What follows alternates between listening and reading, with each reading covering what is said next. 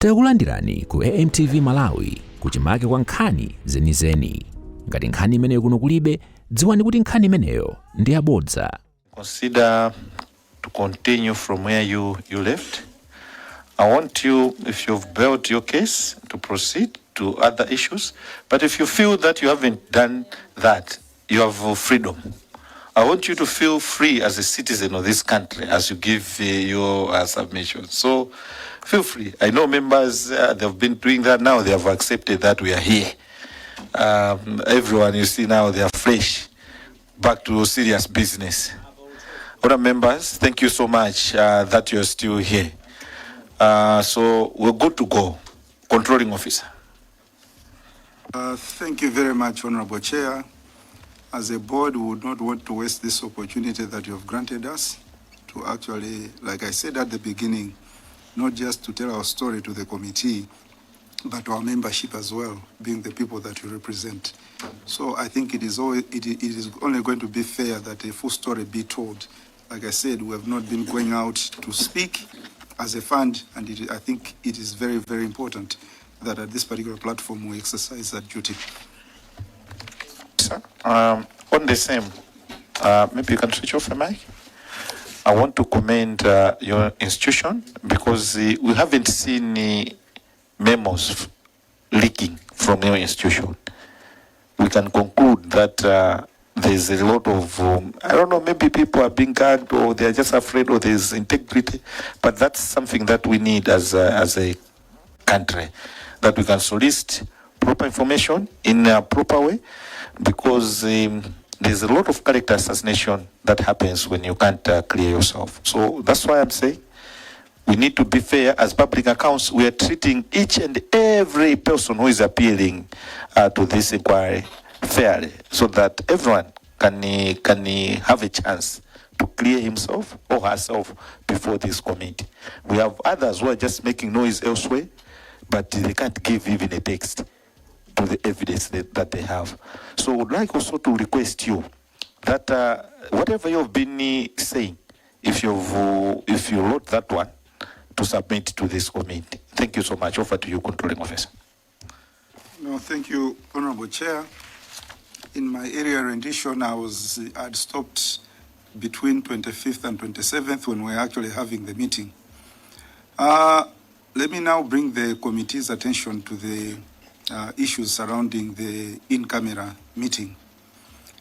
When the board met regarding this particular matter on 25th October, there had been deviation from the original plan because we thought that we had been taken unawares, we had been broken apart, brought together. The board had actually been divided between employer and employee trustees. So it was a moment of now reflection and consideration of what exactly was happening to our board and why we were actually being swayed back and forth in terms of our responsibilities.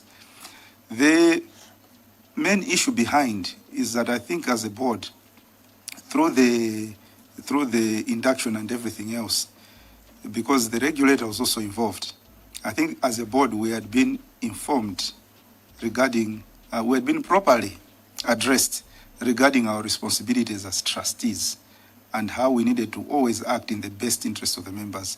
And the events that surrounded the week beginning 20th to 24th were not reflective of people who are serious to actually bear the responsibility of caring for resources of people who will be retiring.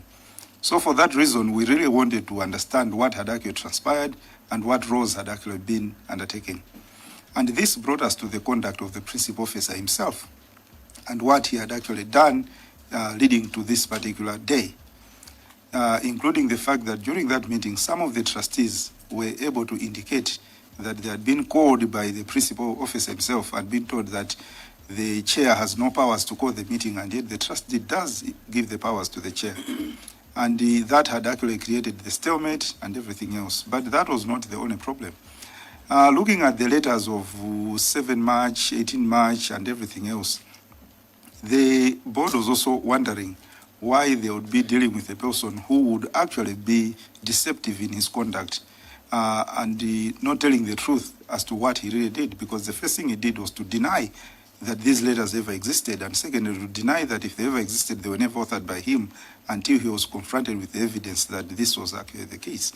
So when that happened, the board made a resolution to actually suspend him and bring out charges regarding his own misconduct. But while considering the same matter, the board, at that time we used to have the Finance, Audit and Risk Committee, had actually come across a lot of information regarding what had transpired in the period that there was no board. Some of the transactions included very large expenses over things that were no longer useful to the board, and we're talking about millions of kwacha, of funds, of pensioners' money that had been expended to purchase things which are of no use to the fund, which the fund cannot actually use. We came across information that actually, since we get reports from our fund managers, that something very strange was happening to our investments, like land, which was losing value. And we're wondering how land can actually lose value, where we had actually spent over 1 billion to purchase, and suddenly those pieces of land were losing value and going under a billion. And we're saying, how did this thing particularly happen? Some of the issues which you also came across was that people from the Secretariat were directly talking to a contractor. I'm sure you do realize that we need to maintain distance between the people that are doing the work for us and we pay. But it came to our knowledge through the Finance, Audit and Risk Committee that the members of the Secretariat were in direct contact with the contractor. And as such, certain strange payments were being made, to the extent that certificates which were being produced, you had some certificates which were being taken care of and others that were actually not. And this was also surprising to the committee. And it was for that reason, among many other observations that the board had actually made, that the board made... Controlling officer, can you hold? On those allegations, do you have documentary evidence that some of the items which were bought were of no use to the fund? And at the same time, do you have evidence, conclusive evidence of direct contacts with contractors? And kindly submit the names of the contractor and those from Secretariat who were involved. I see a hand from Blantyre, Chitipa Central. Yeah, Chair, I think you need to guide our stakeholder here. Mulanje East, I think, had a point of order because he's digressing. The whole reason why Secretariat provided the areas to tackle was because we have an inquiry of Amaryllis, not the conduct of his staff. So as far as he's digressing, we keep on coming up with point of orders, and again you have come in to say he's building a case. He should defend himself. He's only a witness. He's not an accused. He doesn't need to defend himself. He just wants to present their side of the story. He shouldn't be scared that he's being accused of anything. Thank you, Chair. Your point of order is sustained. Controlling officer, can we get to the bottom? This is the more reason I asked you to submit whatever you've been saying, because after this, Parliament is going to analyze, then decide the route it is going to take to provide oversight. So please, let's focus on the Amaryllis purchase. Honorable Chair, I think you and the committee can rest assured that everything that we're saying is very much related to the transaction. Because you do remember that in telling our story, there are also allegations of change of personnel at our institution, which was instigated because of the desire by this particular board to conclude the transaction, which I think I'm trying to explain as to what grounded the suspension of that particular officer. I thought those are matters which the committee must know, because we'll submit in evidence. I think we already have submitted the letter which we wrote, but we needed to speak to that so that I think when you're understanding this particular transaction from our perspective, our untold story is complete. Thank you, Honorable Chair. So I was talking about the consideration of some irregularities that were transpiring, and to answer the other question regarding these discrepancies that had been observed by our committee, these were buttressed as observations that were actually made by the regulator. And this was actually as early as 5 November when we had a meeting with the regulator after they had conducted an on-site examination. So some of the matters were being discovered by the Finance Audit and Risk Committee, while other matters were actually being discovered, were actually relayed to us by the regulator itself when it comes to their on-site examination and engagement with us. So at that particular point, the board made a decision to actually suspend the officer for two reasons. One, there was alleged misconduct, and the second one was to pave way for the forensic audit that would be conducted for the period that there was no board in place, and to ascertain what exactly transpired and how pensioners' monies were actually used. So that having been decided on 25th, there was a communication that was actually made to the principal officer on 27th.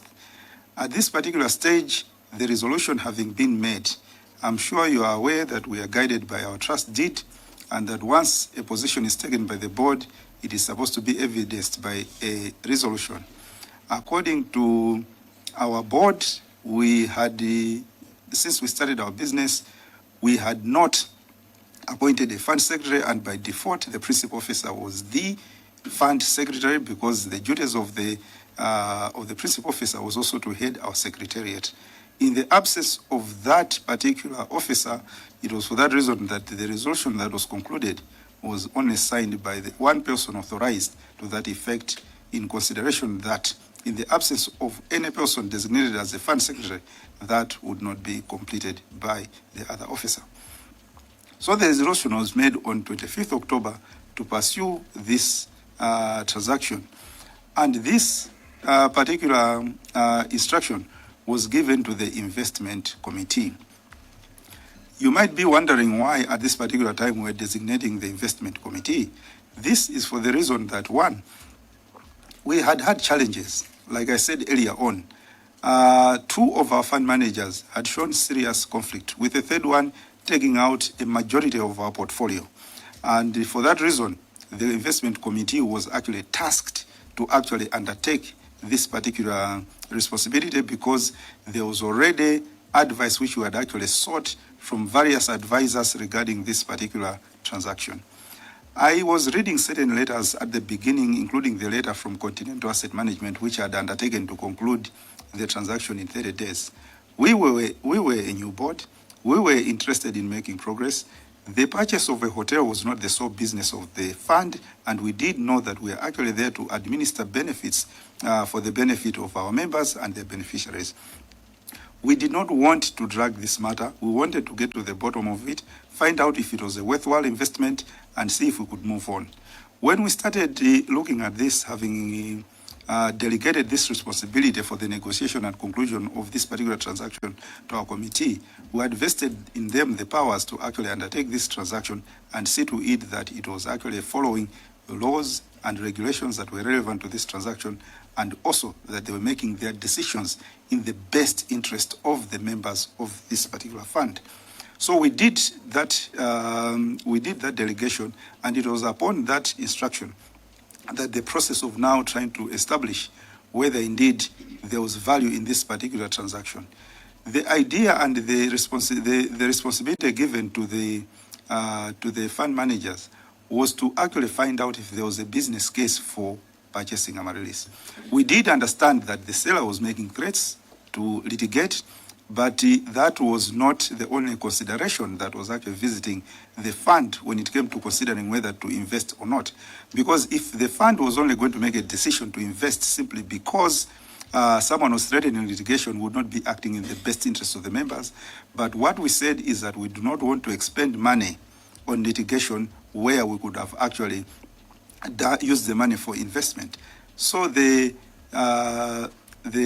investment committee was tasked with the responsibility of finding another advisor who was going to do a business valuation, not a property valuation, of this particular investment to see if there was still a viable business case for the fund to invest its resources in.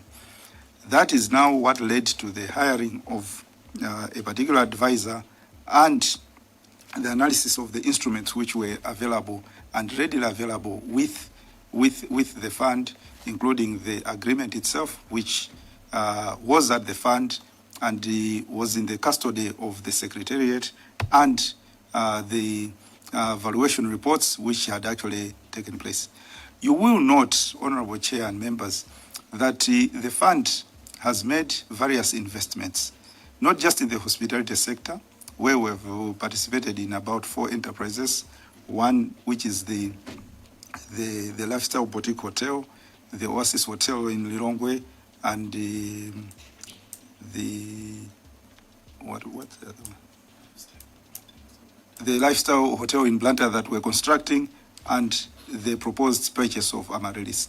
You will notice that while we were looking at the purchase and the timelines that would actually be looking at this particular transaction, by the time we were coming into office, this transaction was actually 2 years old, and it was always a back and forth kind of transaction. So we also needed to actually make sure that we dispose of the matter, taking into account that we need to be prudent, we need to follow the laws, we need to follow the regulations, but at the same time, we also need to find out if this is indeed the best way to spend the pensioners' money. Which now brings us back to the presentation which I have in front of me. So when you look at our approach to this particular investment, like I said, we're looking at the guidance that we had already taken from the investment strategy that we want to go into the fund, and this strategy had been adopted in 2022, and that we needed to also look at the due diligence processes that were undertaken between 2023 and 2025. We also needed to understand the financial modeling that would be involved and the stress testing that would be applied in order for us to arrive at a prudent decision to invest. Then, of course, there are multiple risks that are involved in such a heavy investment, and we needed to look at how those risks would either be managed or mitigated, and to make sure that we are also creating safeguards against the conduct of the trustees in this particular process. Please move to the next slide. So if you look at our activities, this was not an isolated activity. Like I said, it was buttressed by the fact that it was part of our investment strategy, and we needed to make sure that we look at all the documentation that was present, and coincidentally, we had quite some sufficient documentation, valuations, advice that had been given to the fund regarding this particular investment. So in our case, we're looking at this particular investment as having 2 limbs.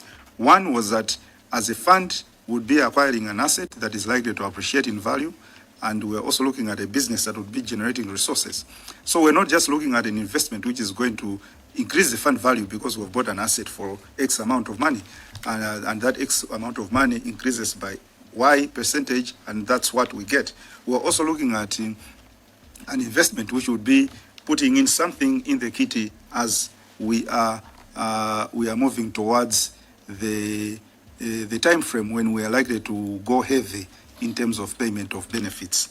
So we looked at the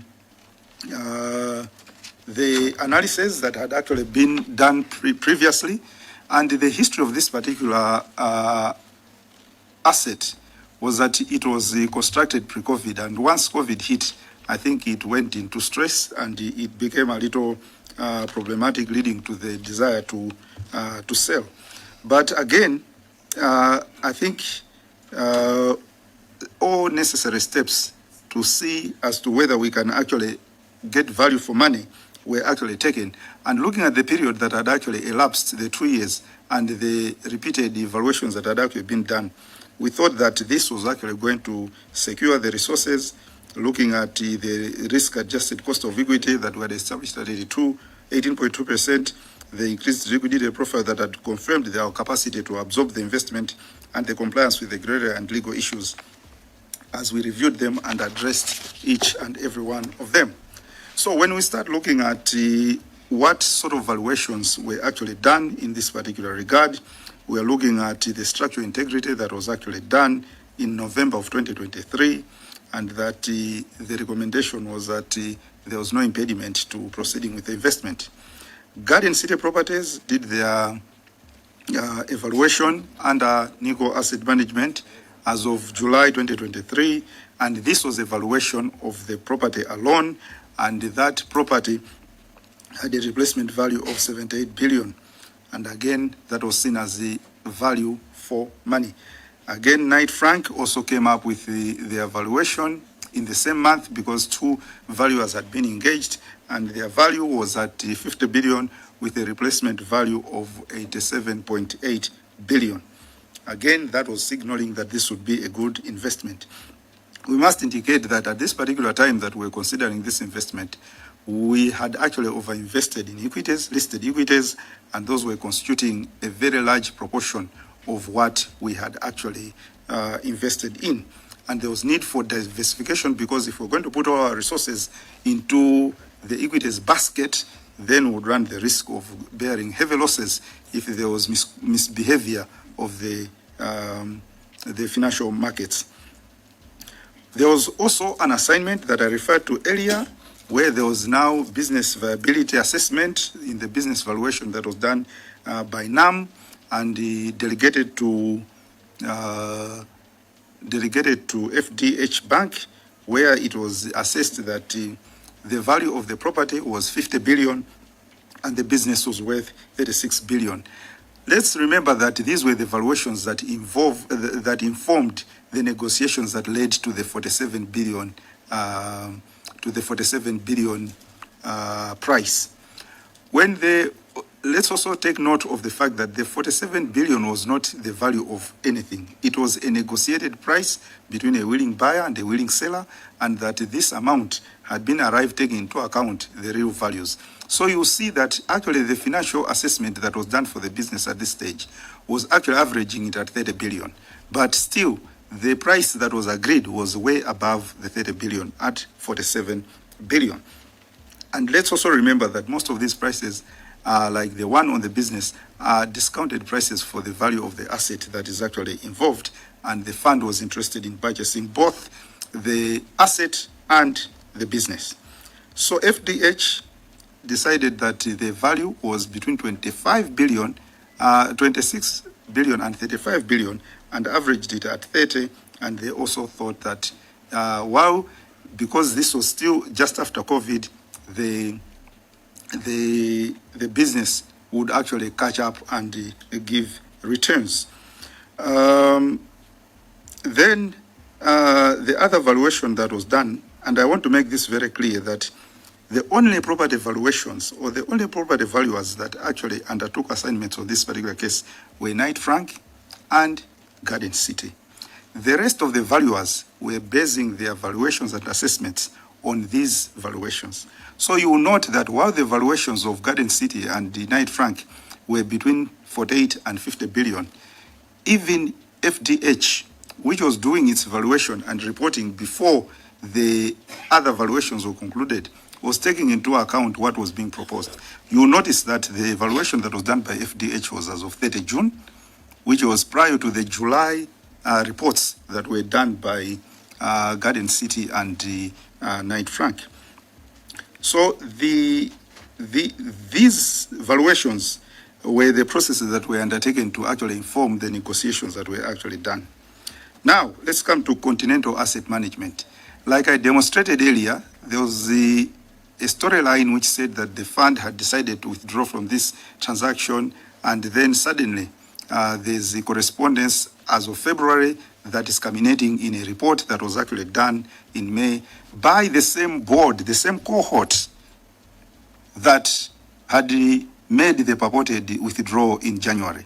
So when you look at that, the board that was in place at that time was still toying around with the idea that there could still be a viable investment, hence engaging Continental Asset Managers to actually do this investment. There were issues that had arisen with respect to this particular engagement of Continental Asset Managers regarding the values that they were putting forward, because as you can see, while Continental Asset Managers were doing a business valuation, they also in their report adjust the value of the asset. In the initial report, we're being told that as of 2021, the value is 24.5 billion. We also note that the FDH Bank adjusts that slightly, even from the valuer's amounts, by putting in 50.130 billion. Continental Asset Management, which was coming to do the evaluation almost a year later when they produced their report in May, had also adjusted the price, although they were not property valuers themselves, to 56.67 billion and discounted the business up to about 35% and arriving at 36.7 as the value of the business. So you will notice that when you look at all these valuations, we're looking at the initial one, which starts with 30 billion, and the asset value of 50 billion gives us 80 billion as a value as of 2023. When we move on to 2024, we have got the value of the one that is done by Continental Asset Management.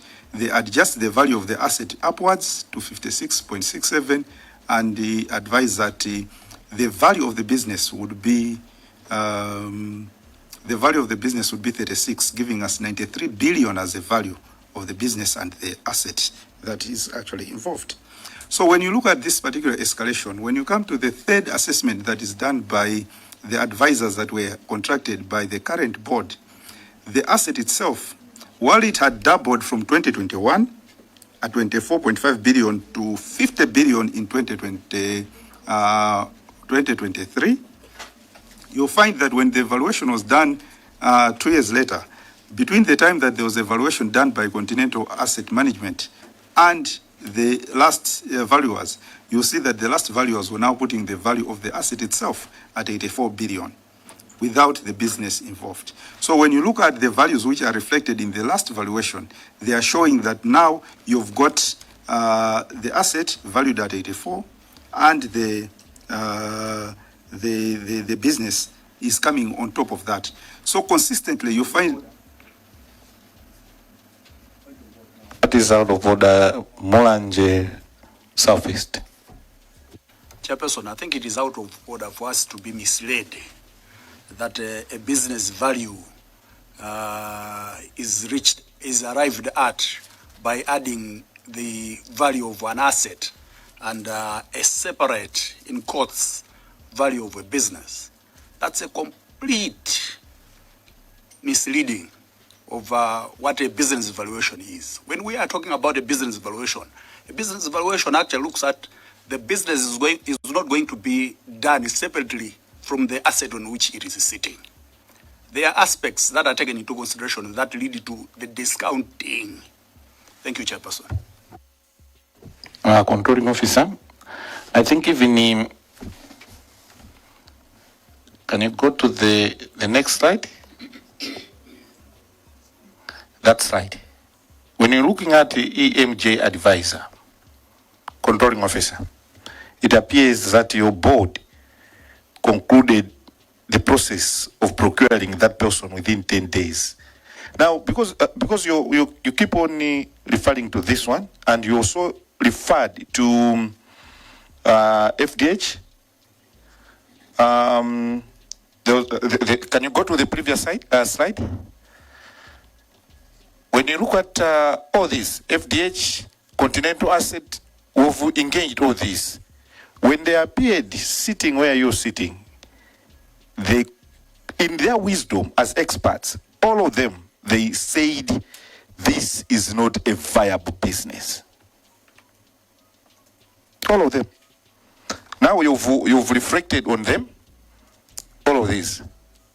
But those experts, all of them, they were seated where you're sitting, controlling officer. They said no. Can you go to the next slide, please? Now, even EMJ, when he was sitting where you're sitting, he said, I was told that my work is supposed to be done in 10 days.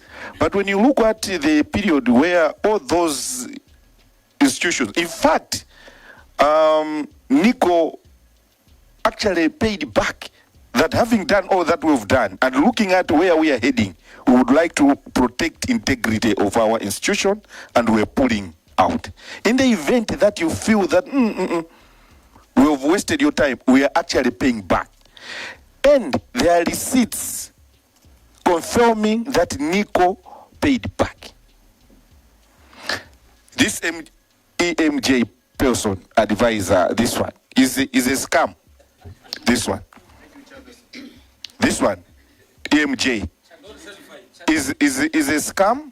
Why? Because you are an intellectual, a very good distinguished son of the soil, 23 years experience in law. There is no intention to award, nothing. And we come here and start looking at him. There's a lot of things around EMJ. This one, in fact, we need to call him back to Parliament because we have more issues to discuss with this one. Secretariat, can you write for this one, EMJ, this one? Why do I want this one back here? Because there are things around. And in that engagement, controlling office, we want you, the old board, the new board, secretariat, and this one. We also call those who disowned this so that we can come to a conclusion of this matter. So I wanted to put this on record that everyone is going to be here and see, so that we are going to create enough room. We ask Secretariat, that the other board and others, so that we can have clear engagements, so that Malawians can get to the conclusion of this. We want anything to be put there. We've been misled. This committee has been misled so many times, and everything we have, but we want to be very fair. Very fair. Why am I saying we want to be very fair? We are trying to save. Malawi is a God-fearing nation controlling officer. Even when God realized that Eve had sinned,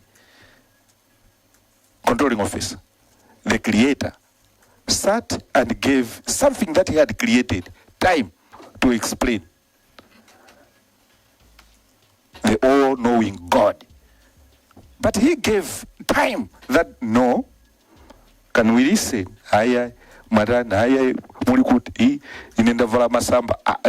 Is this a question God had asked? So, Chemari, so all these things are clear, but we want you to be very fair so that all these things, I'm talking of the all-knowing God.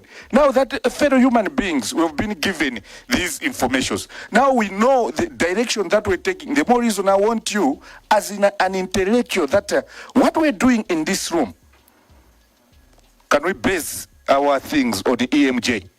I think, let me repeat, EMG is a sham. Thank you so much, controlling office. I see a hand from Salima Central.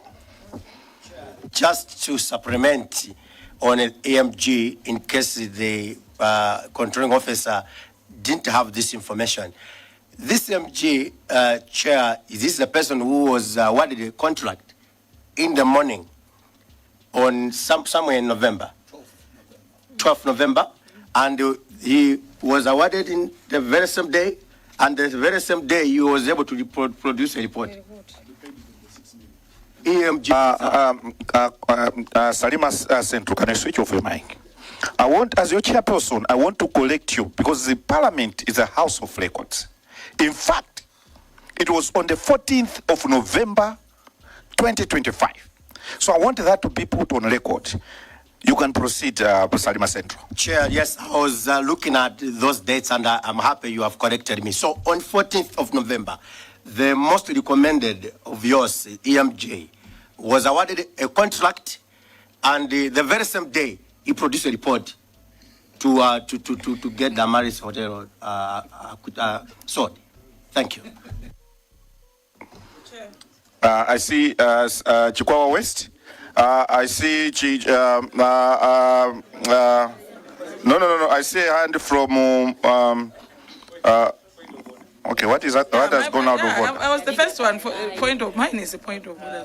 Honorable Chairperson, I just wanted to find out from you, have you opened the floor for questions? It's a point of Okay, order. fine. Point of order from Chukwa West. Thank you very much, Honorable Chair. I think we have stayed here for more than 1 hour, now maybe 2 hours or so. We have been taken from Lilongwe to Nzuzu while we are going to Blantyre.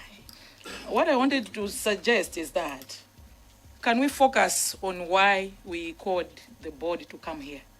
The issues that happened in November, those are the ones that we want to hear. Because we have been taken round and round and round. Now we want to conclude, we ask you questions, and then you go. But otherwise we'll be here even up to the morning, and yet we are not going down to the real facts why you have been called here. I think that's what I wanted to say, Chair. Thank you. Thank you, Salima. Chukwa West, Controlling Officer. At least we're good. We can proceed, Controlling Officer.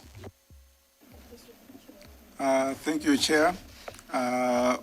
When in November the EMJ advisors were hired, they gave us a report which indicated that the value of the transaction was going to hover between 115 and 145. And in their presentation, they did indicate that the evaluation methods were conservative with respect to this particular investment.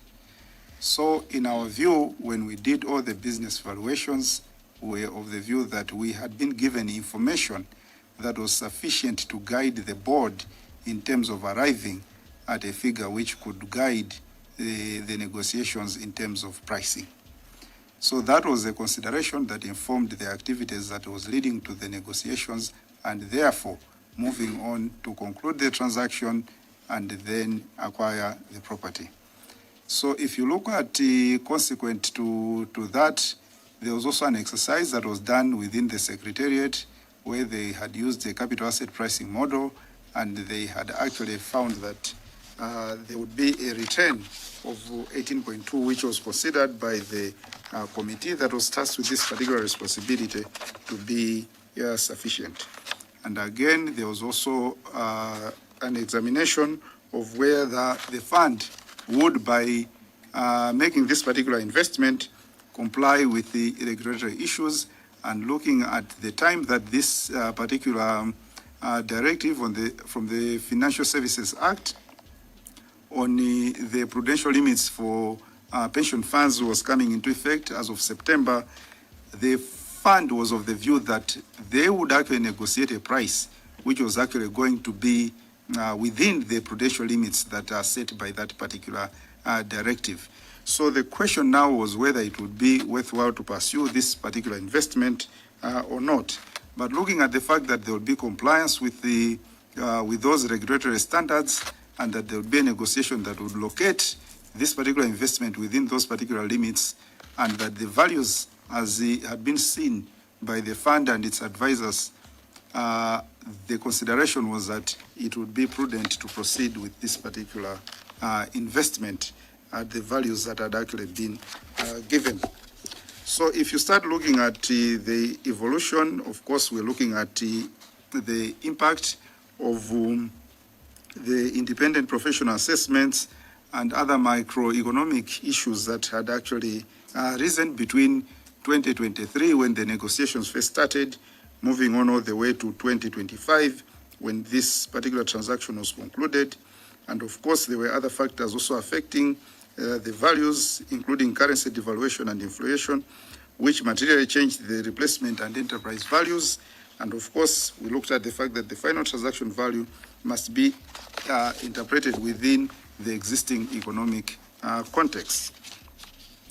I have already made reference to these values, so I'll not bother the committee with what this is standing for, except to indicate that at the end of the day, having engaged the valuers and having received those values from those advisors, the negotiations were entered into within that particular range. While, of course, there was a demand for a higher value, the fund concluded the transaction at 128 billion, looking at the fact that that was within the limits that we had actually been given by our advisors.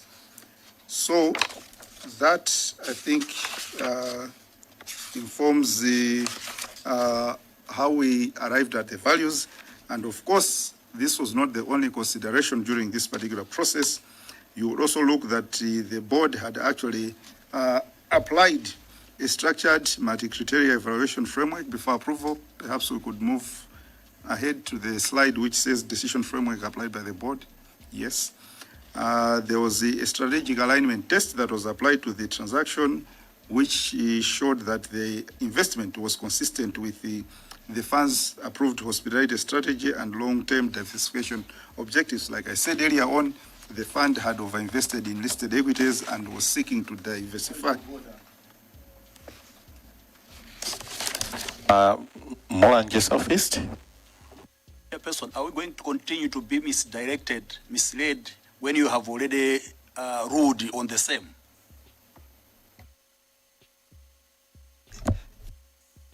I see, before I rule on that one, I see Chitipa Central.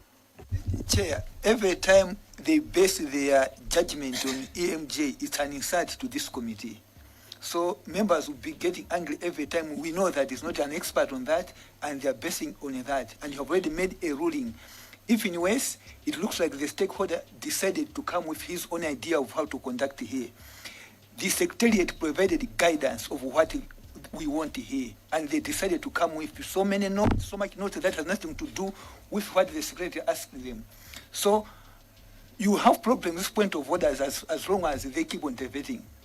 Thank you, Chair. Controlling officer, can we stick to the Amaryllis thing? The acquisition, now that we're done with the history and whatnot, because if you were here, controlling officer, and you saw what we saw regarding EMJ, you'll be ashamed. And to preside over procurement of such a person to do this magnitude of work, listening even to them, it was difficult. I mean, how do you even hire someone that can think you can get a phone call via an email? It was a bad experience. It was a bad experience. It was a very bad experience. And to think that individual can give him a business direction, business valuation for a business of over 115 billion. It was very sad. And to even imagine a controlling officer, he indicated in this room that he was paid 26 million within 10 days. But that day when he came here, he didn't have even a bundle for internet. Controlling officer is bad. And no. Can we focus on that one so that we conclude, controlling officer?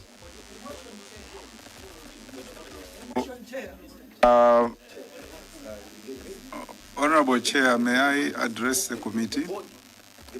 Controlling officer, can you hold? Honor members, maybe for the sake of progress, allow me to give space to the controlling officer to proceed. Controlling officer, please.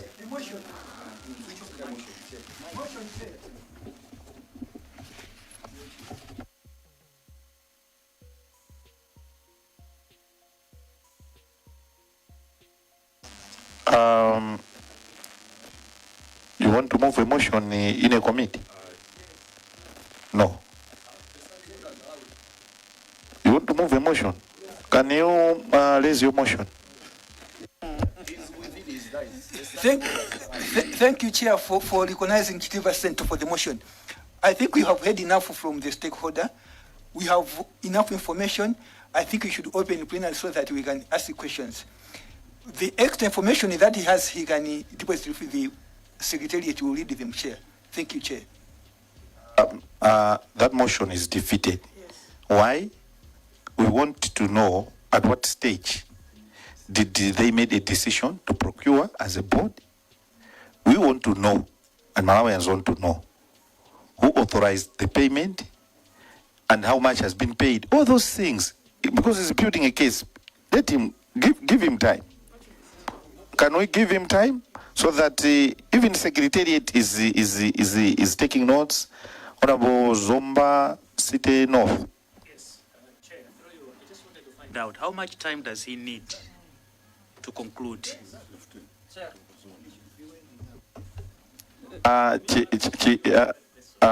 Before controlling officer, take note of Zomba, City North. Okay. Controlling officer, the committee would like to find out from you how much time do you need to conclude? Honorable Chair, I think I am going towards the end of my presentation. And I also wanted to state that I thought the idea was for the board to indicate how it decided.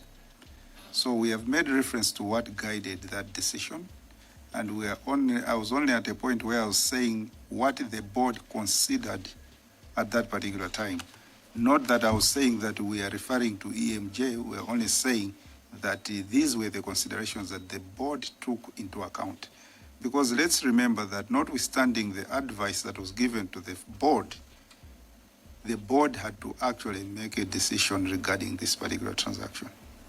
So I'm talking about that particular process, and I thought that the committee would be interested to know how the board arrived at its decision based on the 5 areas that you said we should address. You said you're about to wind up. Can you give a clear timeline? I'm thinking that maybe within the next 10 minutes I should be done. And proceed. Sure. Chair, I think we are talking about what considerations went into this particular transaction, including the fact that whether this investment would be strategically aligned and whether it was going to be financially viable. We also looked at the impact of this particular investment on our liquidity, and then we also did a legal risk assessment considering whether we would be within the law, and also that would be contractually postured to undertake this particular investment. We're also looking at the fact that there was need for prudence on behalf of the trustees who are acting as fiduciaries to make this particular investment. So these were the factors that were actually guiding the committee in terms of what to take into account as the investment was actually going to be done. So after this particular decision was actually made, the board had actually negotiated the contract and settled at the price which I mentioned earlier. The board was supposed to now move towards the realization of the acquisition, and it was only 2 days later that the central bank engaged the fund to inquire on this particular transaction. So they wrote a letter on 14th, which was received in the evening of 17th, and that letter, having been received, had restricted the fund from making any transactions with regard to the acquisition of this particular asset. And when that letter was received, nothing else was actually done on the transaction, and that particular letter did make a request to the fund to actually comply with 2 elements, and one of them was that they would meet the fund on 19th of November, and the second one was that that directive that had been given would only be varied by the registrar at a later stage or be removed. So the directive was injunctive on the fund, restraining that particular activity. On the same day, there was communication and a press release coming from the Law Society, which was inviting the Attorney General to actually investigate this particular transaction. And the Attorney General instructed the Anti-Corruption Bureau to issue a restriction notice on this particular transaction, which was issued, and everything stored with respect to this particular transaction. The meeting of 19th November also brought the Registrar of Financial Institutions to request for documentation that was leading up to this particular transaction, which was submitted to the regulator. And the other requirement was that the documents also be submitted to the Anti-Corruption Bureau and to the Honorable the Attorney General. All these documents having been submitted, it was our assumption that all these institutions were actually investigating the matter in their own right. There was no communication from 19th November to the fund. We are going to share the minutes of our discussion between the RFI and ourselves as of 19 November and the matters that arose, which were basically bordering on the suspension of the principal officer and the acquisition of this particular hotel. The registrar at that particular meeting did indicate that the contract having been signed, it was now prudent for the process to be moved very quickly and that we needed to actually conclude the period of regulation as quickly as possible. In December, there were investigations and some officers were invited for interrogation by the fund. I think that involved some board members. In my case, I was actually involved. And there were also members of the Secretariat that had been contacted during those investigations.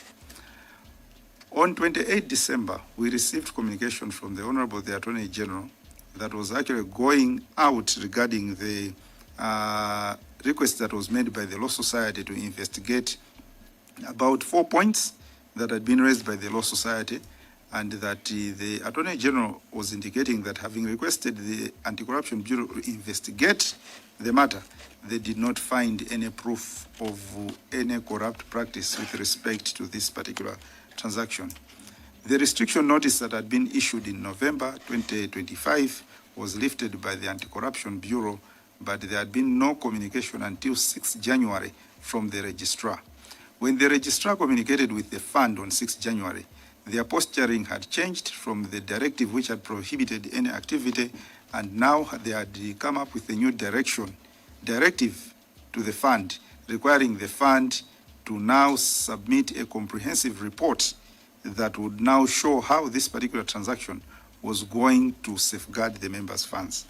And for that reason, the board was convened, and on 21st of January, they made the recommendations that would inform the comprehensive report that was submitted to the registrar on 26 January. So the 26 January submission, again, there was a period of quietness from the registrar because there was no reaction to that, notwithstanding their earlier undertakings with respect to the agency that the matter required until 20th of February, when they wrote us without going into detail with respect to the report that we had actually given in light of what they had demanded as of 6 January. And they now requested that we should show reasons why we should not be punished for breaching prudential limits. So that explanation was given, and we're now awaiting the response from the Registrar of Financial Institutions.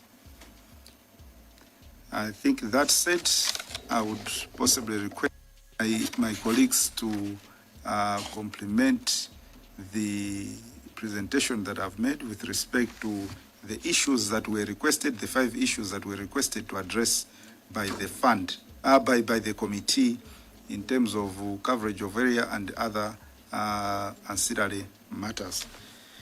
I would also want to conclude, Chair, by saying that as a fund, when we're considering the request by the registrar, or rather the directive by the registrar that we should show cause why we should not be punished, we had indicated in our response that we were assured of measures that were going to manage and mitigate the risks to deal with prudential limits breaches by actually bring on board the role of the negotiations that we had made with government to actually start paying their past service liabilities, which as of 17 February have now been paid, and we believed that the contributions which were made in the regions of 4.89 billion and 4.95 billion, including the settlement of our arrears to our service providers who are CIC and Zamara, having been taken care of, we would certainly be diluting the excess investment in this particular portfolio that had been achieved by undertaking this particular investment. I think that said, and the only thing that remains for me to say is that as a board, like I said, we came in the middle of a transaction which had been nourished in our absence.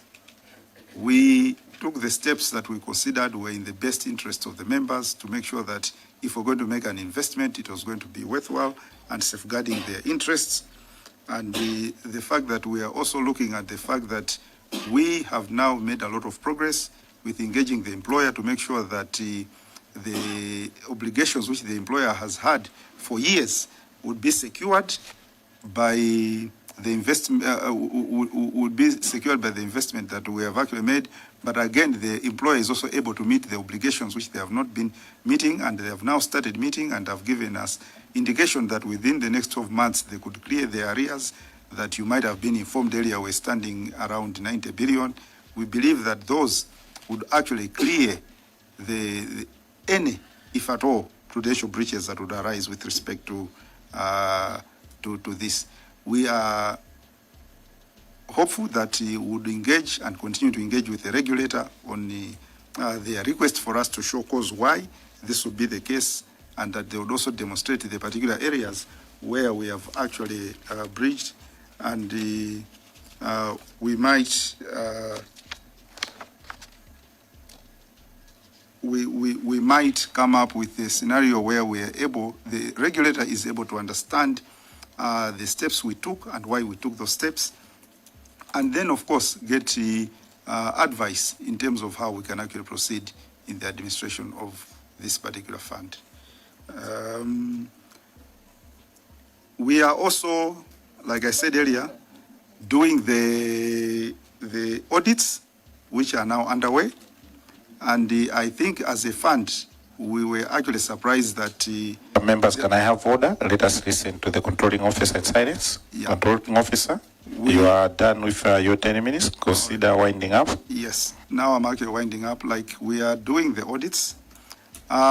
During our short tenure, we have been able to commission the audits that were withstanding from 2021.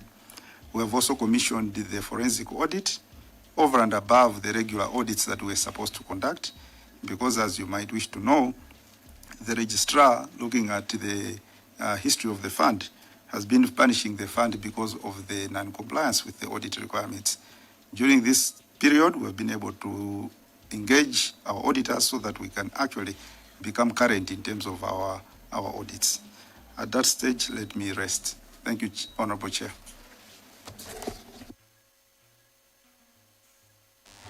Thank you, Controlling Officer, for the submission. And honored members, we still have more time. Don't worry, we still have more time. This is a job you applied for, and we thank God that He gave us this time to be where we are. There was a reason. So I want to ask you to remain focused so that we conclude these things as per the expectations of Malawians. I know enemies of justice out there, and they may want to pump in negative vibes into the committee, but let us remain focused. We have a noble job before us. People talk, let them talk, but let us focus and get to the bottom of this.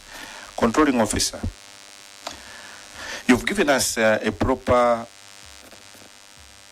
history on how Amaryllis was bought. Looking at the transaction that actually happened, and your experience as a lawyer, and looking at the legal service manager's opinion and opinion from external counsels concerning the threat of litigation, Controlling Officer, do you feel that, like what Likongwe indicated, that chances of losing the case was about 20%? Do you feel that you acted in the best interest of those who are contributing to the fund? because the decision that you arrived at of exposing over 128 billion Malawi kwacha, when you had 20%, 80% chances that you're going to win the case if you are to defend it. Given a second chance, controlling officer, would you still pursue this acquisition? Honourable members, I see Chukwa West, I see Zomba Sondole, I see Blantyre Chiromon, in that order, please.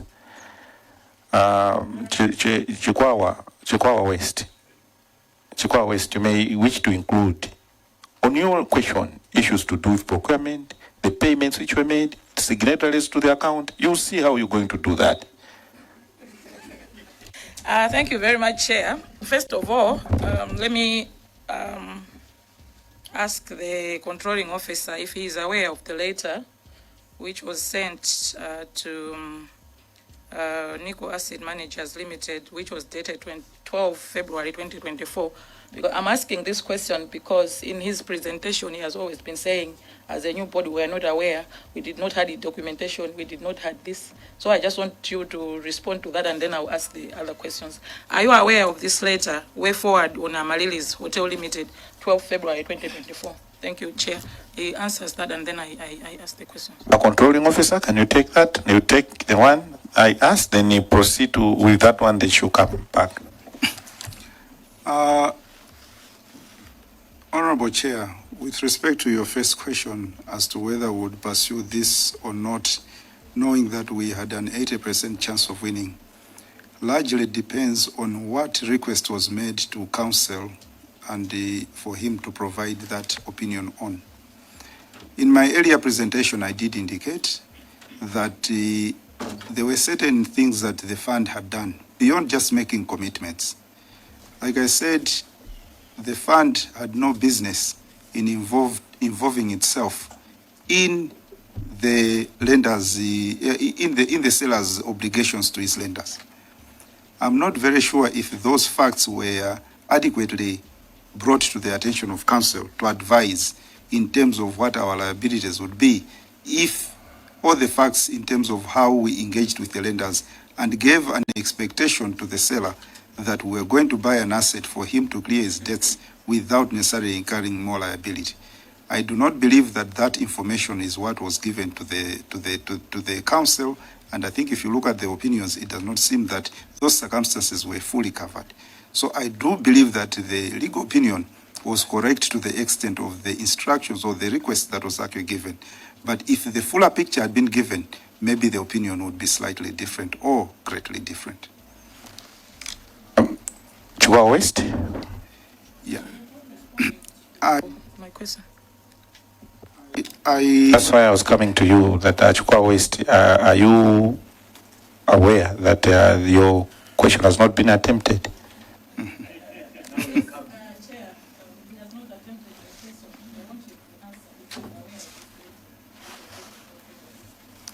The letter was dated 12th February.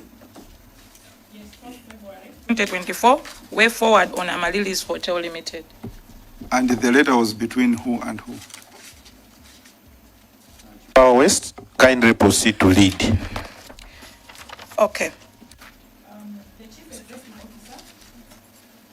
Executive Officer, Nico Asset Managers Limited, Chibisa House, Blantyre. Way forward, dear sir, way forward on Amaryllis Hotel Limited. Reference is made to the above subject matter and the meeting between yourselves and the PSPATF subcommittees chairpersons, which was held on 17th January 2024 at the PSPTF conference room in Lilongwe. The issue, I think in brief, the issue is about, it's longer. Recommendation.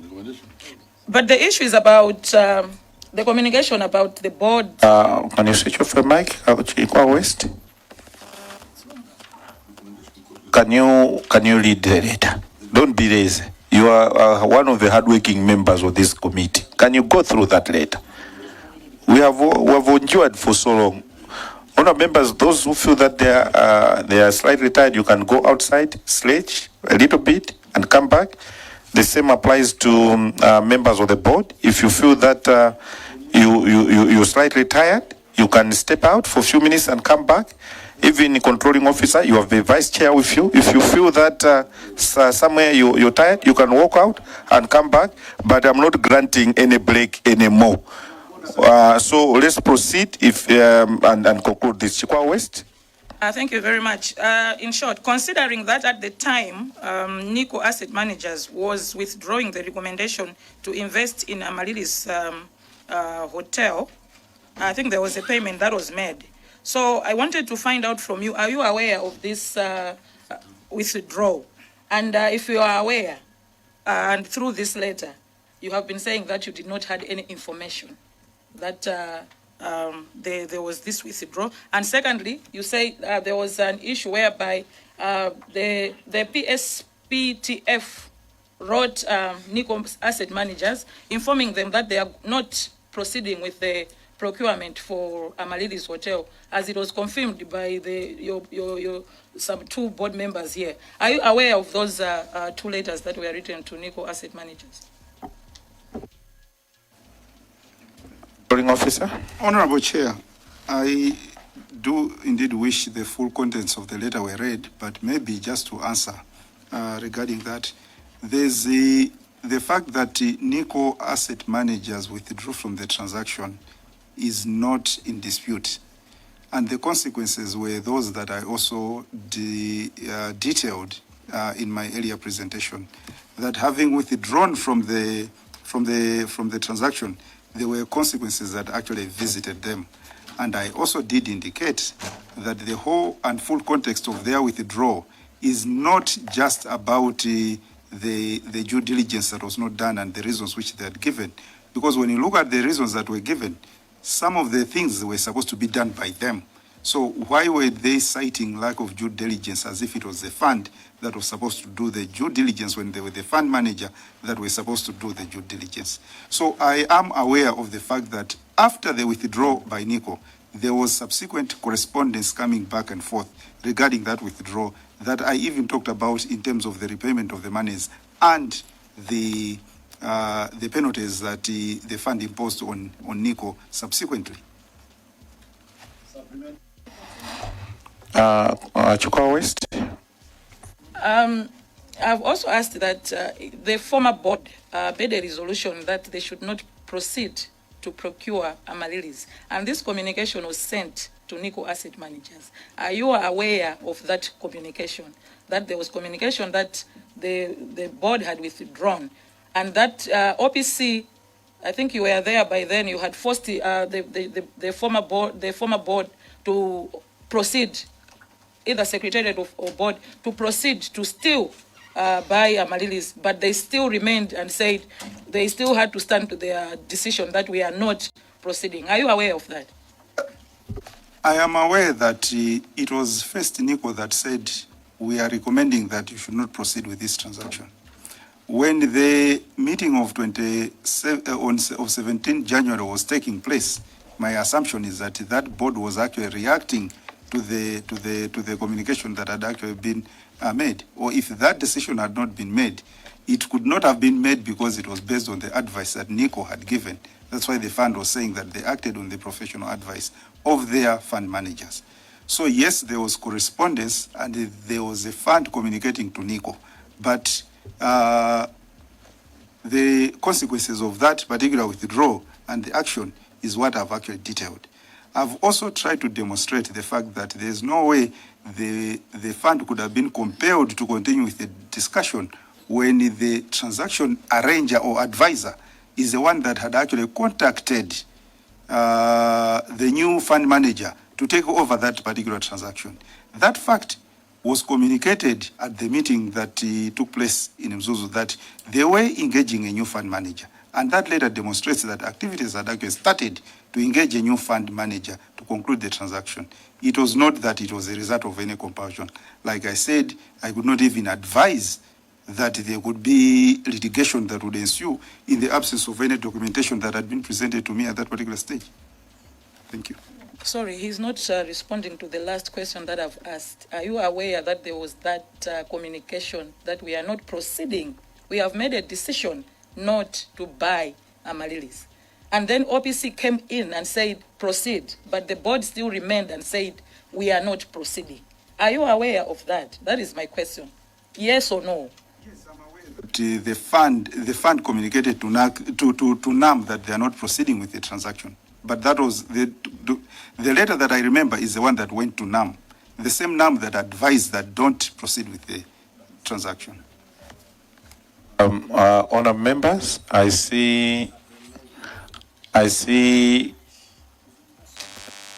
already recognized the Blantyre Chiromoni and the Zomba Sondole. Yeah. Thank you, Chair. Mine is not a question, but rather a request. Through you, I wanted the other board members to confirm to this committee that what the Chair has presented here is really accurate. And if it is not, what has he misrepresented? Thank you, Chair. Controlling officer, in the morning, when we had the issues surrounding withdrawal of the previous board to not to proceed with acquisition of Amaryllis Hotel, the committee resolved that all those were involved in that decision to confirm if they took that route or not to. You may recall that during our discussion earlier on, I actually engaged one of your board members, Mr. Nyondo, and he reflected on that. So Zomba Sondole is requesting that we take that route so that people can confirm that this is what we agreed as a board, that we proceed and acquire Amaryllis. So in that order, honorable members, I will allow board members to confirm one by one. So we'll start from the far end, the one responsible for investment. If you know that you arrived at that decision as a board and agreed, if during that board meeting you advised your fellow board members otherwise, that in your wisdom we must not proceed, you say so. If in that meeting you were part of that and you confirmed that let's proceed, you also do the same. I think that's a request which has come from Zomba Msondole. Can we proceed that way? Thank you, Chairperson. I'm Idrissa Mwale, a trustee representing the employer. I confirm that at our meeting of 25th of October, it was resolved that we should proceed to acquire Amaryllis Hotel. Thank you. You said when exactly? It was at our extraordinary board meeting on 25th of October, 2025. Thank you, Chair.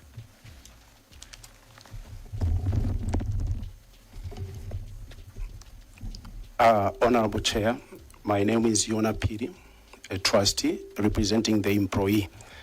I hereby confirm what the Chair has presented as a true reflection of the decisions that were made by the board. I submit, Chair. Thank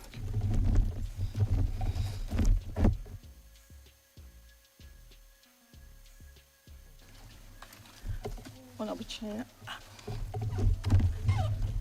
Honorable Chair, I'm Irene Chikapa.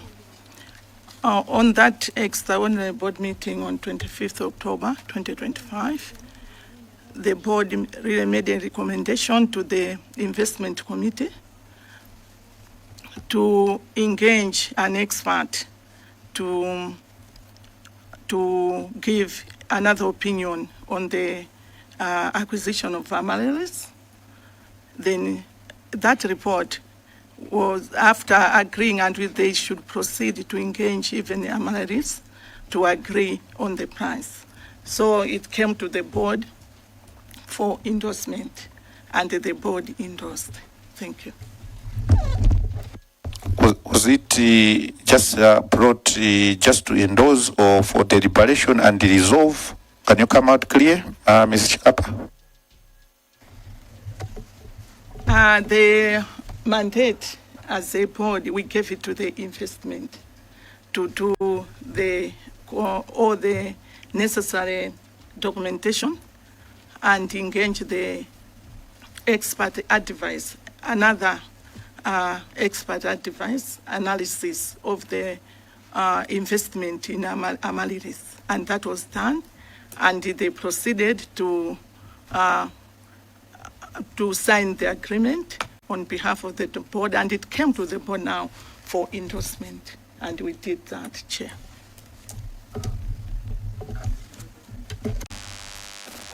I've, as a Malawian, I'm under instruction from Zomba Sondole to do this.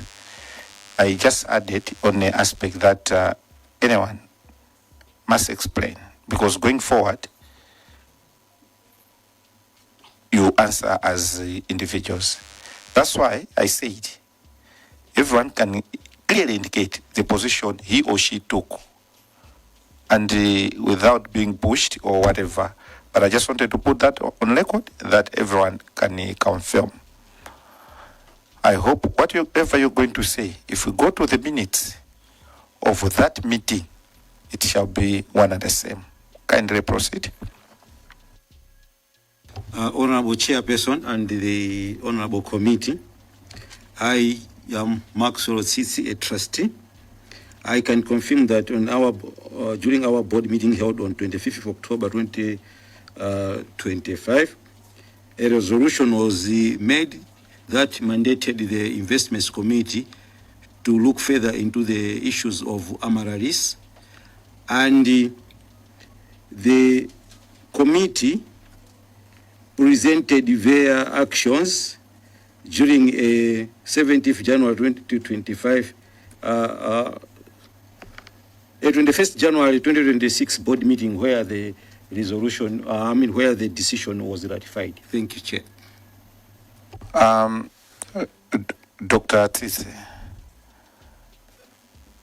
you are in 2026.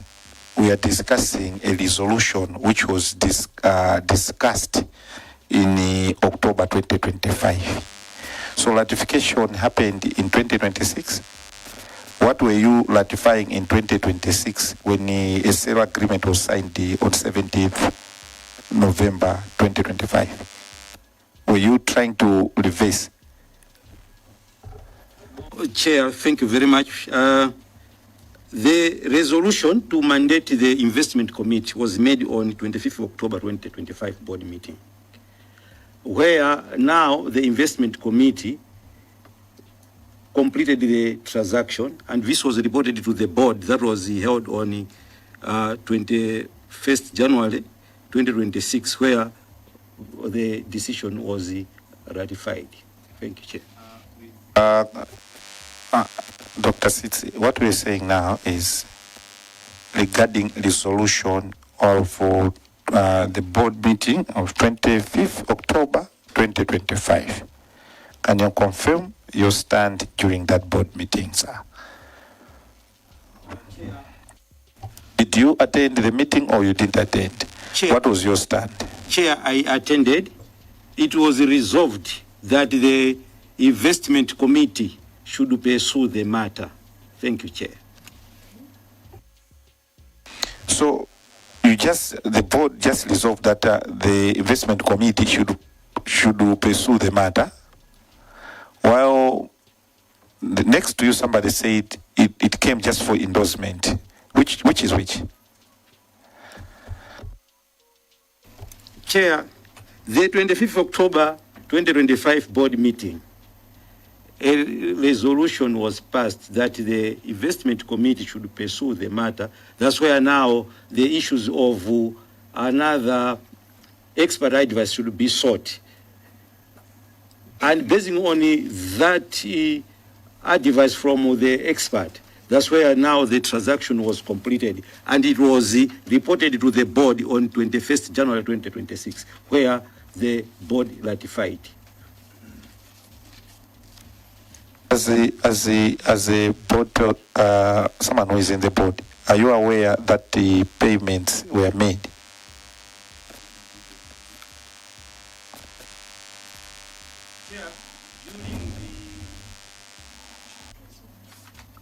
During the meeting that we had with the regulator,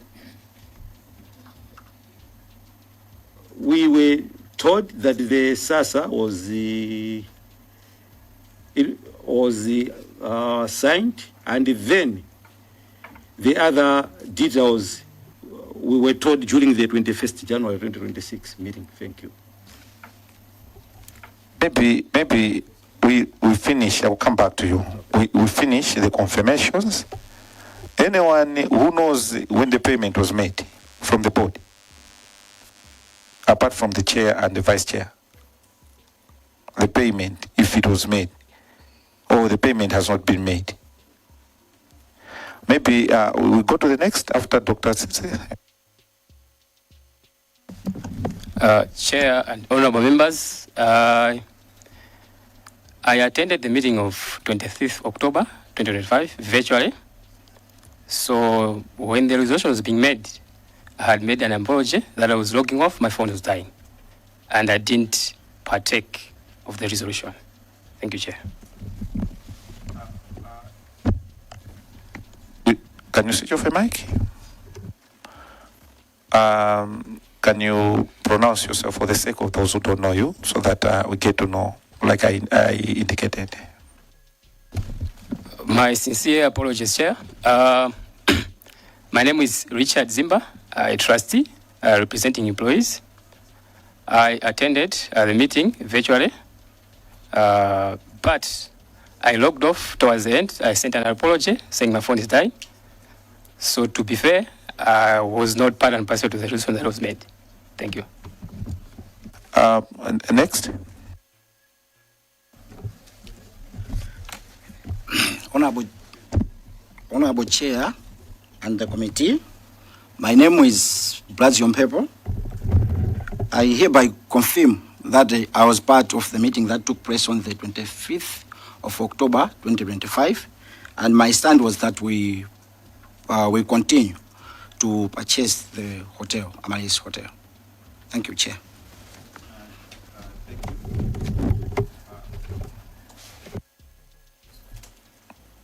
Next.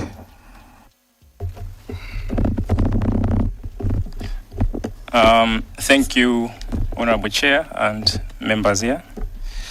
I can confirm that I attended the meeting of 25th of October 2025 virtually.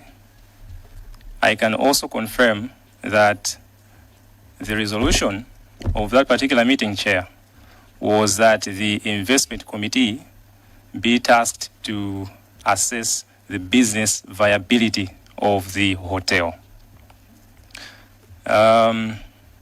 To assess the business viability of the hotel.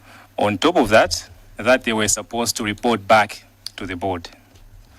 Allow me to add more insight on this, Chair, if you... Please, you may proceed. All right, thank you very much.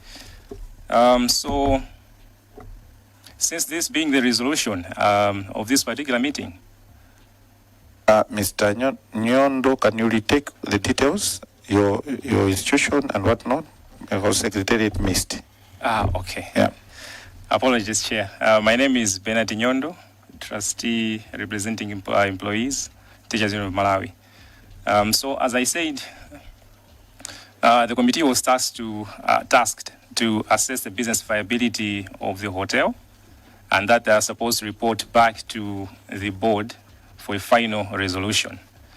Let me make it clear here, Chair, that I attended the meeting in the morning. I would like to make it clear, most especially to the members I represent, that I did not jump ship. Never have I expressed interest in the pursuance of this particular hotel. Amaryllis Hotel. So I would like members to know that, the members I represent. Also, Chair, I specifically asked one thing. The thing that I asked was, before the investment committee do this particular task of assessing the business viability, that resolution, it has to be shared with the board before it is sent to this seller, Amaryllis Hotel. I think the committee will also be interested to know that the response on this one was that this is a response from the chair of the fund. The response was that due to the timelines, it might maybe delay some of the processes. I stand to be corrected, but this is what I specifically asked, and this is the response I got. So because I was very concerned that the investment committee might not share this resolution in writing before being sent to Amaryllis Hotel, I further supplemented this by writing an email.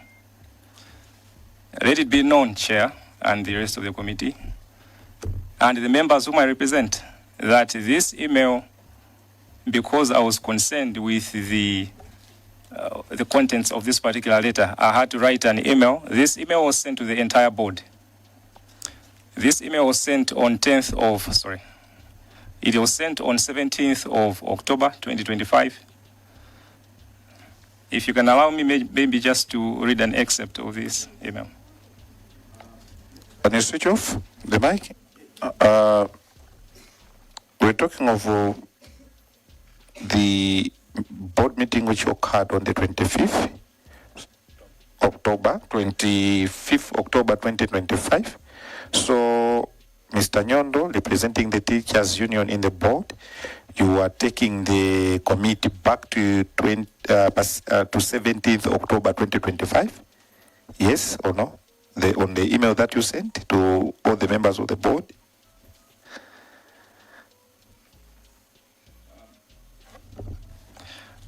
Sorry, Chair, I might have missed the desk. Can you please come again on that one? I'd like to. You indicated that you sent the email on the 17th of October 2025, but the board meeting occurred on the 25th of October 2025. Can you recollect yourself? Okay, thanks, Chair, for noting that. Apologies. The email was sent on 11th of November 2025. That is after the meeting on 25th of October. Can you read the email that you sent to the board? How many people were copied? Oh, okay. Thanks, Chair. Let me say again the date. It's 17th of November. So it was sent to the entire board. I also forwarded this email to the legal services manager and the audit of the fund. So allow me to read an excerpt relating to this matter, Chair.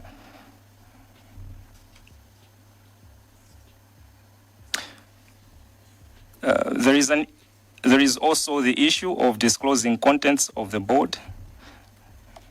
There is also the issue of disclosing contents of the board resolution that was sent to Amaryllis on a way forward regarding the transaction. I understand the investment committee was to take up the issue, but the contents of the letter are yet to be shared with the board.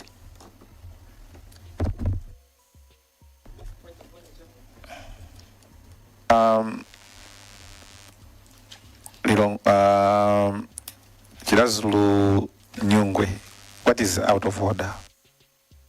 Chair, through you, could I ask Mr. Nyondo to read the email in full, please? Because the excerpt is not giving us enough context. Thank you. Mr. Nyondo, what you can... Chilazulu Nyungwe, your point of order has been sustained. Mr. Nyondo, kindly proceed to read the email, and when you're done, make sure that we have that email here at Parliament for documentary evidence. Proceed. Thanks, Chair. The reason why I only read this excerpt is because it was the one relating specifically to this issue, but since the members have requested, so I'll read, Chair. Dear Chair and Trustees, I write this with great concern regarding how the fund business is being done. I understand that WhatsApp has become one of the most widely used messaging apps worldwide due to its convenience and speed. However, the continuous use of this platform in communicating about the fund's business has blurred the lines between board business, i.e. formal and structured communication, and casual or personal communication. Unfortunately, this has evidently started to create misunderstandings between the board members and our credibility as a whole. There are several standing issues that I believe need to be resolved before the board can continue with any other business. The first one is regarding the suspension of the principal officer, Mr. George Jim. It would be imperative for trustees to be furnished with information relating to the duration of his suspension, an update on his hearing, and/or an audit that is supposed to take place following his suspension. It will also be important for trustees to know that the resolution regarding the PO suspension was in line with the Secretariat's staff terms and conditions of service. Another outstanding issue relates to the appointment of the acting principal officer, Mr. Boyd Hamera. Some trustees raised concerns regarding his appointment as the acting principal officer of the fund, but it seems the board resolution regarding this matter did not come out clear. My understanding on the matter and recollection of the board resolution was to choose an individual within the fund to be the acting principal officer, as opposed to a secondment of the mentioned officer, which is contrary to the trust deed of this fund. I believe that minutes of that particular extraordinary meeting, which are yet to be shared with the board, would shed more light on this matter. There is also the issue of disclosing contents of the board resolution that was sent to Amaryllis on a way forward regarding this transaction. I understand the investment committee was to take up the issue, but the contents of the letter are yet to be shared with the board. Further to the above, I would like to know if the board was at all informed or made a resolution on the production of the press release that appeared in one of the local papers on 5th of November 2025 regarding the suspension of the principal officer, Mr. George Jim. Lastly, I have seen that the board chairperson has made a proposed restructuring of the board committees via a WhatsApp message sent at 2023 hours on 10th November 2025. I would assume that there would have to be a board resolution on the matter first, and that proper procedures would have to be followed in order to come up with new board committees as recommended by the regulator. Further to this, I stand to be corrected, but I would also assume that the trust deed and fund rules would have to be amended before these legal instruments would help in creating any new board committees. The above pertinent issues require immediate action by the board, and I believe if resolved, would help the fund move in one uniform direction. I submit, Chair. Thank you. Can you read a list of those who you copied to?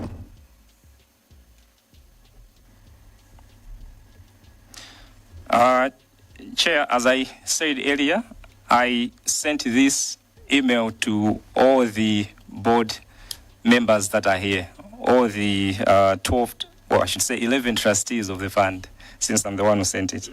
So on top of that, I also forwarded this email to the LSM, the Legal Services Manager of the fund, and the Auditor of the fund. Thanks, Chair.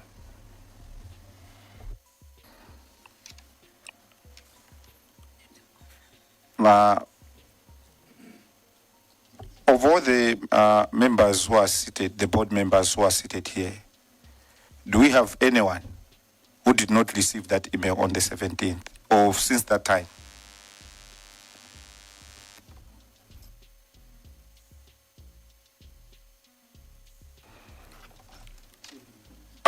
Chair of the board? I did not receive the email on the day that it was actually sent.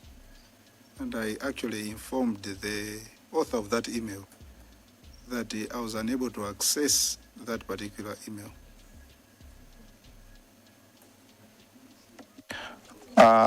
controlling officer, to date, did he attempt to to send at any point the same email with the same attachment? What I recall is that at a subsequent meeting, we had a discussion regarding the issues that he had raised, but I did indicate that I was unable to actually get that email. Chair of Investment, did you receive that email? Yes or no? Yes, I did, Chair. Thank you. So much. Can we finalize next to Mr. Nyondo? Thank you, Chair. For the record, my name is Arthur Manyunya, trustee in this third cohort representing the employer. And also allow me to take time. I know we are already late, but I also want to explain in my response. Mr. Manyungwa? Manyunya. Yes. I would like to give you, can you switch off your mic? I would like to give you space because you're representing others. So this is an inquiry. And I can assure you that we need that, no matter what. But be assured that a cow can produce 20 liters of milk or 50 liters of milk without making any noise. But a hen, just one egg, you find it quack, quack, quack, quack, quack, quack. So we want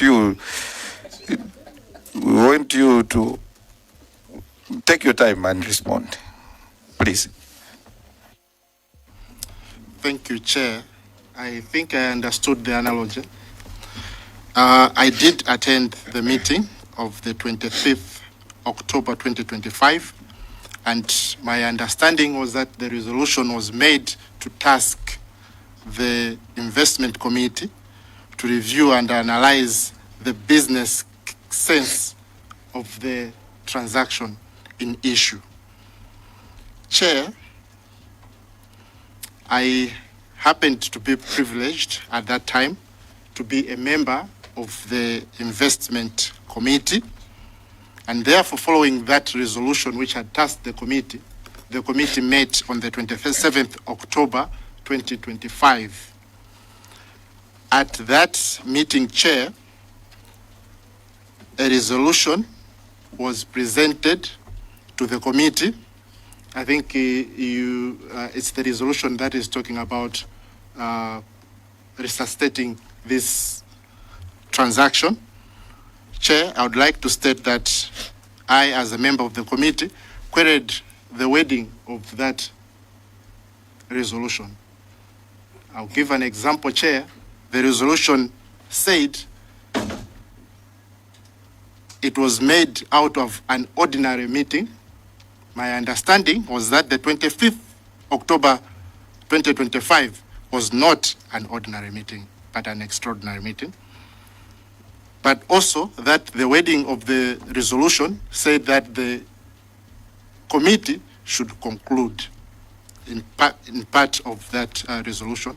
That was also contested by myself.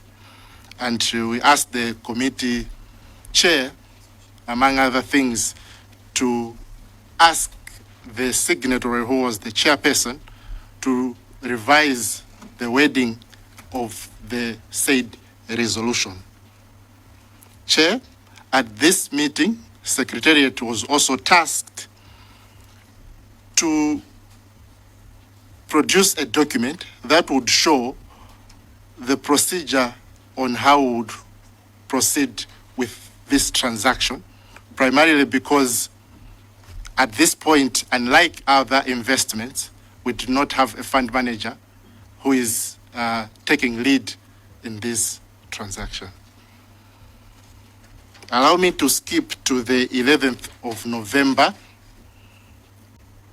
when the board chair, through WhatsApp, as indicated by my colleague, informed the board that he, or the office of the chairmanship, had restructured the committees, and in that restructuring of committees, it was in twofold: to change the committees but also he had placed people in those committees, including chairpersons.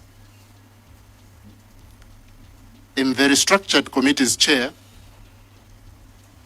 the concerns raised by Trustee Nyondo in the email I had raised on the same WhatsApp platform, including to say any changes to the committees would have to be confirmed by the board. Chair, in terms of this transaction, allow me to take you to the board meeting that was held on the 19th of November in Salima, where the RFI, the Registrar of Financial Institutions, the Reserve Bank of Malawi, was present and was, in essence, wanted to understand two issues. I think, like ably said by the chair, the two issues were, one, the suspension of the principal officer, and secondly, what was going on with the Amaryllis transaction. On that day, in response to a restriction that the RFI was issuing in that meeting, the board chair indicated that. Chair, can I go back to the reconstituted? In the reconstituted, please proceed. In the reconstituted committees, I now was appearing in HR and governance and legal committees. I was not part of the investment, so that's why I'm taking it from there. Whatever transpired, I was not privy to until the 19th of November, and along with the Registrar of Financial Institutions, I came to understand that an agreement was signed on 17th November, 2 days prior to the board meeting. Chair, as you would expect, this was a surprise because ideally committees, even at Parliament, work on delegated authority, and the expectation that I had was that the committee would report back whatever it found out, including the issues of EMJ. I've never met EMJ. I thought that would have come to the board for discussion to make a resolution. But I heard in that meeting that an agreement was signed. Chair, this raised issues. I had also raised issues to say this was 2 days away from a board meeting. Why did we not wait for 2 days to get this signed? Nonetheless, it was also the day that the restriction notice and the other orders by the, I think the restriction notice by SCB and the stop order by the RFI were issued. Therefore, I think any issues to do with this were curtailed, and I must also say that it was the time that part of the board, including the board chair, were invited by the Attorney General on the same day to provide information. So the discussion on Amaryllis, to my knowledge, did not continue that day. Chair, fast forward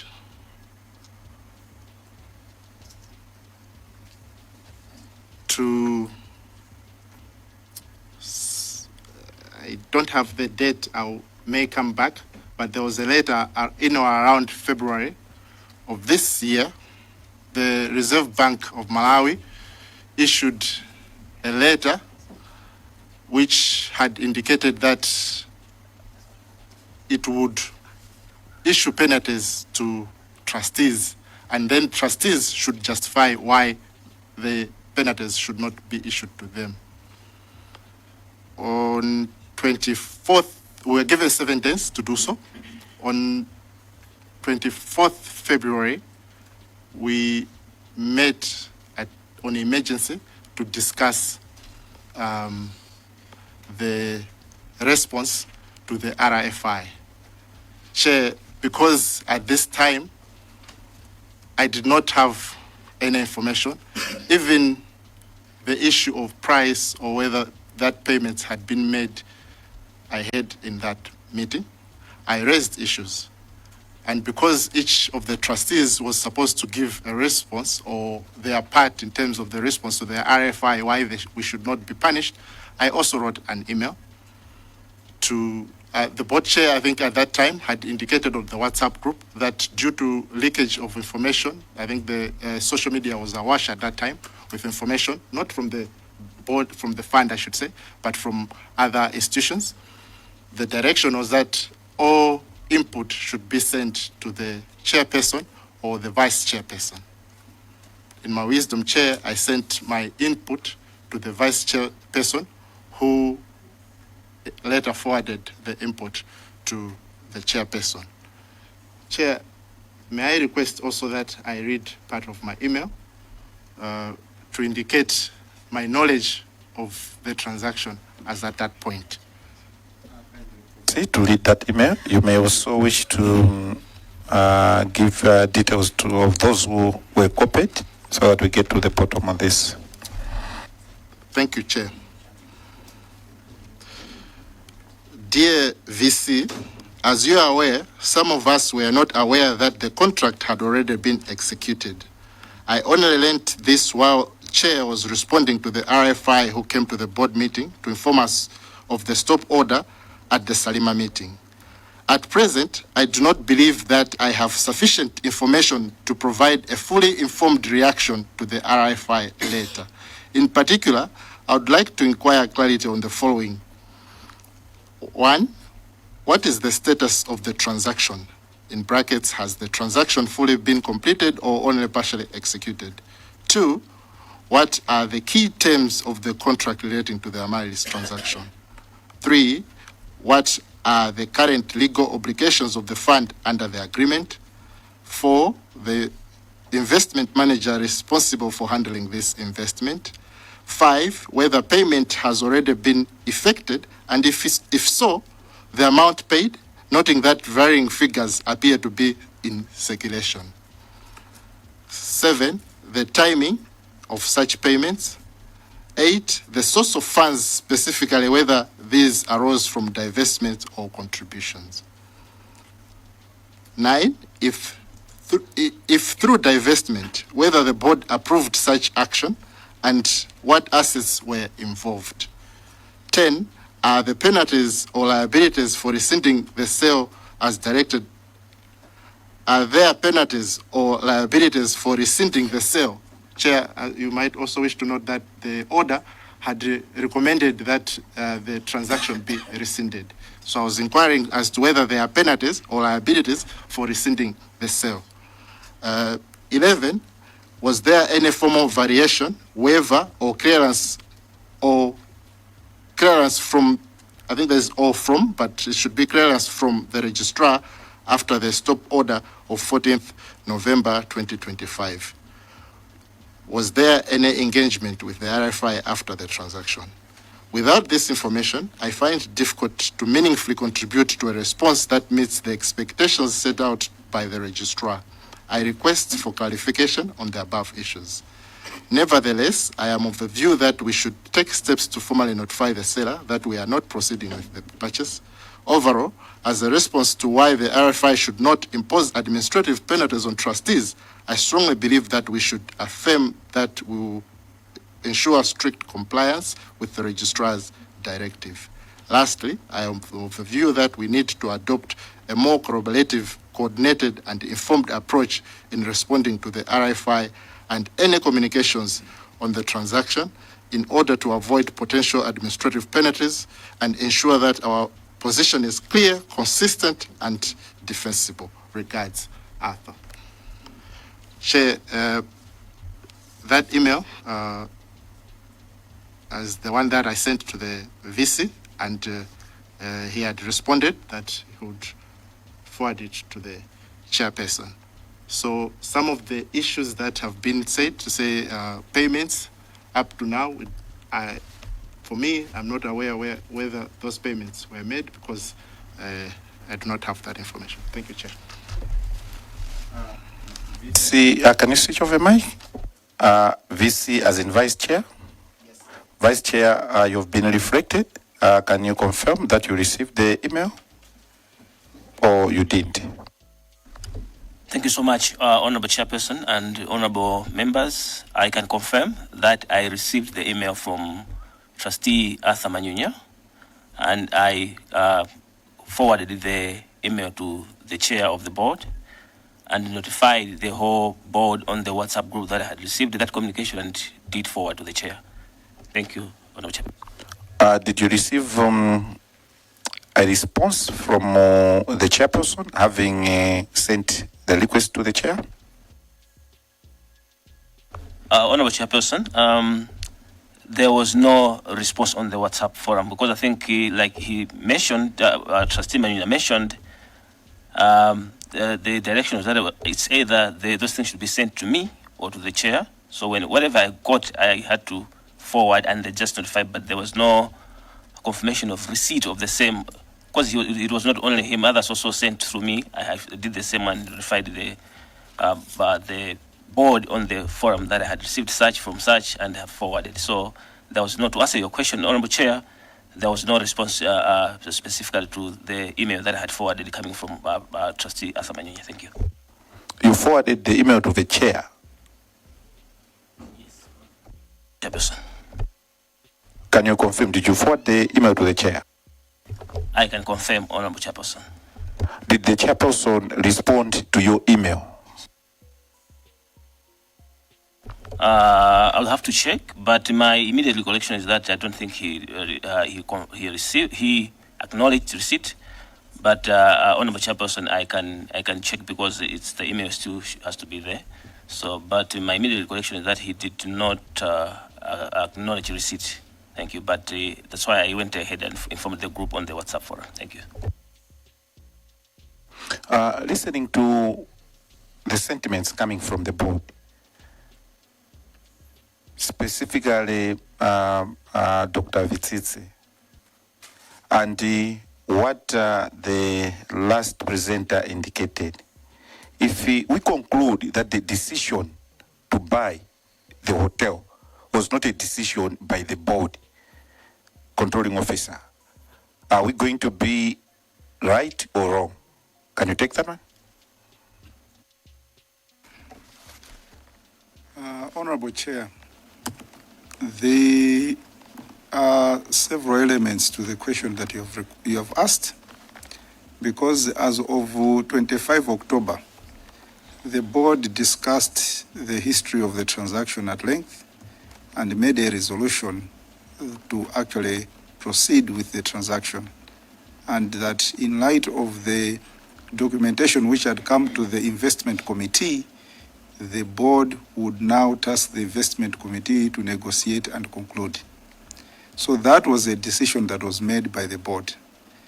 In many instances where we have sat as a board, there have been dissenting views over several issues.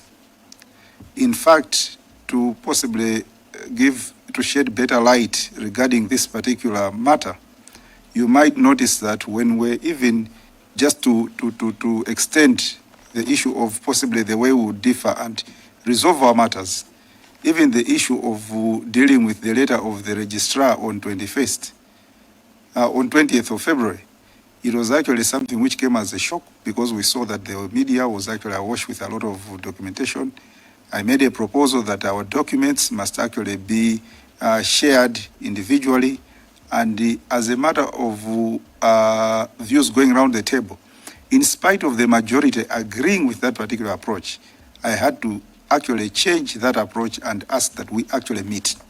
The issues that are raised by Trustee Manyunya were now discussed at a meeting that we held together, because the proceeding of sharing the material electronically was something which I felt would possibly not allow most of the trustees to make contributions.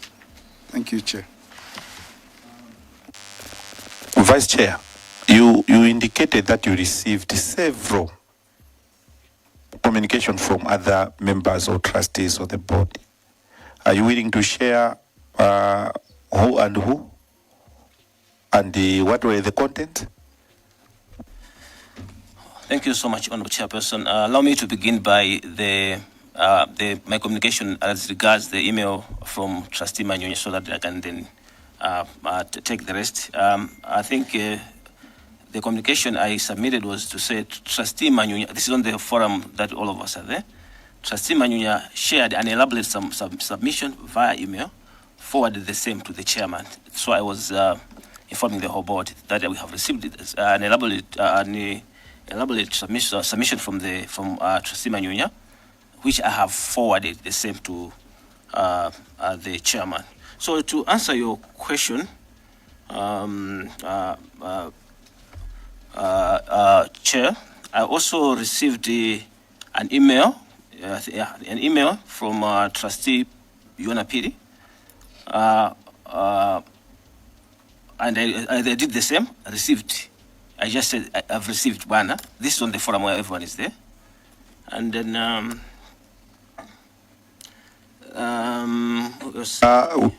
are you comfortable to share the contents of that, what you just indicated that you've received?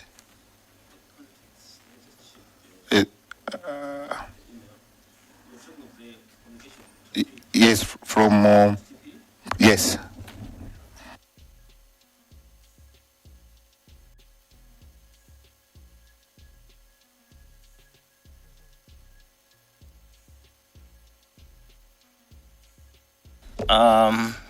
Honorable Chairperson and Honorable Committee, I think actually this email was addressed to both me and the chairman, and yeah, as recipient of the email.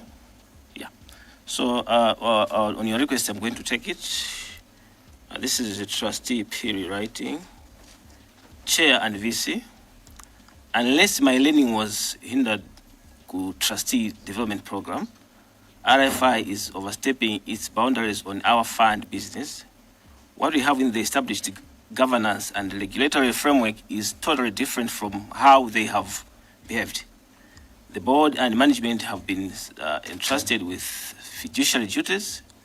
Our statutory obligations are to implement our strategic plan and make day-to-day operational decisions.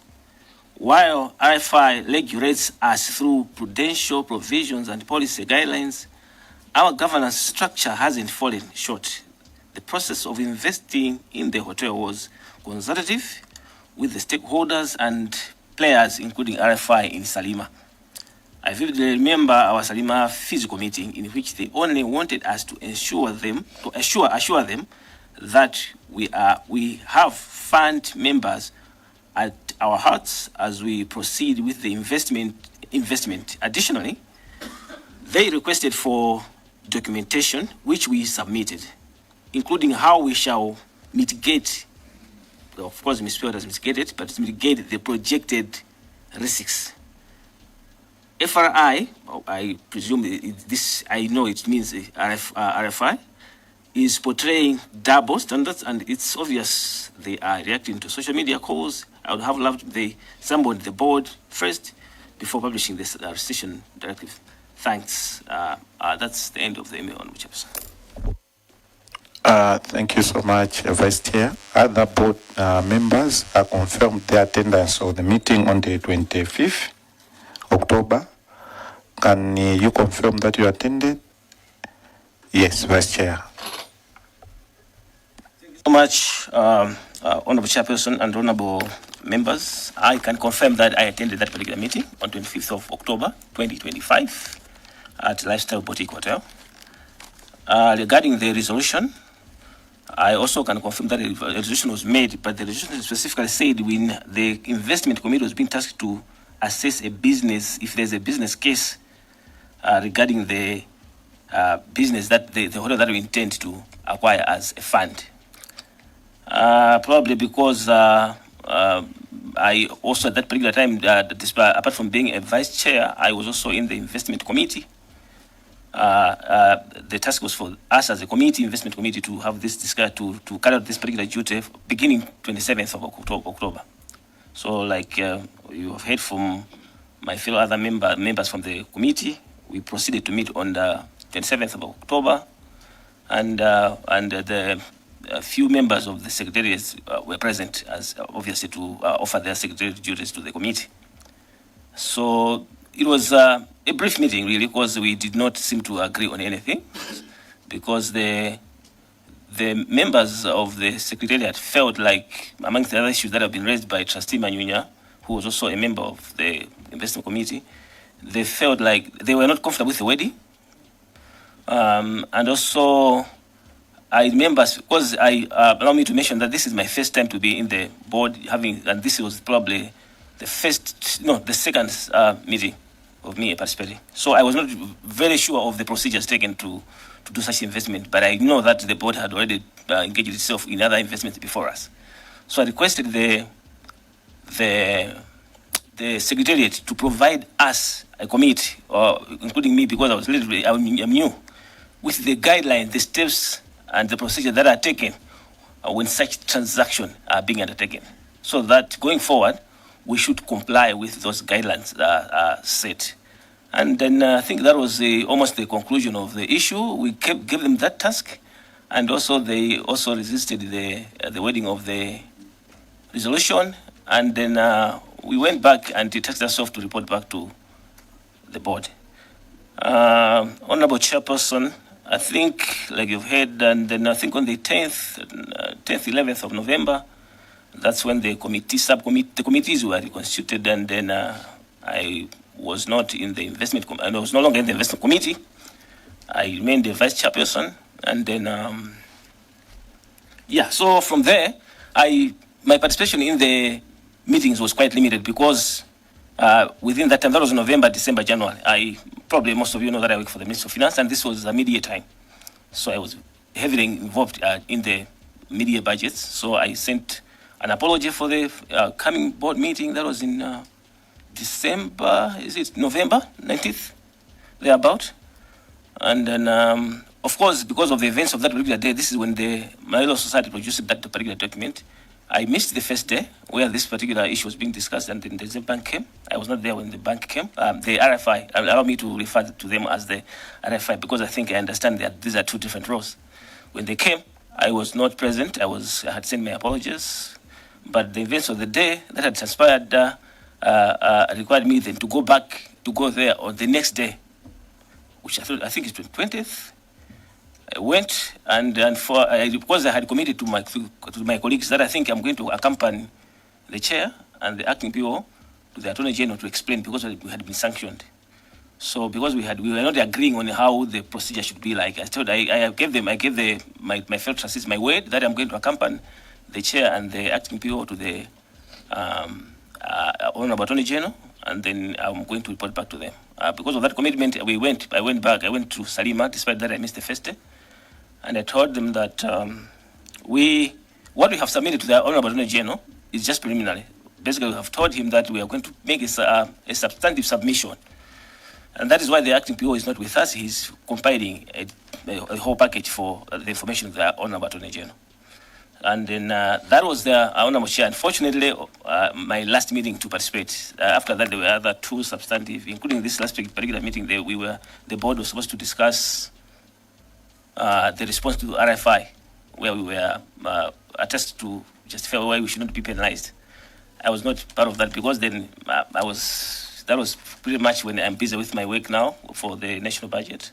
I gave my apology. Formally, I was sending both to acting PO and the chair, but I'm not able to attend. So, in terms of the knowledge of the other events that as regards the transaction that took place from that point, so my last participation in terms of this such transaction was at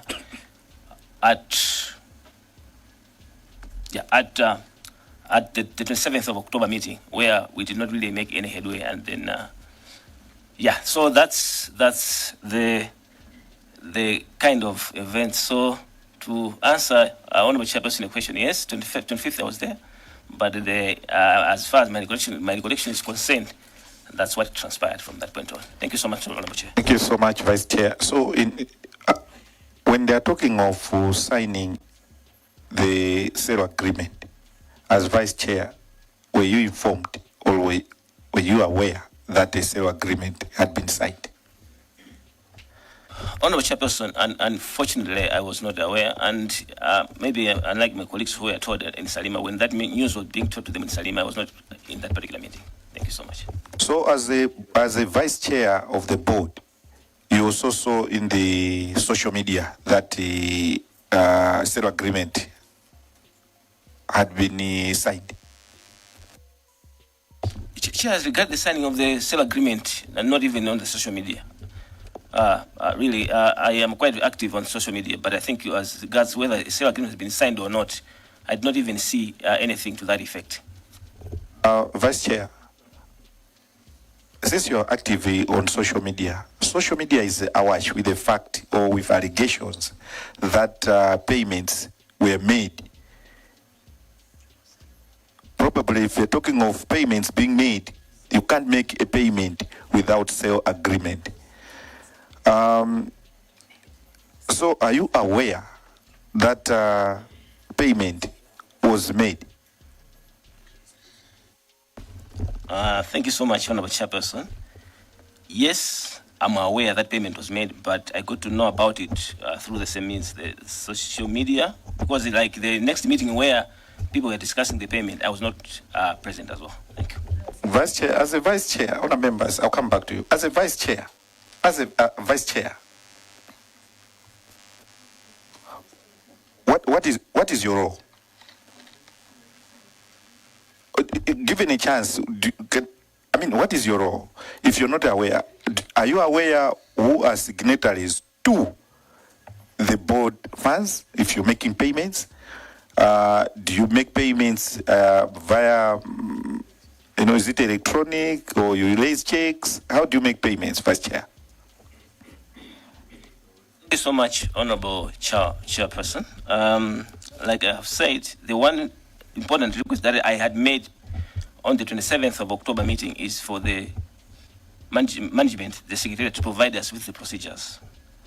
Let me just take it a little bit back, because I think, like others have mentioned, we have been taken through orientation, induction, and none of that information as regards how the transactions are conducted in terms of purchase of assets or was never provided.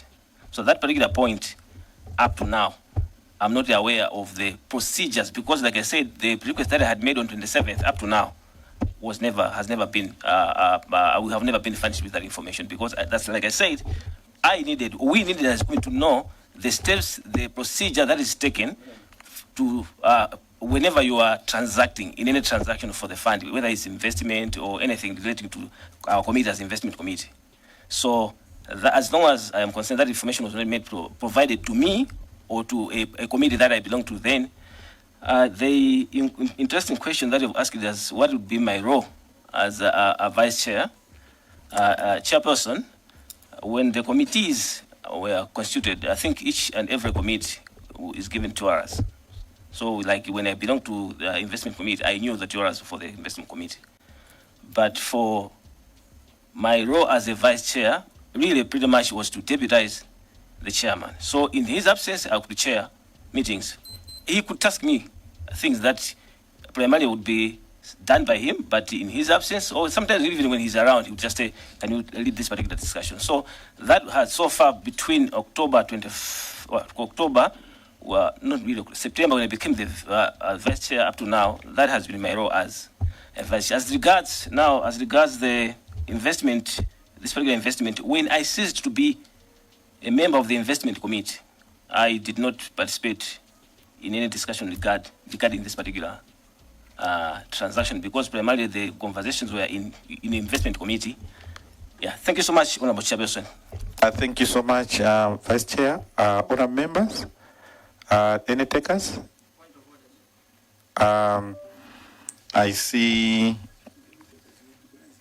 I recognize the area on my apologies. I recognize Blantyre Chirobo, you may recall, on members, and Blantyre, Chiromo ni Nanjoli. Welcome to Saturday. And the chair, welcome to Saturday, the 14th of March 2026. From the deliberations which started on the 13th. But we just have to do something for this nation. Blantyre, yes. What is out of order? You are in fact the first person to carry a player which has been offered in on the 13th, you were still revolving with it to the 14th. What is out of order?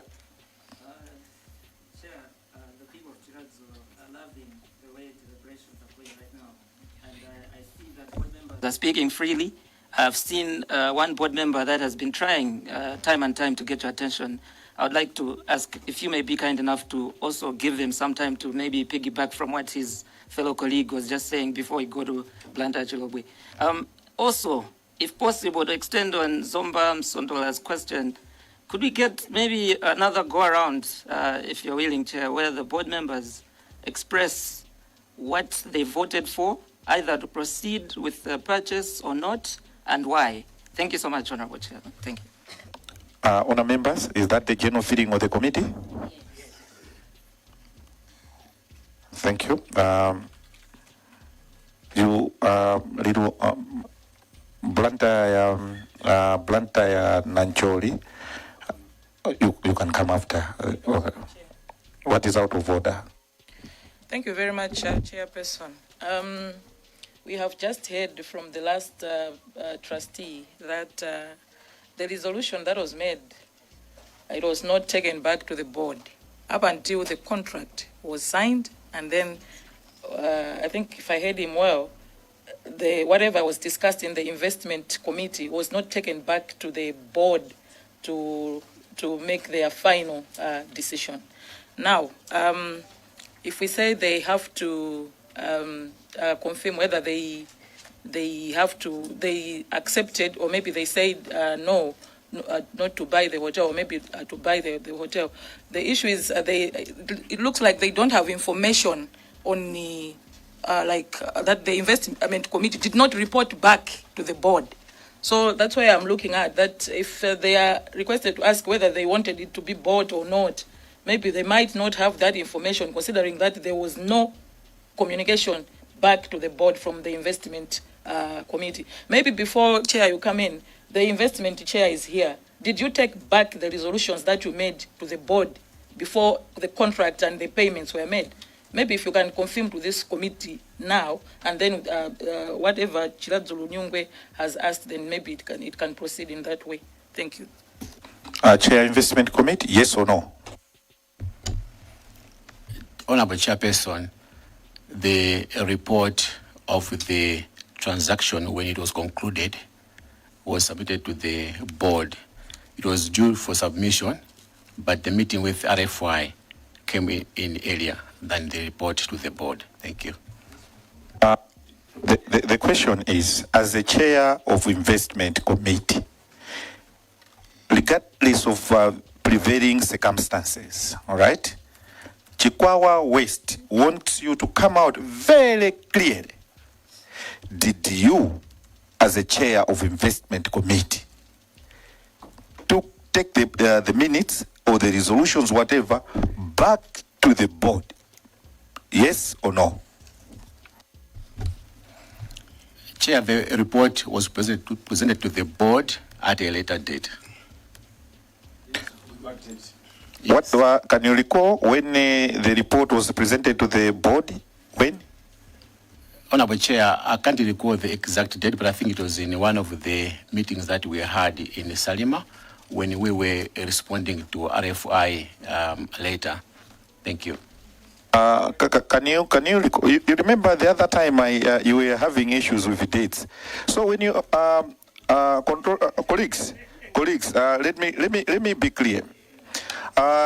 Chair investment. The problem, we have. We are your colleagues. Why are you having to play games? We're all from. There are colleagues from Chancellor College here. We were together at Polytechnic in those days, and we went into different careers. Like in my case, I was at Chanko. Now I've been in sales and marketing for almost 18 years. Before I joined the active politics, I speak numbers. You are in investment. When you're talking of investment, you're talking of figures. Now, why were you in investment when you can't recall dates? You can't even remember when you, these are basic numbers. You haven't started punching serious numbers which are involved in serious investments. Now the board chair here indicated that the investment, you are revolving somewhere around over $1 trillion. Now when someone is looking after over $1 trillion, but he can't recollect a debt, are we safe? Or those people out there, are they safe? Can you come out clear, my dear brother, so that everyone gets to get the information clearly? Maybe I get supplementary from Lilongwe Chirobwe, Mulanje's office, and there's Salima Central. In that order, please. Thank you, Chair. I think I should say early morning. To you, Mr. Manyunya, who drafted the resolution at Salim, where you were having a meeting? You talked of Salima meeting. Since there was no manager for the fund, who drafted the resolution? Who drafted the resolution? Chirobwe, maybe before we get to you, the question from Chikwawa West has not been ably handled. Is that in order, colleagues? Am I reading right? Yes. Colleague from investment,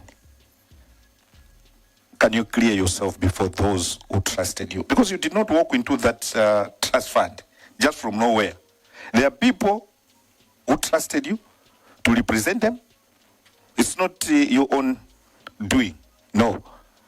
Can those who trusted you to work there believe that can you come out clear? Honorable Chair, can I just explain a bit? Yeah, it's fine. It's fine.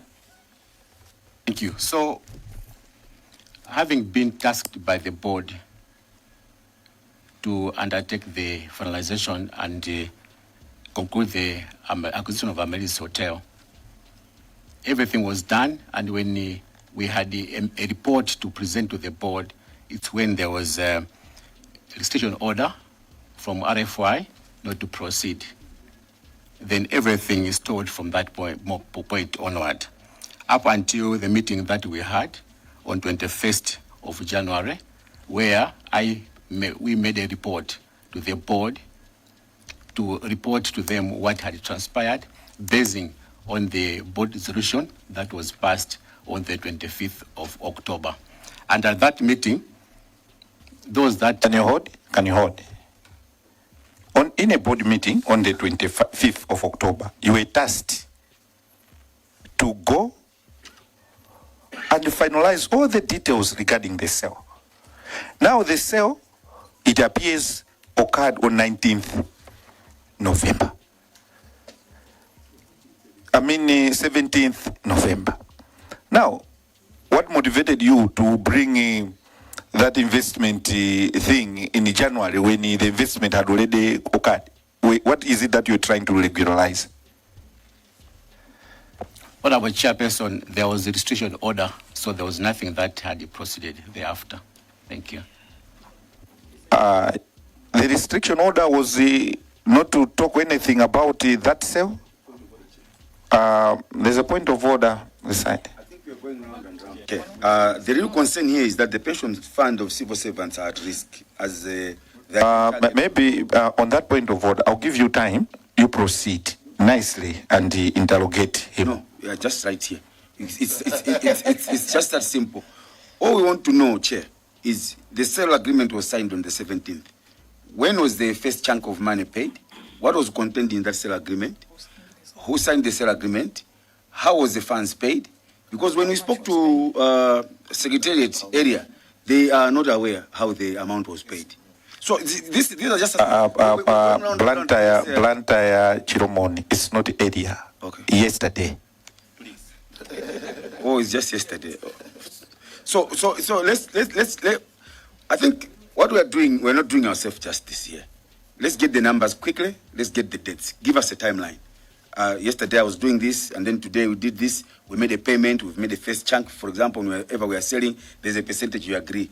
We agree a 30% deposit. When the consent is done after some months, then the balance is paid.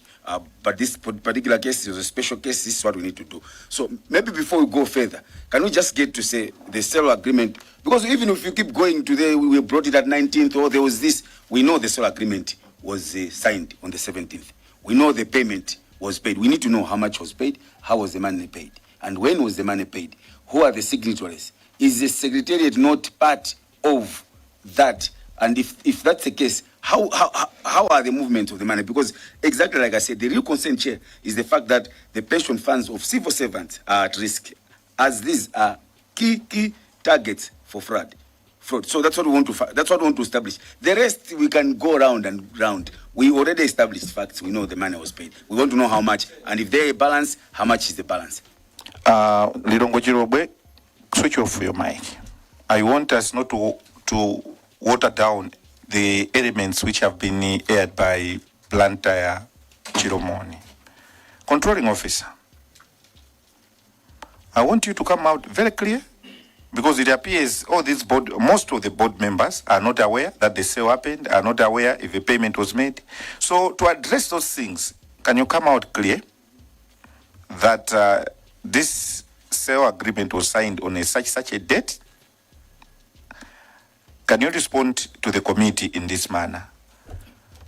When was a sale agreement signed? When was the first payment made?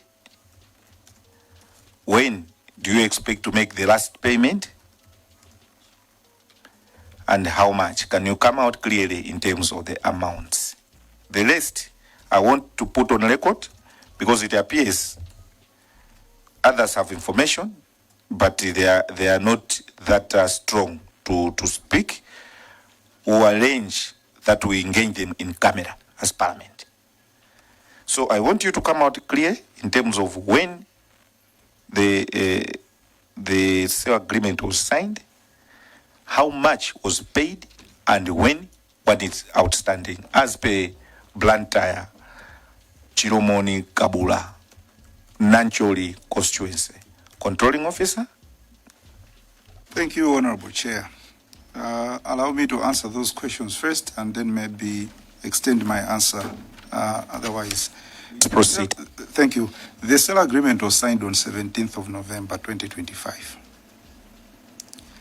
2 days later, there was a restriction notice which froze the operation of the clauses of the agreement, which had required that on execution you would pay 40%, and on the production of a tax clearance certificate you would pay 30%, and when you start doing the transfers you would pay 20% and 10%. The two first conditions having been satisfied after the lifting of the restriction notice, it meant that the first 40 and the second 40 were paid. So a sum close to 90 billion was paid, leaving a balance of about 38 billion on the sale, waiting for the rest of the steps to be undertaken and fulfilled, and therefore completing the payment.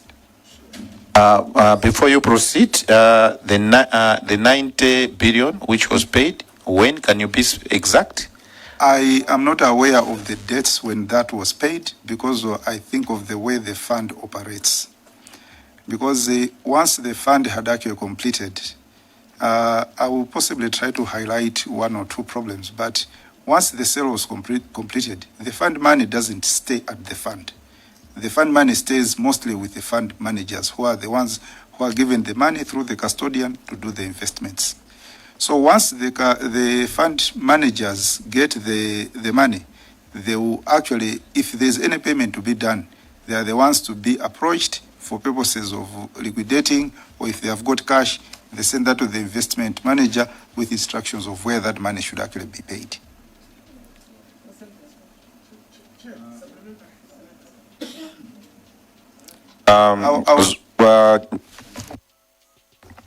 Controlling officer, can I have Uzomba City North? Yeah, Chair, I just want to supplement the question asked by Blantyre Chiromoni, Blantyre Chiromoni, Nancholi, thereabout. Yeah, who authorized this payment? And in his submission, the controlling officer Zomba sitting off. Stop there. Controlling officer, can you take Zomba sitting off? The authorization for payment is as a result of the sale agreement itself, which means, can I possibly be allowed to complete? Members, can I have order, please? Controlling officer? Yes, the sale agreement has got terms of payment, which means that the Secretariat is the one that now triggers the implementation of the terms of the agreement. So that would now have to rest with the principal officer. In this case, it was the acting principal officer who would actually communicate with the managers with the resources to actually move the funds for purposes of payment. Point of order, owner of the question? So the principal officer single-handedly would just write the pension fund managers to say, based on this, you can transfer such amount of money. Because when earlier you were presenting the figures there, it clearly indicates you only keep 1% cash. So you had to disinvest. That's because that's what the structure I wanted to find out. For us to get 80 billion, obviously you would tell, how much did you tell CAM to disinvest? How much did you tell Old Mutual, for example, to disinvest? How much did we tell Nico Asset Managers to disinvest? So these are numbers. It's just simple, each, just like that. Because we have wasted almost 3 hours. When we know, all Malawians want to find out is how much money was paid. The key is to find whether their money is safe or not. That's all. So if you know, okay, it's a principal officer who authorized, or the acting principal officer who authorized, then other questions will start arising. Because maybe we'll say, is that the reason why we had to suspend the current one? Maybe he was not playing ball at that point. So those are the questions that we really wanted from you. Straightforward. Chair.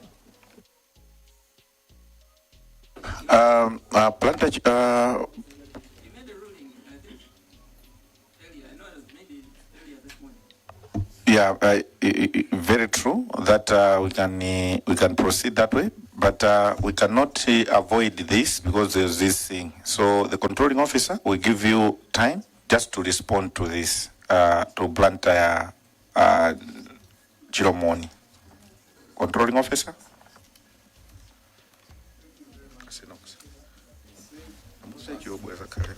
Came into effect and the restriction notice was lifted.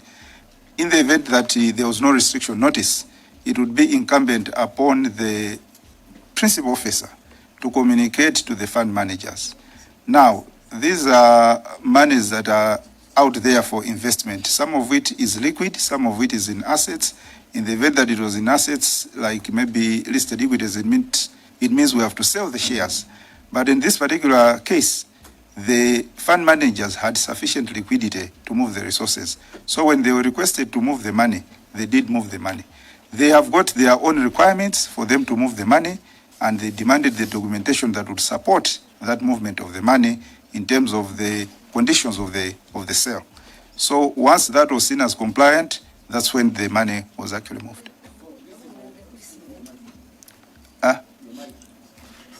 So you are telling this committee that the principal officer single-handedly can just write a document to make an approval. Is that the internal controls that are there at the Public Service Pensions Trust Fund?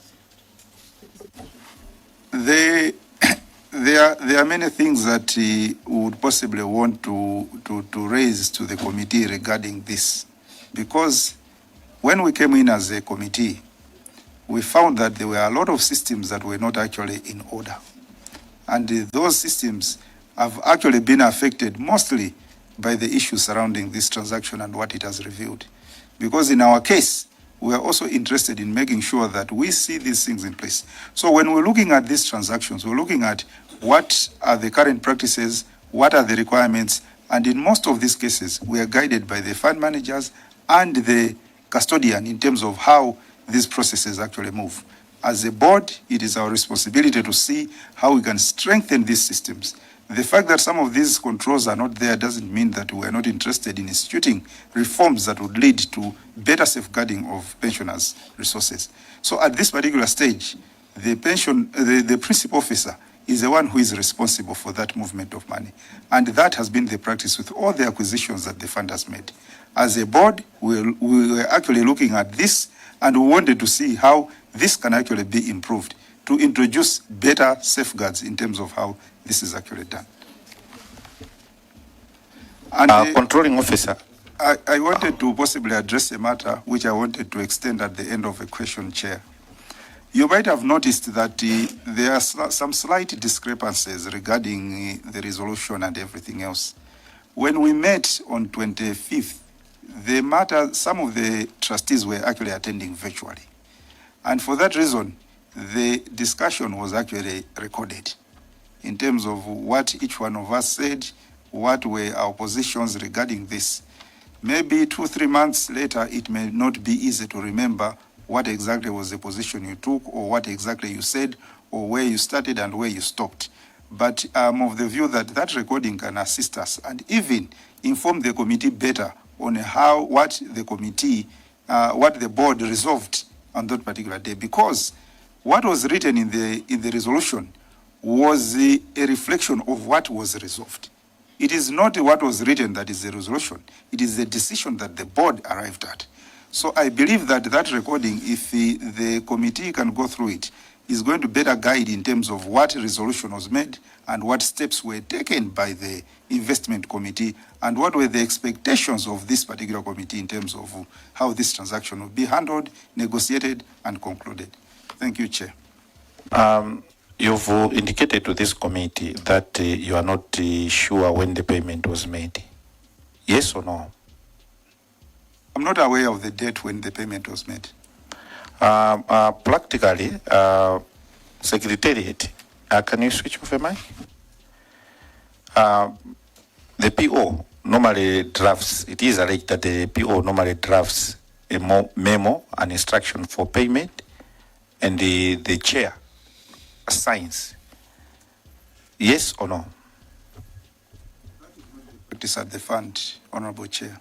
And I did not sign anything authorizing or instructing any payment. Thank you so much. But now you say that payment happens after the sale agreement. Who signed the sale agreement? As a matter of practice, when we got to this particular process, I think even in the course of the negotiations, I had made an inquiry of the practices and procedures, knowing that the trust deed does indicate that it is the chairman and the fund secretary that actually signed this. I did make an inquiry on all the contracts that are actually been signed in order to verify that any signing of this particular agreement would depart from those practices. I was shown the evidence that the contracts of the fund, notwithstanding the provisions of the trust deed, are signed by the chairman and the chair of the investment committee. And the sale agreement on behalf of the fund is signed by the chairman and the chair of the investment committee. So the chair of investment committee, we can confirm that he signed that one, the sale agreement. Chair, investment? As a witness, yes, Chair. So you were tasked to provide all the basics, and you were quite aware that the sale agreement has been signed without the resolution of the board, because you had not taken that to the board. You actually indicated in this room that you took the board, anything revolving around the sale to the board in January, when you knew that on the 17th of November, you had signed for a sale agreement. Why?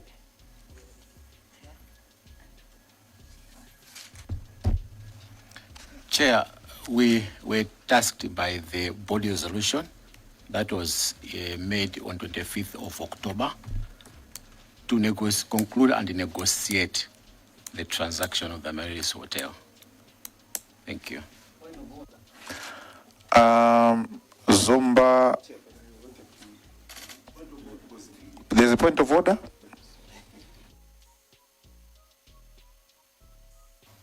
Chair, I think it might help your honorable committee to know who we are talking to. It's very important. I wanted us to establish a track that we can easily trace. Who are we dealing with? Before us, we have got a cohort of trustees that has got two components. One was licensed in December, the other was licensed later on. I would want to ask Chairperson that we know the two trustees that were boarded on, having received directions from OPC that these ones were rejected and they need to come back on the board. So we need to establish who those two are. Mulanje Southeast, thank you for that one, but I would like to ask you to paint slightly, just not much. We'll get back to you. Chairperson, can you confirm that if we're to go by the chair of investment, can you confirm to this committee that the sale agreement was signed before the resolution of the whole board? Because the recommendations were on the 25th of October, and the investment committee, which the vice chair belonged to, met, and the vice chair was still learning. But it went on and proceeded to sign the sale agreement before the whole board had reconvened, because the whole board reconvened somewhere in January when a sale agreement was signed in November, on the 17th November 2025. Can you confirm that that action happened without the resolution of the whole board?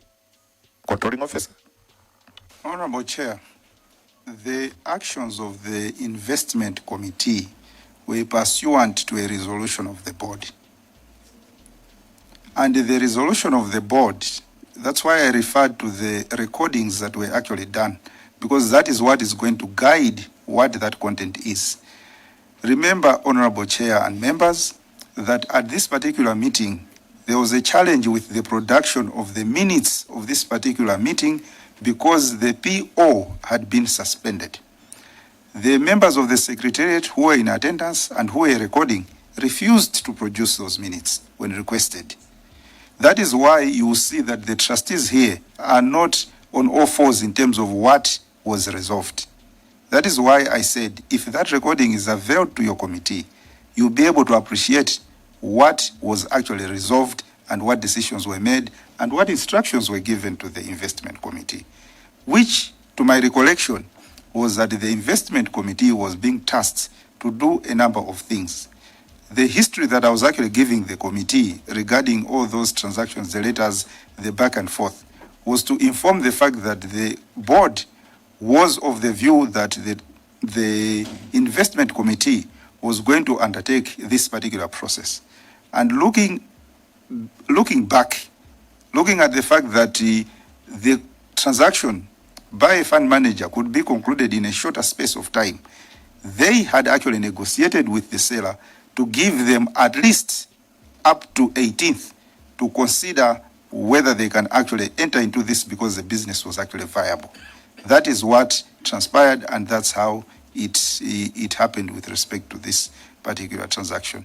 But I believe that the actual instruction that was given to the investment committee was that they were going to actually have a business viability because the board had made one major resolution to pursue the transaction. That is one. Secondly, that pursuit of this transaction would not be complete without the board getting a fresh assessment of whether this business was viable.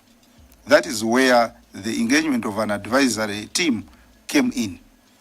Thirdly, it was a matter of now the board giving the investment committee the instruction to negotiate and conclude. But all that can be verified from the negotiation we had because the board was supposed to act in the best interest of the members.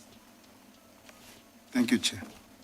Thank you, you, controlling officer. You've referred to the recordings. Do you want us to help you get the recordings? I think we can actually supply the recordings ourselves. We can actually ask the Secretariat to bring, if they have not brought those recordings already. But I want you to also finish this committee with the payment procedures for the board, the rules which governs payment procedures, because such a big fund cannot operate without payment procedures laid down in black and white. Is that okay, controlling officer? Be glad to provide you with information regarding how we process our payments. And again, like I said, we're actually at the brink of looking at our systems and processes in order to see where the gaps are and fill them. So we would want to show you the picture as it stands now with respect to the fund, notwithstanding that we have made investments and we are sitting at 1.1 trillion. What are our internal processes and how can we make sure that we actually improve them? So I would be most willing to grant you what we have now and what instruments we are actually using with respect to the fund. Can we have Branta Chirobwe, Branta Chiromoni, then Vice Chair here, then we proceed that way. Let me recognize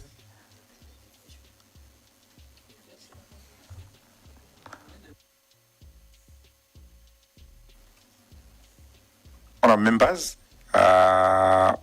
You had submitted as well that we proceed that way, then we come to you.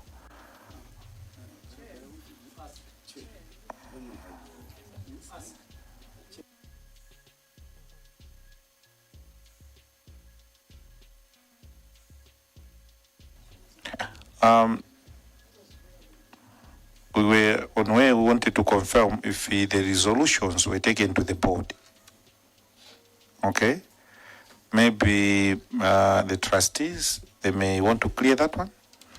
Because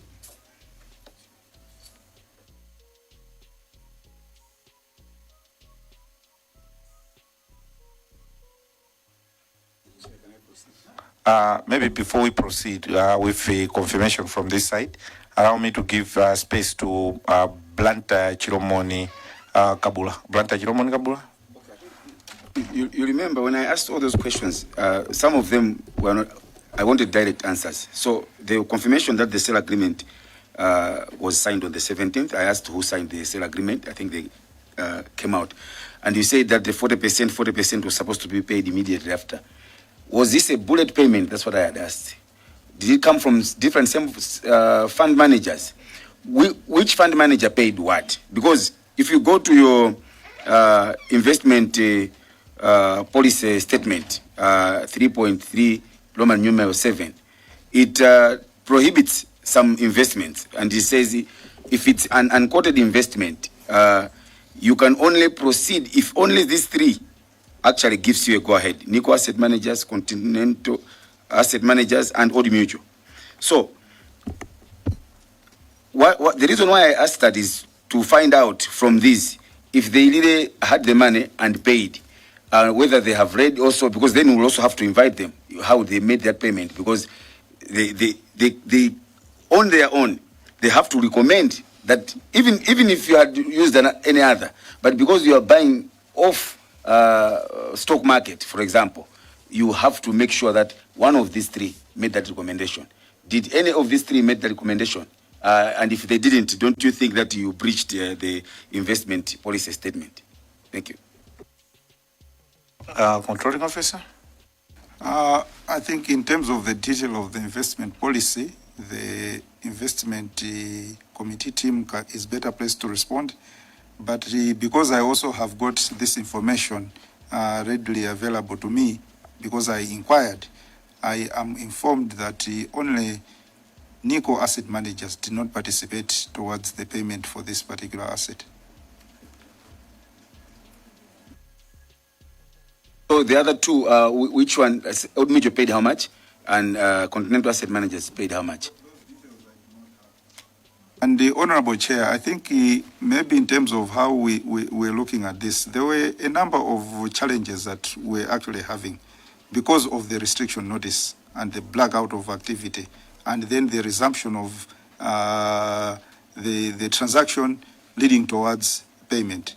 So in terms of the board, that's why maybe you heard from my colleague from the investment committee that when we met the regulator on 19th, and the restriction notice also came, it meant that we had two restrictions that were actually in place.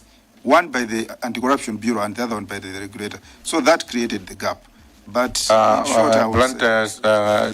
Gentlemen, what is out of order?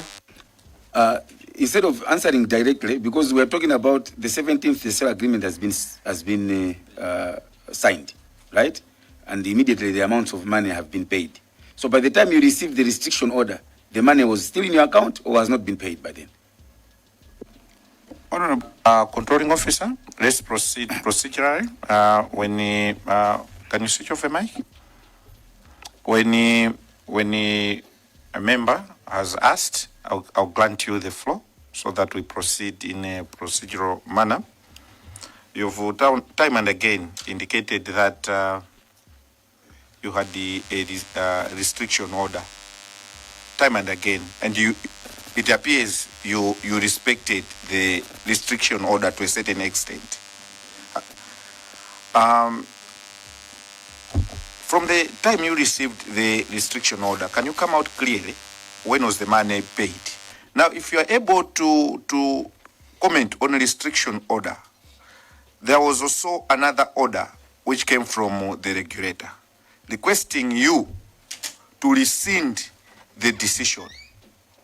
Did you receive that decision to rescind, or that communication to rescind the decision? Because you have time and again said you were restricted and you complied. Now, after some time, you are receiving another instruction to rescind the decision. Did you receive that communication to rescind your decision? Chair? Got communication on 20th February asking the fund to rescind its decision. When we received that instruction, that's when we met as a board to discuss our response, which we made to the Registrar of Financial Institutions.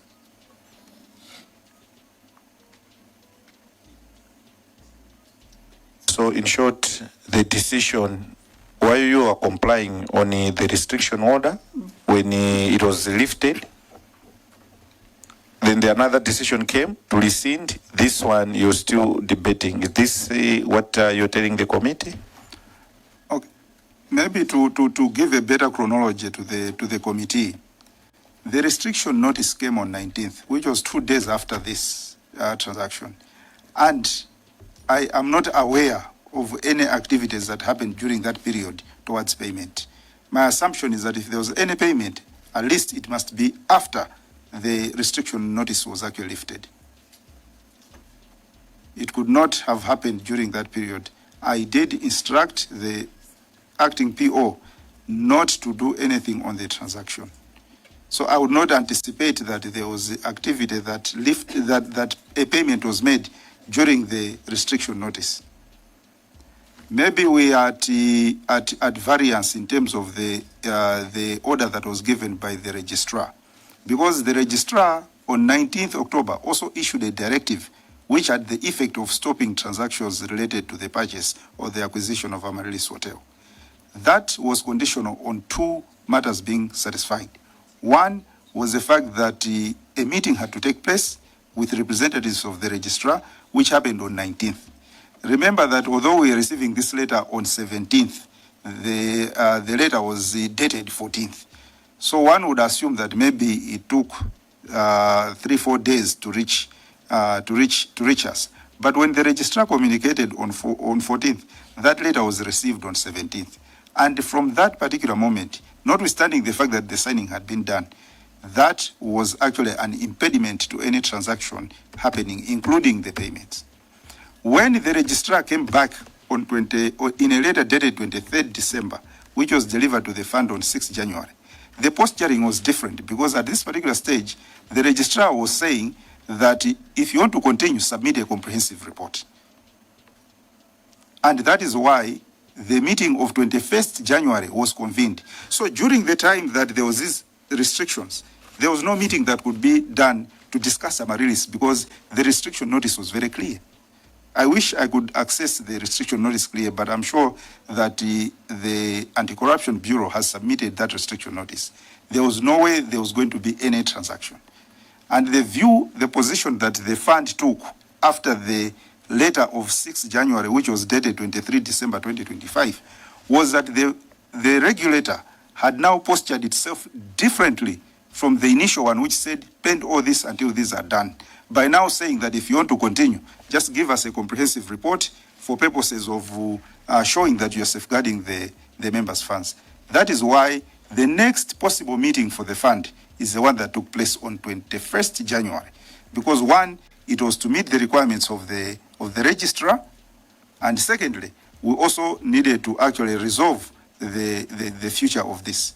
It is most unfortunate that when it comes to this transaction, the registrar has been very slow to react, notwithstanding the assurances that this transaction required agency because there was a need for intervention.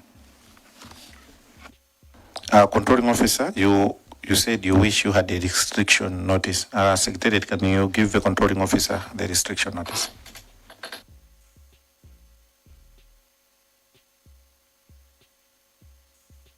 Zomba City, North, and the Mulanje Southeast. Thank you, Honorable Chairperson, for giving the floor to Zomba City North to ask a question.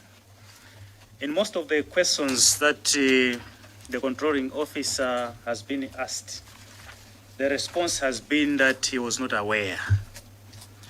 I would like to find out, how long does it take for you to be updated on the events or activities that have happened in your board as the controlling officer or the board chairperson? Because a lot of things happened, but yet you claim or insinuate that you are not aware. For example, on 12th November 2025, there was a contract negotiation. 2 days later, 14th November 2025, a contract was awarded to EMJ, which you claimed that you were not even aware that it was not certified. On the same 14th November, a report was shared by EMJ to your board.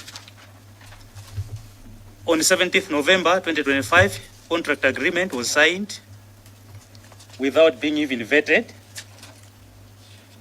But yet on 19th November, there was a board meeting where you reported that an agreement of the sale was signed. But all these events or activities, you insinuated that you were not aware. So I just wanted to find out, how long does it take for you to be updated? And another question in extension of that, are you on top of things as the board chairperson of the fund? Thank you, Chair. Controlling officer, I hope you've received the restriction notice. I thought it is going to be very important to grant your wish so that we remain fair. You may wish to take questions from Zomba City North, but there was another one from Mulanje Southeast, and from there we'll come to the vice chair, then we'll come to you. Why? Because I want to give you time so that you get to attend to the document as well, while you're paying attention to questions from other members. Mulanje Southeast. Good morning, Chairperson. Good morning, Mulanje Southeast. Please proceed to ask your question. Chairperson, for the record, the people of Mulanje Southeast would want to commend you for the job well done. You have kept awake throughout last night until this morning, and the people of Mulanje Southeast are watching and they are interested. Mr. Chairperson. I'm humbled, but this is a commit work. It's not one man's show. It's, we are trying to save 22 million Malawians. So let me also extend the same compliments to the chair of the board and all members who are in this room, as well as media. Media, can you wake up? I've seen a lot of you dozing that side. Wake up. You're here. Sometimes you just receive money. Today you're going to earn your money, media. Okay? So let's wake up and save this country. You may proceed, Molanje's office. Thanks very much, Chairperson. Chairperson, we just wanted to have a few things on record. The first one, Chairperson, I will direct them to Trustee Manyunya and Trustee Nyondo through the Chairperson. I wanted to draw their attention to a resolution that was made from a board meeting of the 17th of January 2024, and whether they are aware of this particular resolution, whether they took part in that particular board meeting, and if they are aware of this board meeting and the resolution that was made, did they confirm to the chair having taken part and advised accordingly? Secondly, Chairperson, I believe some people can be very lucky. And tonight, Chairperson, I am an advocate of Lady Luck. We have got a chairperson before us, Chair, who was lucky to attend a meeting on 6th March 2024, a meeting that was instituted by the SPC, where the Public Service Fund was asked to make a presentation in Mzuzu. And during that particular meeting, this chairperson was privy and was not excused from attending that formal meeting or formal presentation, and he sat through that meeting and made comments, and he was tasked, apart from the Minister of Justice, who is the advisor to government, he was tasked to get documents from the Public Service Fund and advise the Chief of Government. Very lucky. 2 months down the line, this very person, chairperson, becomes a trustee of the Public Service Fund. In due course, chairperson, Lady Luck shines on him. He chairs the very committee to which he was privy in the meeting in Mzuzu to sit and advise. Come October 25th, this very same chairperson advises the investment committee to proceed with a sale before the advisors that the investment committee was supposed to get advice from to tell them on whether the sale would be viable or not. But he directs them to go ahead and seal the sale without advising the board. And when he notices within November that some of his trustees are dragging their legs, he reshuffles the subcommittees of his board, singularly. And some of them discover on the 17th that they have lost their membership after a sale has been done. Purportedly, this very same lucky person, chairperson, has a track record of not responding to emails and mails. And he comes to this honorable committee and he tells us that the restriction order that was made by the RFI, he never got it and got it on the 19th. A restriction order that was sent on the 14th. And fortunately, by the time that he got the restriction order, he had actually initiated the sale, and the sale was a done deal. Lady Luck, the people of Mulanje Southeast Chairperson are humbled to meet such a lucky person. Thank you, Chair. Lilongwe Chirobwe, Vice Chair. Thank you, Chair. To you, the controlling officer, I have some few questions. Why did you change or reshuffle or restructure the committees in your board? The second question is, what's your relationship with your vice chairperson? Because it's very strange that you have a very intelligent, sharp vice chairperson who you did not tell what to do. He has told us that he couldn't do some of the things because he didn't know what to do at those particular times. The third thing is that when there's a sensitive issue, Mr. Controlling Officer, you're always saying you don't know. But when it comes to some issues, you are eloquently explaining even dates. What are you hiding to this committee? What are you hiding? Because you seem to be too clever on words and how you're explaining things. And in other areas, you seem not to know anything about these things. And why is the selection of orders? When it's a restriction order from the ACB, you're taking it. When it's a reversal order from the central bank, the Reserve Bank of Malawi, you are reluctant that you want the board to meet over it. And the other issue is about who among your board members knew about this sale well, because from the explanation of a number of your members, they seem not to know anything until this thing was in the papers at the social media, including the vice chairman. Thank you, the chair. I want to, before I come to you, Chitipa Central, I see our senior has raised hand. This is a seasoned politician, Nkatabe Central. You know, he has endured at his age, sitting here. This is a clear demonstration of maturity. Nkatabe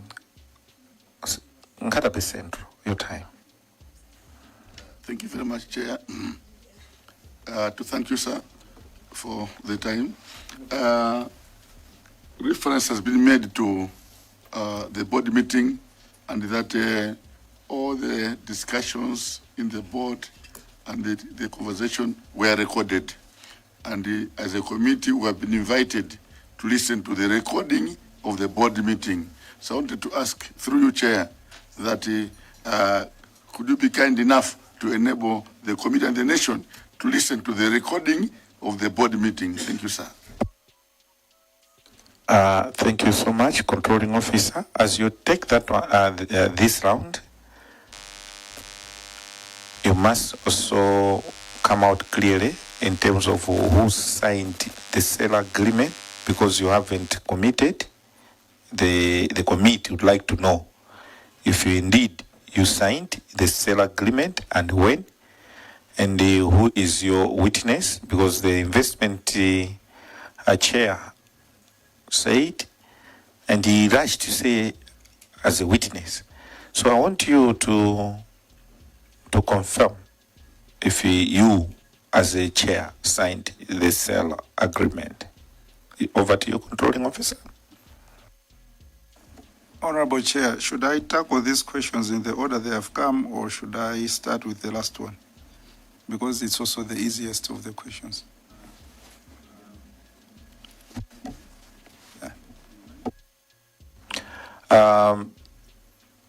You must start with the last one from the chair, then in that order.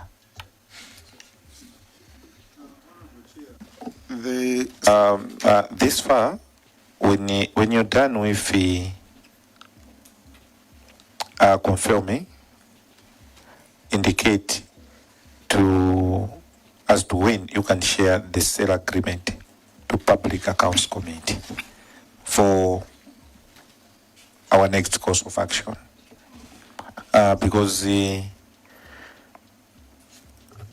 have the other one, I think in the submissions is there, but I want the one which is signed. Anyway, proceed. Honorable Chair, in terms of the documents that were submitted to the committee on 9th March, the subscription and asset sale agreement, which is signed, was actually submitted. And in that subscription and the asset sale agreement, the people who are signing are as follows: signed on behalf of Yusuf Investments Limited by Yusuf Shiraz Yusuf as director, there's a signature. Signed on behalf of Amaryllis Limited by Shiraz Yusuf as director, there's a signature. Signed on behalf of the Public Service Pension Trust Fund by Chizaso Eric Nyirongo as chairman of the Board of Trustees, there's a signature. And signed on behalf of the Public Service Pension Trust Fund by Idrissa Mwale as trustee, there's also a signature. So there are 4 people who signed this particular agreement on 17th November 2025.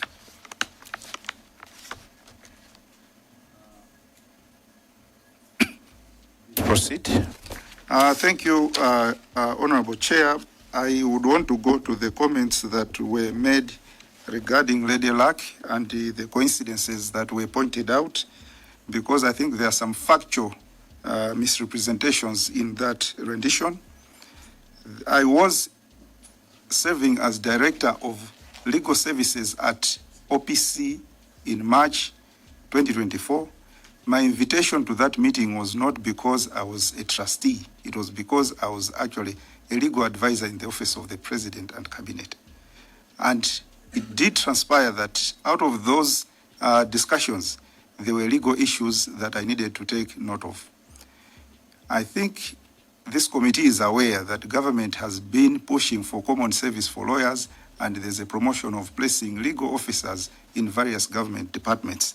And I was assigned in that role, heading the department responsible for legal services. That was the status in March, and the basis on which I was invited to that particular meeting. Then, 2 months later, I became a trustee. I think that's also a factual misrepresentation, because I did not become a trustee until a year later. It was only in June 2025 that I was licensed as a trustee. So I'm not very sure where the 2 months actually came from.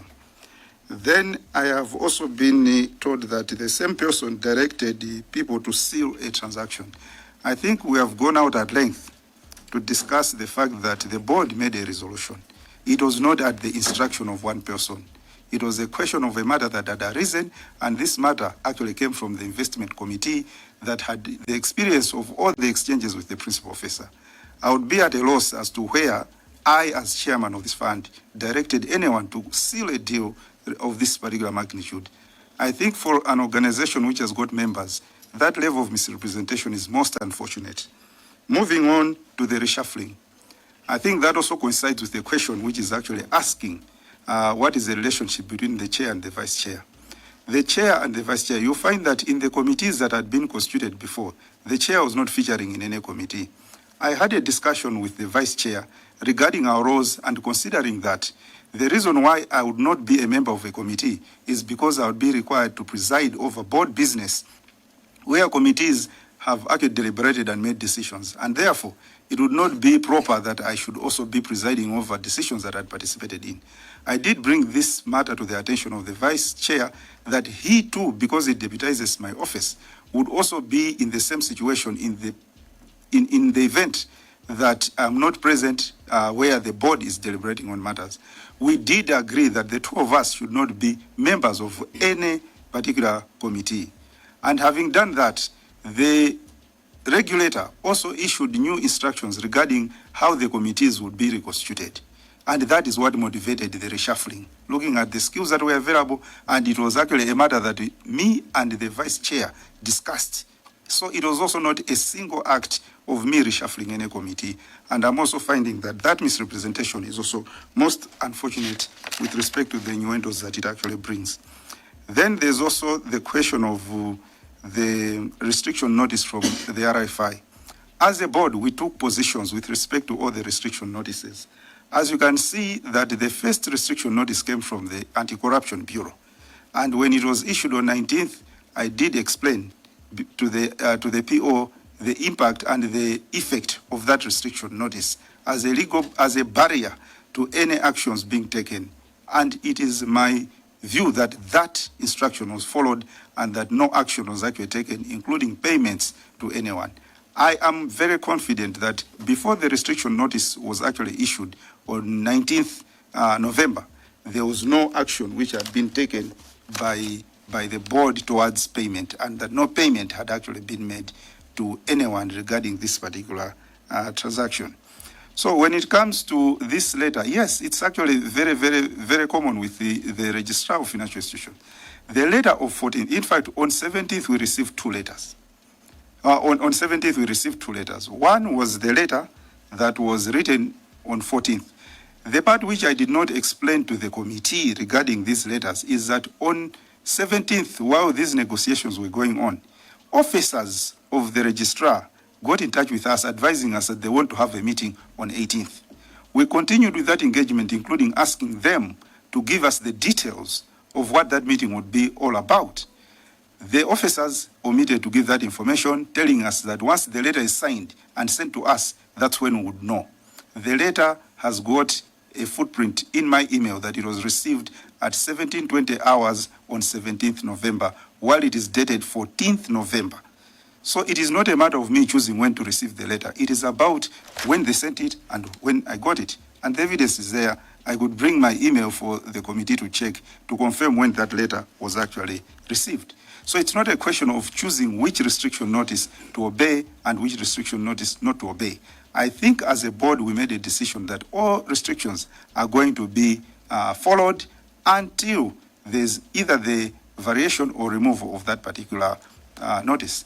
And I think as a board, we also progressed to discuss how we're going to proceed with respect to these notices. So let's remember that the restriction notice from ACB operated between 19th November and 3rd December, not otherwise.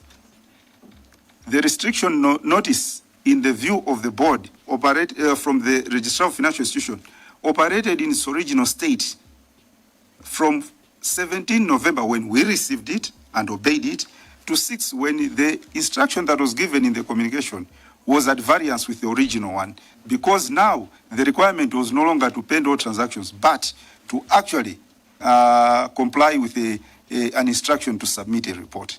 So that is how I see how this was done. I've addressed the reshuffling issue which came from a different member, and of course I've also addressed the issue of the relationship with the vice chairman. What am I hiding? I think I'm answering the questions before this committee because I'm remembering that at the beginning we took an oath, and we took an oath to tell you the truth, the whole truth, and nothing but the truth. So if I do not know something, I don't know whether the committee is requesting me to say it so that I just appear to know, or I should actually stick to the oath which I took at the beginning and tell the committee what I knew. I don't think it's a matter of what you want to run away from. It's a matter of fact. And I thought that the inquiry is trying to establish facts. It is also wrong to say that I did not know certain things which there was a question that was actually put to me about what I know and what I did not know. At the fund, the issue of contracting AMG was something which was done at committee level, and the instructions were given to the secretariat. That was not escalated to my office, and I don't think that it is any different procedure in most of these organizations. When the committee made the arrangements to procure an advisor, that was done in compliance with the resolution that we had all passed as a board. And obviously, we could not pass that resolution if the people who were in favor of that decision were less than those who were against it. So the resolution that was passed by the board was passed by the majority of the members. So of course, at this inquiry, you will hear that others had a different view. That's why we had to actually inquire from each and every member their views on this. And that is why I said maybe we could go to the recording to establish the facts in terms of who said what and what were the position and what did we instruct the committee to do. So I would say that I think it's quite unfortunate, especially the insinuations that were made regarding Lady Luck, regarding my office, because I think where the factual misrepresentation, it would not be proper to create a record which misrepresents these facts. So in the final question, I don't think that we are really selecting which restriction orders to actually follow. As a regulated institution, as a player in the financial industry, we are aware of the level of regulation that the regulator would demand of us. We're also aware of the fact that we're fiduciaries, we are trustees, and we are acting on behalf of others for their benefit. And when we are actually taking our steps, we are taking this into account. So there's no way, when even our trust deed makes it very clear that as the trustees we have to follow the directives of the regulator, that would be picking and choosing which ones to actually comply with and which ones not to. The board complied with all the directives that it was given, including the restriction notices that were given to the fund. Thank you, Chair. Maybe before I take from honor members, I just wanted those who are in the board to date, how many have seen a copy of a sale agreement? By confirmation, anyone who has seen a sale agreement from the board, can I have your hands? Those who have seen a sale agreement from the board, can I have your hands? So this far, it's only the chair, the investment chair, and Yona Piri, the one who signed. Apart from, I'm talking of those who are in this room now.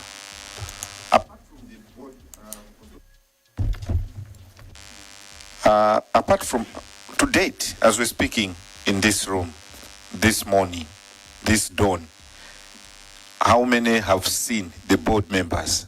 How many have seen the signed sale agreement? Can I have your hands, please, for record purposes? So in this case, we have 3. To date, those who are in this room, board members, who have not seen the signed sale agreement, can I have your hands? So the vice chair, you have not seen the signed sale agreement. Secretary, can you take the numbers so that we populate this? So what I want to do now is to ask those who've raised hands that they've never seen a sale agreement to date, just to state your name in that order, please. Those who haven't seen the sale agreement. We'll start from Vice Chair. Thank you so much, Honorable Chairman. My name is Precious Jimbamba. What else? That's it? And you proceed to confirm if you've seen the signed sale agreement, because you form part of the board. Because we're now in March. This was signed in November.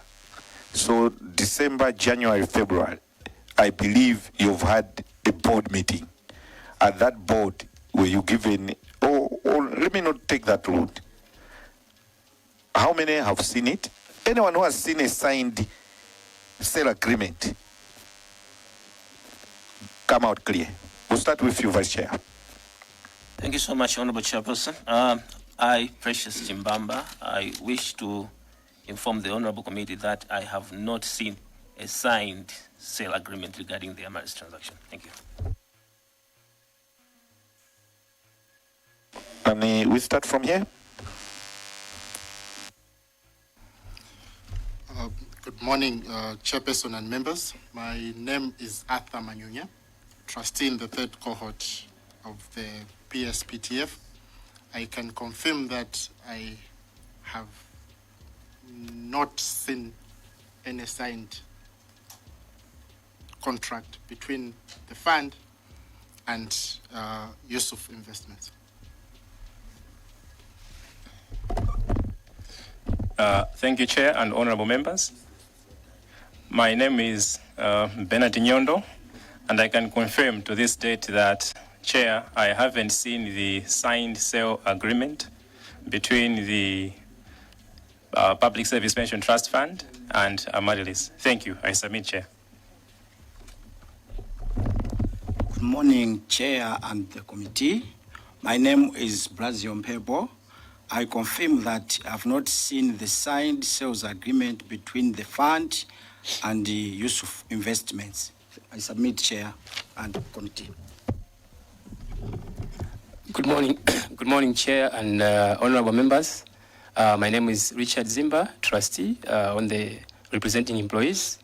I can confirm that I have not seen the signed contract agreement between Yusuf Investments Limited and the Public Service Pension Trust Fund regarding the Amaryllis transaction. Thank you.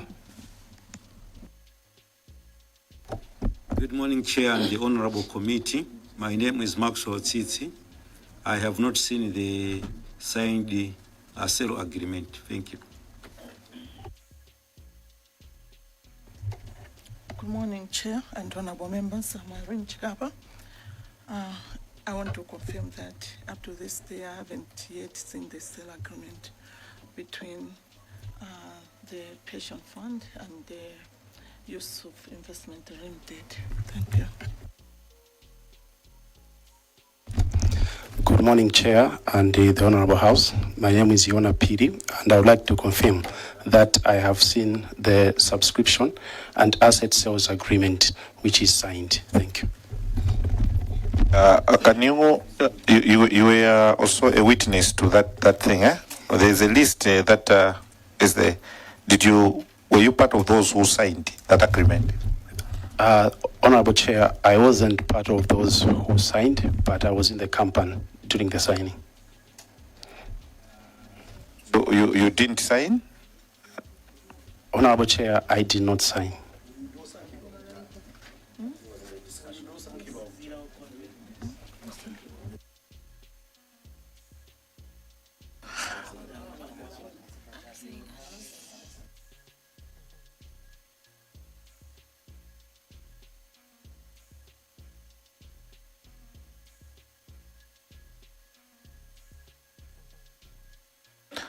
Can we go to the next?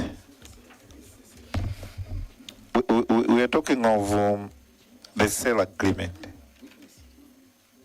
Okay, that's right. Good morning, Honorable Chair. Idris Amwali, I confirm having seen the sales agreement. Thank you. Chairperson? Well, Chair, I saw and signed the sale agreement. Thank you. Chair, investment, can you qualify it that you actually seen it and signed? Morning, Chair. Yes, I did see the sale agreement and signed. Thank you. Thank you so much. Honourable members, we'll start from Salima Central, Chitipa Central. I see Machinga Central. I see Machinga Central. I see Chirazulu, Nyungwe. I see Blanta Central. What has gone out of order? Thank you, Chair. Is it in order that after the confirmations, you cannot pronounce that out of the 10 members, how many were for that they had seen and those that had not seen, for the record purposes? Thank you, Chair.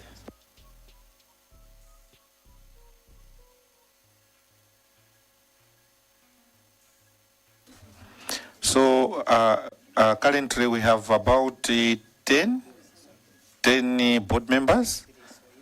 3 saw it. Out of the 3 who saw it, the 2 actually signed. So 7 did not. I'm saying it's 3 people saw it out of the 10. Then 7 did not see it at all. So it's like 70% of the board members who are in this room did not see the sale agreement up to today. They don't know the contents of the sale agreement. 2 members signed, they saw it and signed. We are looking at those who are in this room. Controlling officer, I think Zomba Sidenov, your point of order was sustained. the more reason we had to go and put it on record. Can we start from that side and move? Salima Central. Chairperson, now that we have the confirmations from the members of the board in a very good number that did not probably participate in the sales in this case, and only a few participated and signed, I want to, Chair, if you could engage the controlling officer to confirm if in this case, according to the board rules, we can conclude as a committee that there was no business done. Thank you, Chair. That was Salima Central, controlling officer. I want to ease anything. You just take note. There was there's the Chitipa Central. Thank you, Chair. My question goes to Mr. Nyondo. By the way, your email shows that you are a true Nyondo. Your family should be proud of you.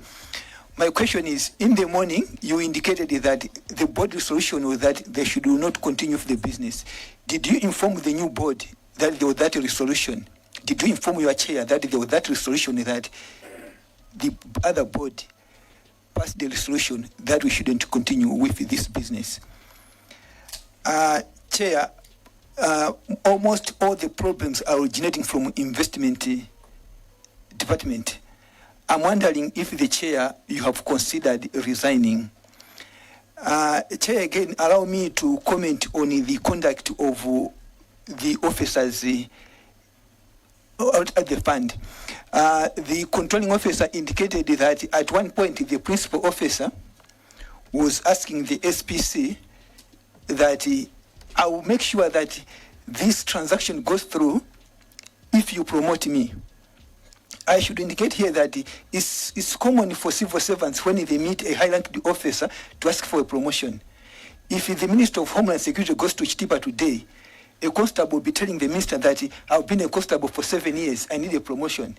It's common. But when it's done on condition in a way that is like blackmailing the senior officer, something is wrong. What is it that the principal officer thought the SPC would be interested to the point that would think of promoting him if he would make sure that that goes through? Chairperson, you will be reminded that this principal officer is now on suspension, and again, the officer who was with the SPC then is now the chairperson of that committee, who went on to see through that the business transaction went through. That is why the Mulanje Southeast was seeing a gray hair in that. There's something that is questionable in that. That is why I'm wondering if the controlling officer has not also considered resigning, because he seems to be in conflict. Thank you, Chair. Thank you, Chitipa Central. Mulanje Machinga Central. Mulanje Southeast. I thought you had already asked. Thank you so much. Machinga Central. For the opportunity given. Chair, I'm missing some information. Could the controlling officer remind me the name of the office, principal officer who authorized 128 billion? The name, please. You're looking at authorized the principal officer who authorized the payment. Controlling officer, you take if the authorization comes from Secretariat or from yourself. Lilongwe Chiwamba. Sorry. Chilazu Nyungwe. Chair, thank you for giving me the opportunity.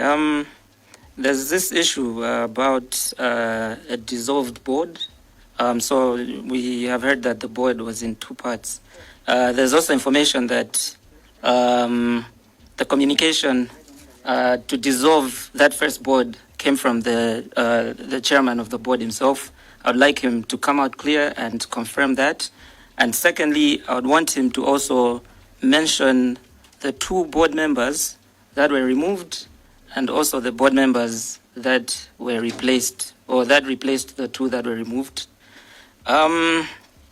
Second question, there was some mention of having weak systems, and that's how I think he insinuated that the payment managed to go through, because he said that if he showed us their systems, would be able to appreciate their weaknesses and that they're working towards fixing them. So my question is, if he is aware that some of the systems, there's some gaps, why then proceed with such a heavy transaction at a supersonic speed when he could in fact have taken some time to actually look into fixing up what's under the hood before using those same weak systems to go ahead with this transaction? Because now from where we're sitting, it looks like they're taking advantage of those weak systems in order to make these transactions pass by quickly.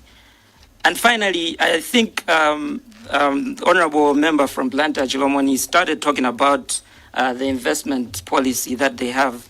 And he talked about a clause where they're prohibited to make a transaction unless it's recommended by an investment manager. So he's come out clear to say that CAM and Old Mutual did not, or they did not recommend to go ahead with this investment, but they still decided to override that decision and still instruct them to make payment.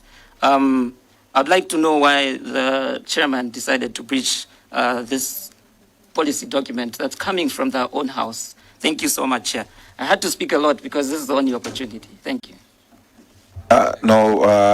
Chilazulu Nyungwe, this is not your only opportunity. You know, who give you space. How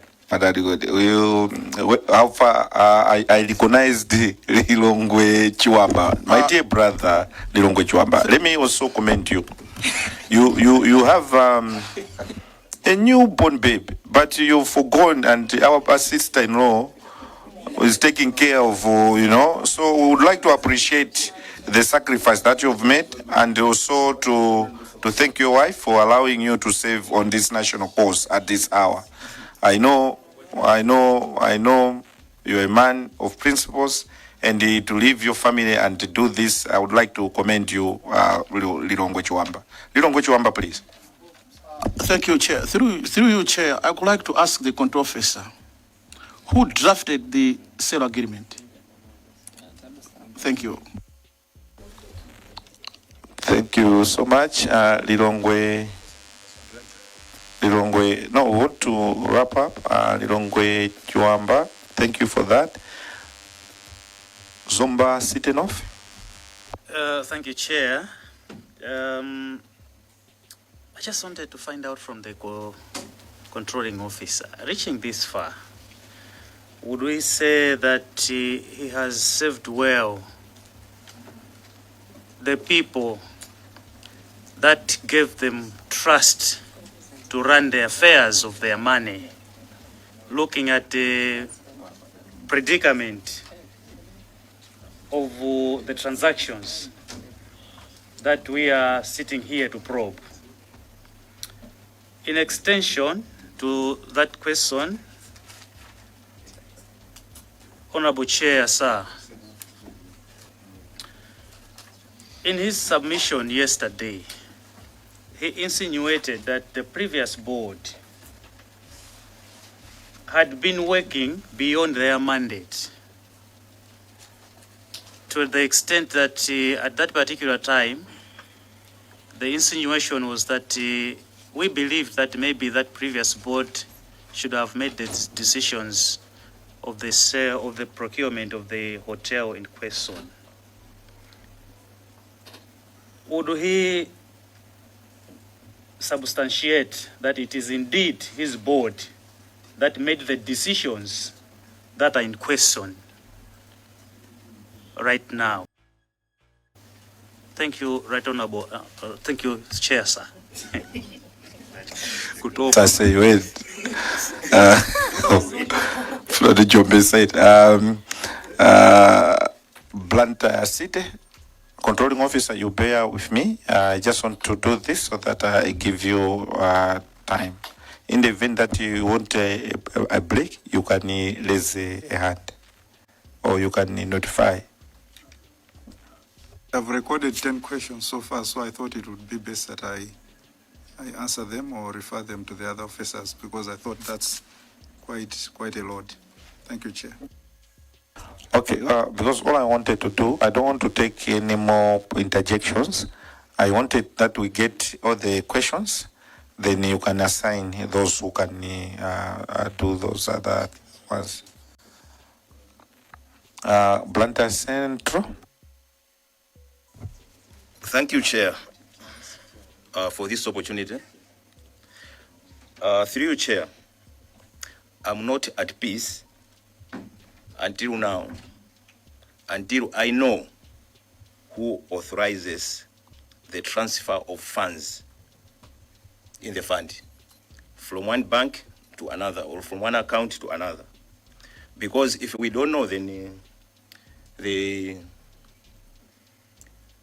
this fund is at risk and is prone to abuse. And I don't know at this point in time, through your controlling officer, as a board chair, you don't know how the funds were transferred, the funds that you ably mentioned here, the funds of about 90 billion, and the balance, which is about maybe 20 or 30 billion. Are you sure? Are you being honest enough that you don't know who authorized these funds from the pension fund to the seller? You need to be open on this one.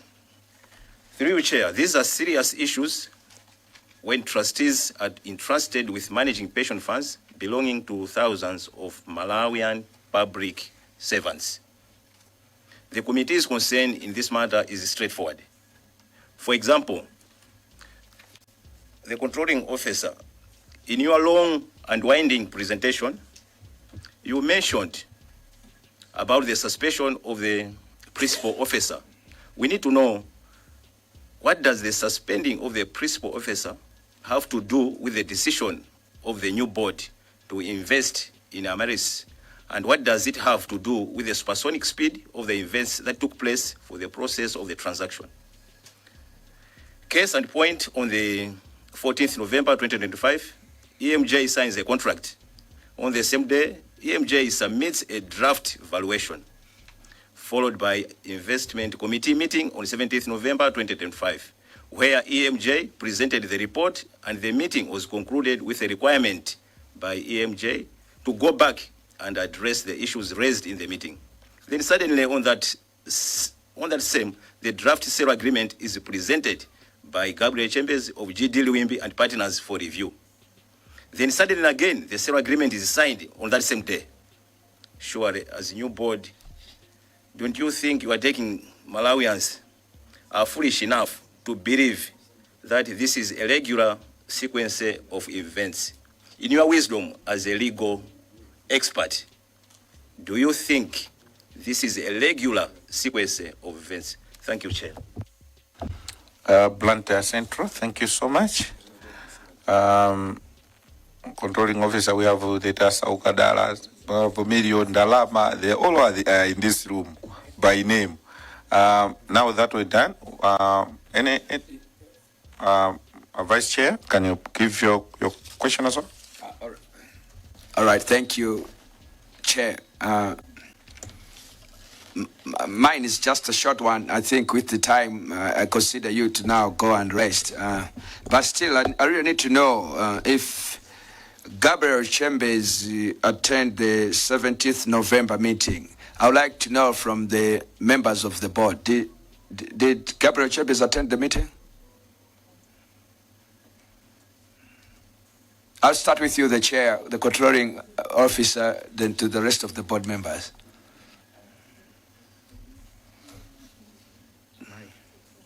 Should I address that question now, or I should go through this whole sequence? Honorable Chair, I think it's on record who attended the meeting, and it was under the investment committee. They can actually confirm everyone who was in attendance at that particular meeting. Thank you. All right, thank you. Can the Chair of Investment Committee confirm about those who attended the meeting, please? Chairperson, we had Liwimbi and Company that made the presentation. I think there was Mr. Liwimbi himself, and I think Mr. James. Thank you. Do you think, or there was Mr. Gabriel Chambers? Admittedly, Chair, I can't remember the name. I know it was Mr. Chambers. Thank you, Chair. I beg your pardon. Do you think you know or Gabriel Chambers attended this meeting? Honorable Chair, it was Mr. Chambers that attended. I can't remember the first name. Thank you, Honorable Chair. All right. My second question is to you, the controlling officer. Why did you sideline the Secretariat completely except the acting principal in this transaction? And you actually even ignored the technical advice that the Secretariat gave you. The other question is, who drafted the sale agreement? And I understand, I heard Blantyre Kabul at one time asked this, but it wasn't well answered. So I would still like to know who drafted the sale agreement.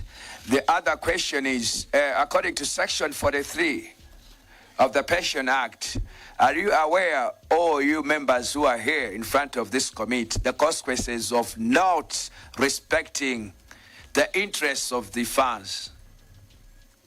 Are you aware of the consequences? Thank you. Thank you, Vice Chairperson. Controlling Officer, you may go through all those, and other members, by the powers vested in me as your chair, will not get a point of orders up until the Controlling Officer concludes everything. So let us listen. Those who feel they can go out and just stretch, they can, but we're not stopping. Vice Chair, you may sit in the event that the chair wants to walk out. We're not stopping anything. Controlling Officer, your time.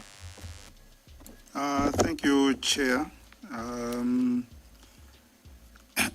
When we came to the fund, I'm sure you recall that the Vice Chair of the fund did indicate that we're learning the rules.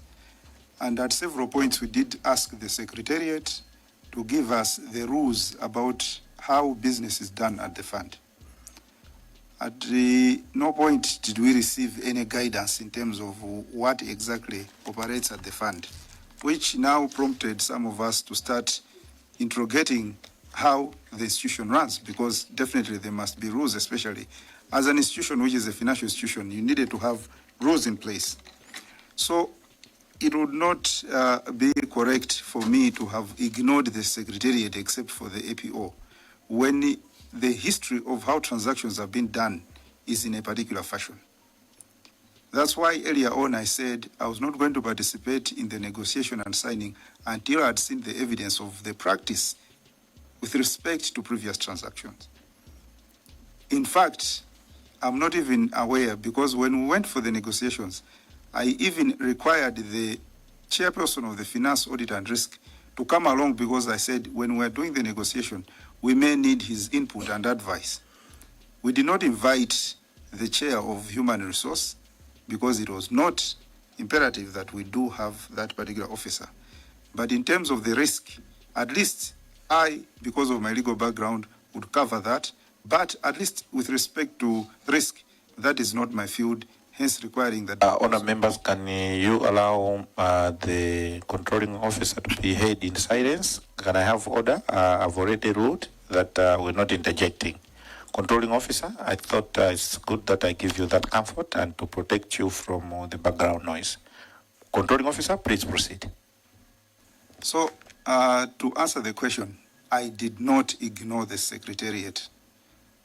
In fact, I brought the Secretariat on board through the principal, the acting principal officer, because we're not going to proceed to go and undertake negotiations with members or with the chairman of the committee without bringing the head of the secretariat along. So it was not a matter of choice, but it was a matter of prudence that one, we create a record, which we did, and secondly, we also take care of the risks that would be picked along the negotiation process. I think I did indicate again that previously there have been many transactions which were done at the fund. And of particular concern was the matter of the procedures that were followed and what would be required to be achieved through those procedures. So in this particular case, I do not think that the fund and the board was trying to move with supersonic speed in making its decisions. The fund was just trying to be prudent to make sure that they can manage a process which had actually been there for 2 years. I don't think that there was any intention to subvert any rules or to actually speed up anything with any ulterior motive, because in terms of the processes which had been done and what the board had actually resolved collectively, it was that there was going to be this intervention and this was the process which was going to be followed. This fund that we're dealing with is a relatively new fund. If you come to the fund, you find that there are very few instruments that are actually guiding our processes. And we do need to actually make sure that we reinforce the fund rules, which we are well aware of, because it is a requirement when we're being licensed that we get to know them. And then we get to move and cover those gray areas and make sure that we are able to push the objectives for which the fund was actually established.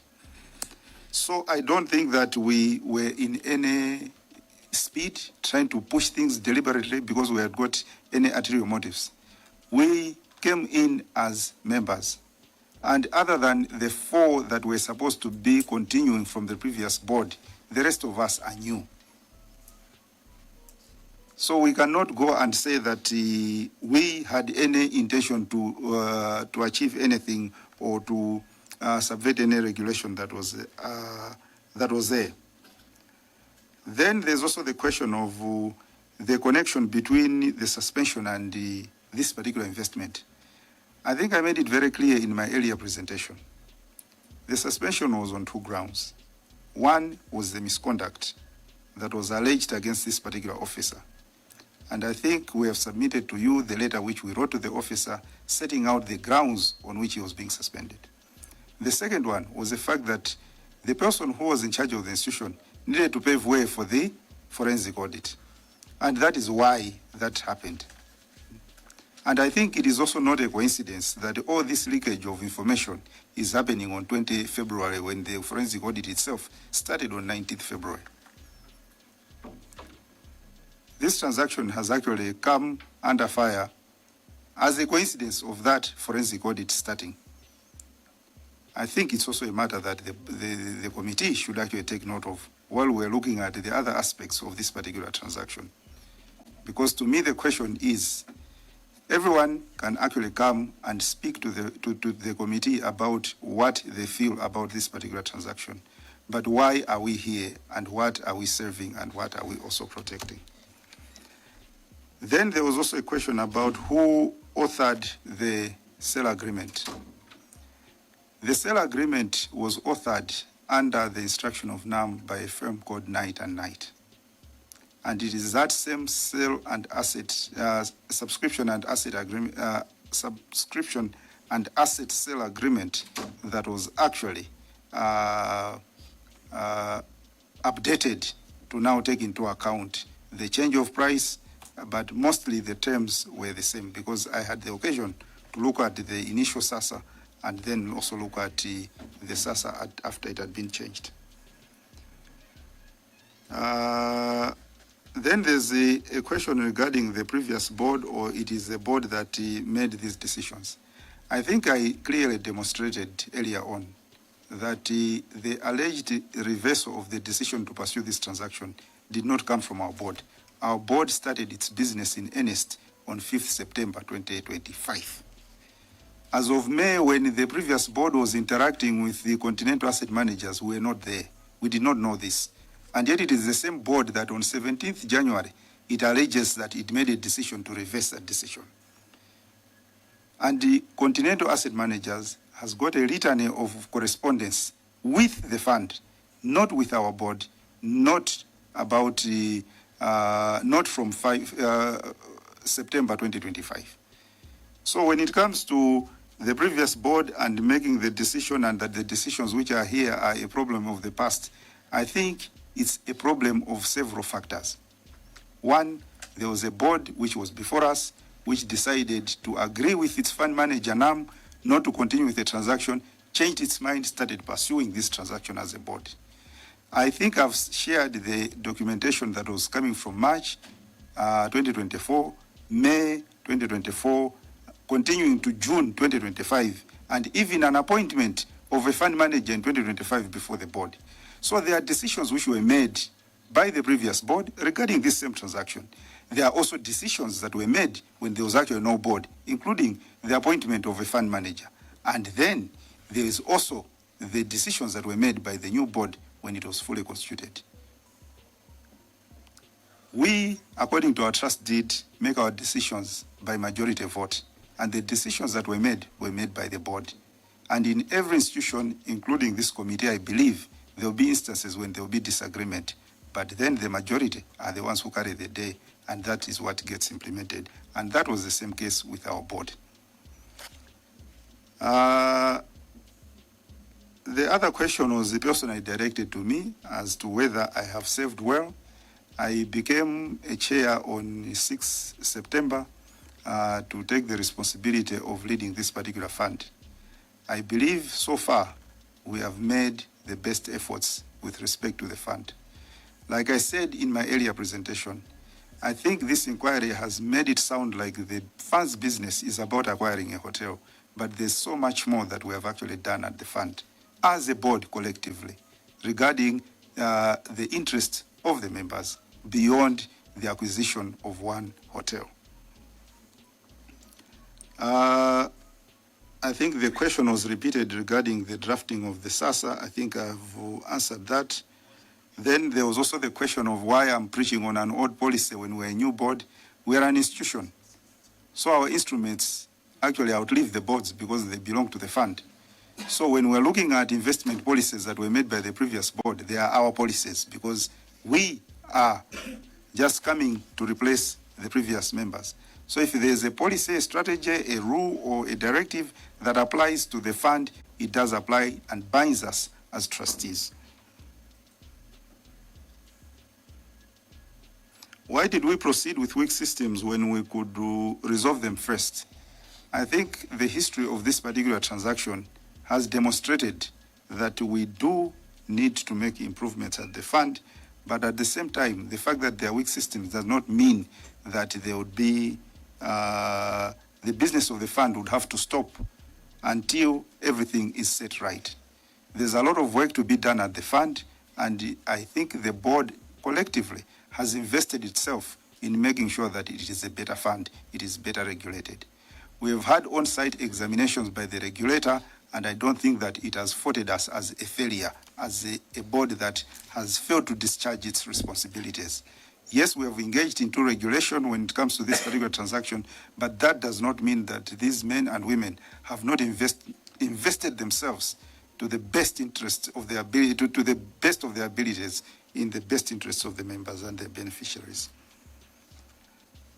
I cannot recall in terms of the dissolution because I think the correspondence that might have actually come out of OPC might have been signed by the registrar, by the SPC then.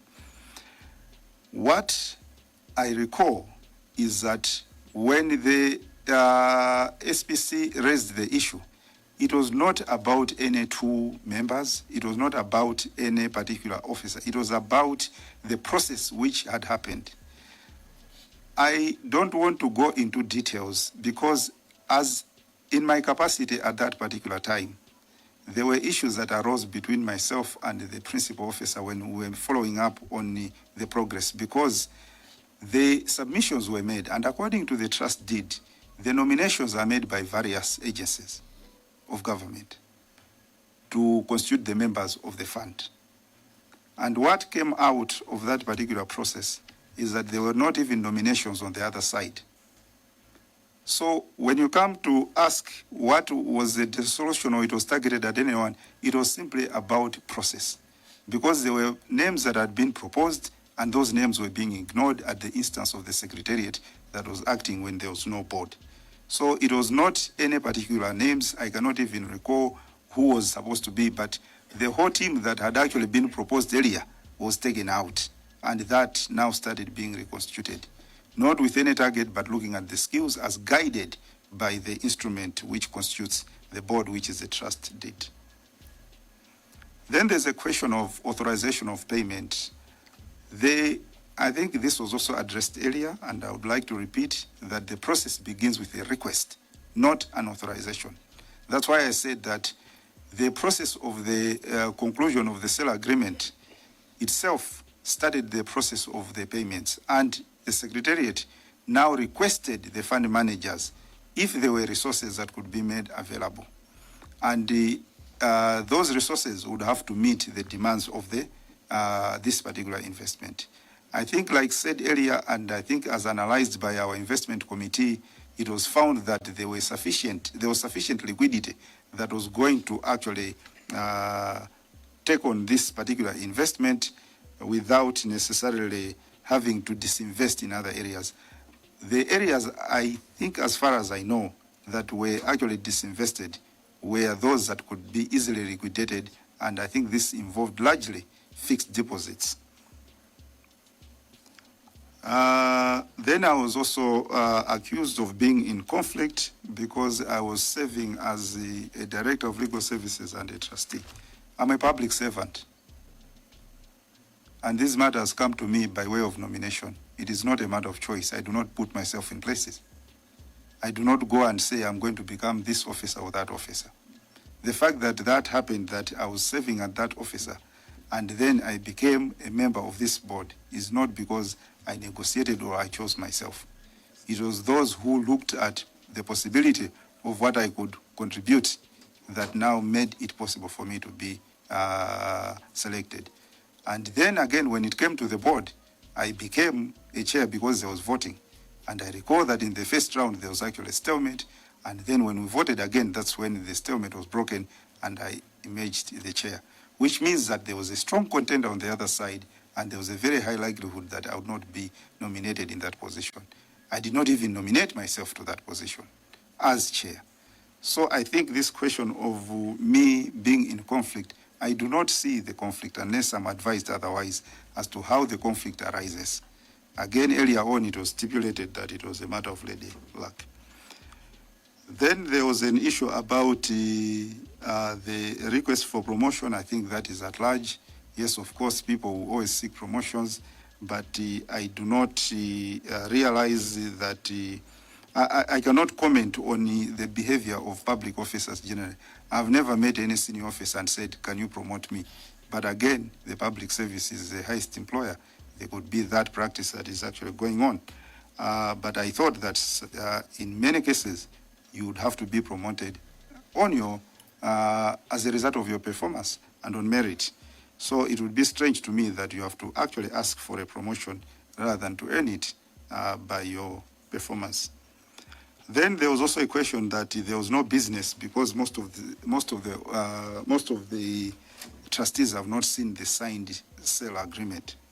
I think the signed sale agreement has always been resident at the Secretariat throughout.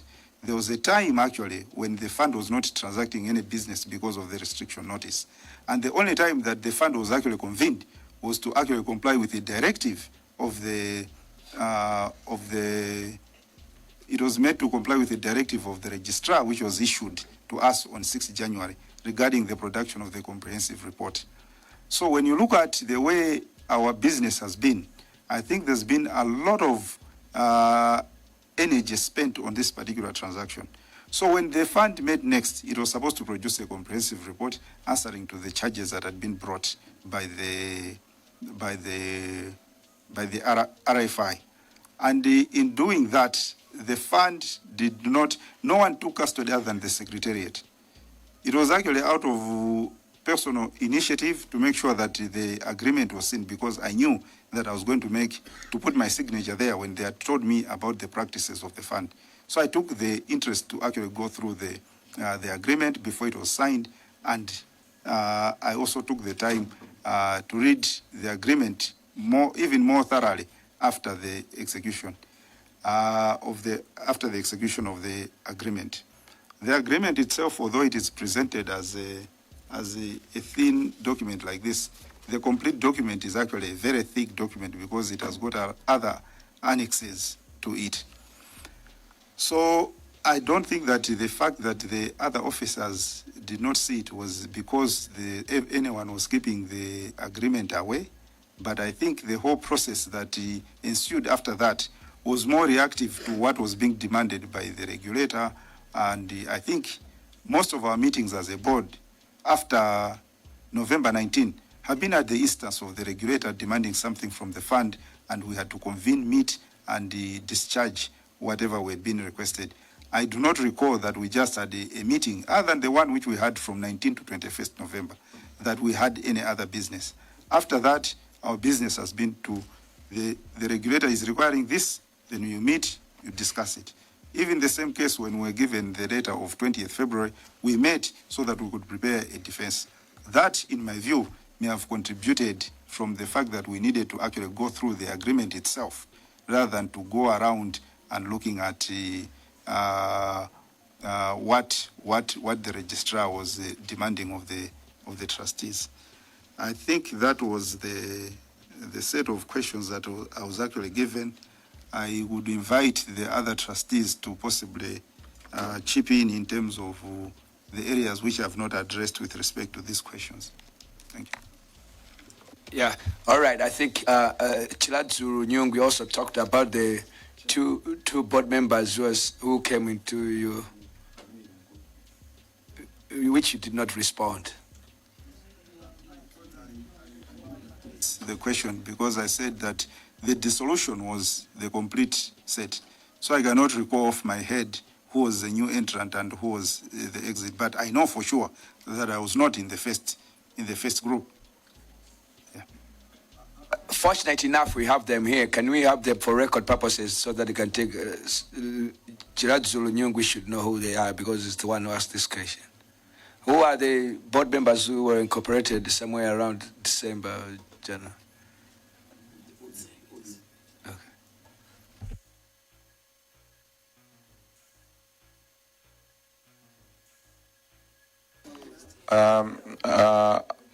Controlling officer, the vice chair is asking that of those who are new, is there anyone who is new, completely new, when there were changes to the board, the trustees? Yeah. I think I recall that I am new. I also recall that Dr. Tsitsi is new. Mrs. Chigapa is new. Mr. Manyunya from the employer is a carryover from the previous board because the deed requires us to retain 2 officers. So Mr. Manyunya and Ms. Chikondi Piri were retained from the previous board. So there are 4 members that were not retained, and that myself, because Mr. Mwale was in the board that was appointed earlier, but I cannot recall the other people. I see there's a hand here. Maybe before we come to you, controlling officer, in your submission, you clearly indicated that you arrive at a decision based on the numbers, and you go for those who are more or the majority. In this case, I would like to come to you in a very clear way. Maybe in terms of the members or the trustees. When you had a meeting on the 24th, your board meeting, 25th, right? How many of you were expecting that after the investment committee had gone to do anything, we'll come back and report to the board before proceeding with anything. Can I have your hands? Those who believed that this decision, we have actually given the mandate to the committee on investment to go out, scrutinize anything, and you believed that having done this, the trustee or the committee on investment will go out and will come back to report to the board. Can I have your hands? Those who believe that. So there are 3 this side. How many? 1, 2, 3, 4, 5, 6. 6.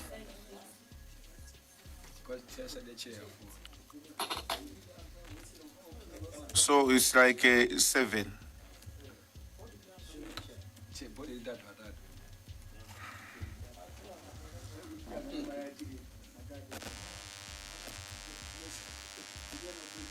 So since the board or the chair or the investment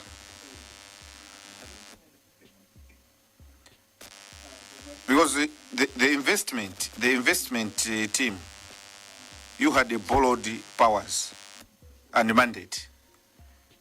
Because your borrowed powers and mandate, according to the 7, it clearly shows that you had borrowed powers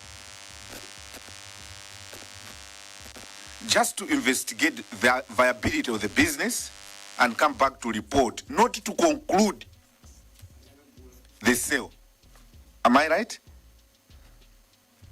Or not to conclude the transaction at that stage. So you had borrowed powers, because the 7 of those who are here, they believe that now that we've given the mandate to go out, scout, and see all those things.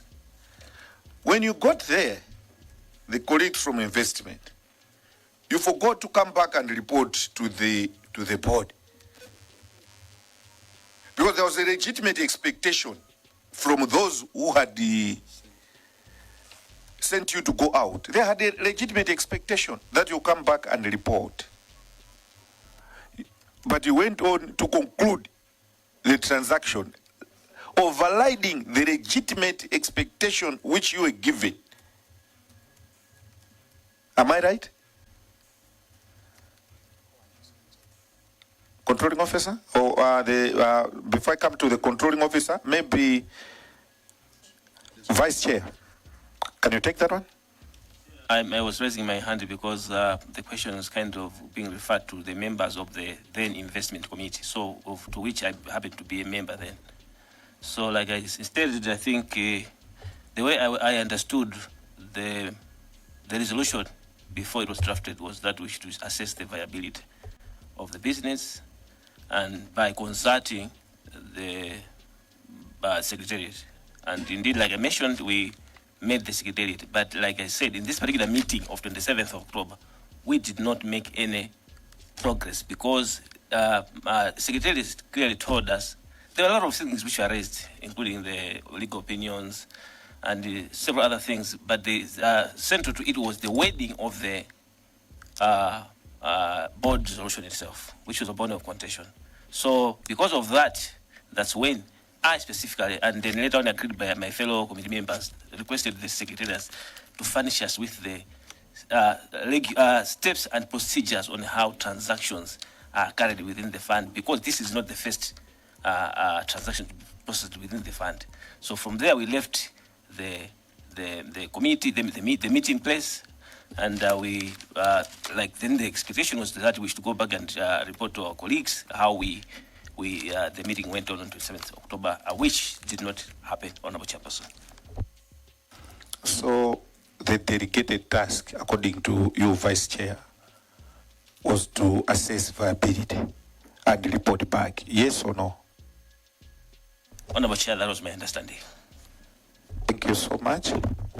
So instead of that delegated task of just going to verify viability and come back to report, the next thing people went on to conclude, you are a member of investment committee. So the delegated task had special wings for special people to fly higher, because you are vice chair. Ideally, you are senior. Even in that committee, if you're just, but ideally you are senior. So much as you are absent, you feel that the vice chair, maybe the chair of that committee, didn't give you heads up that the now we've moved over and beyond the delegated responsibility of just going out to check viability.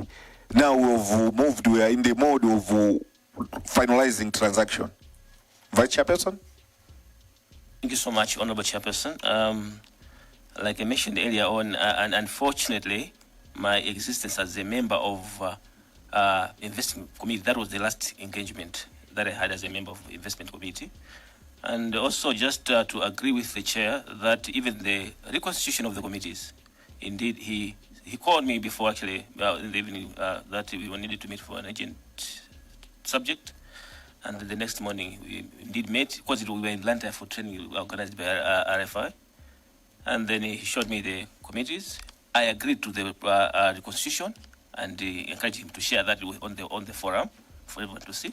It was shared and people expressed their views, and then to an extent that then people, like others have mentioned, were not comfortable with even the replacement of chairs and other things. And then we said this will have to be discussed and agreed upon at a formal meeting where this is going to be resolved. So that was the issue, and this particular constitution is the one that saw me ceasing being a member of the investment committee, and therefore, from that point on, I really did not participate in any discussion regarding the transaction as a member, or as a member of the investment committee, or as a member of the board. Thank you, Right Honourable Chair. So we can conclude that you were constructively fired. Not really, Chair. There were legitimate reasons as to why we needed to reconstruct, because the RFI had told us that we needed to have more committees than we had. So that meant that people moving around. So on that basis, that's why I agreed that I think we can have that constitution. But that process is the one that saw me ceasing being a member of the investment committee, not necessarily fired, but probably. No, I did. No. So, but I cannot confirm, Chair, that I was fired. So that. Other members, allow me to wind up so that we can proceed. I've seen you raising a hand. Do you want us to create a special meeting as Public Accounts Committee in camera, one-on-one, so that we give you more time? And whatever you're going to say, no, the first one, not Mr. Nyondo. The first one. Do you want to speak now, or you are ready that at any point, if a committee calls you one-on-one, you can give a committee in camera the other things that you want to? Thank you, Chair. I indeed raised my hand, but what I wanted to respond was here, not in camera, Chair. I raised my hand, I think, when the Chair was answering to us who were the new people, and he mentioned himself, Dr. Sitsi, and he mentioned that I continued. I wanted to clarify that even though I was continuing, I was there in the first one that got resolved. So I did not continue, only to come back as a new member replacing others. I was there in the first one that was reconstituted. That's what I wanted to clarify, Chair. Thank you so much. I saw Mr. Nyondo raised a hand as well. What is it that you want to clarify? Thank you, Chair, honorable members. On the issue of committees, it's one of the issues that I already wanted to address. So because I think it's the one that was currently being addressed, I thought it may be that I address it now. Thank you, Chair. When the new board was constituted,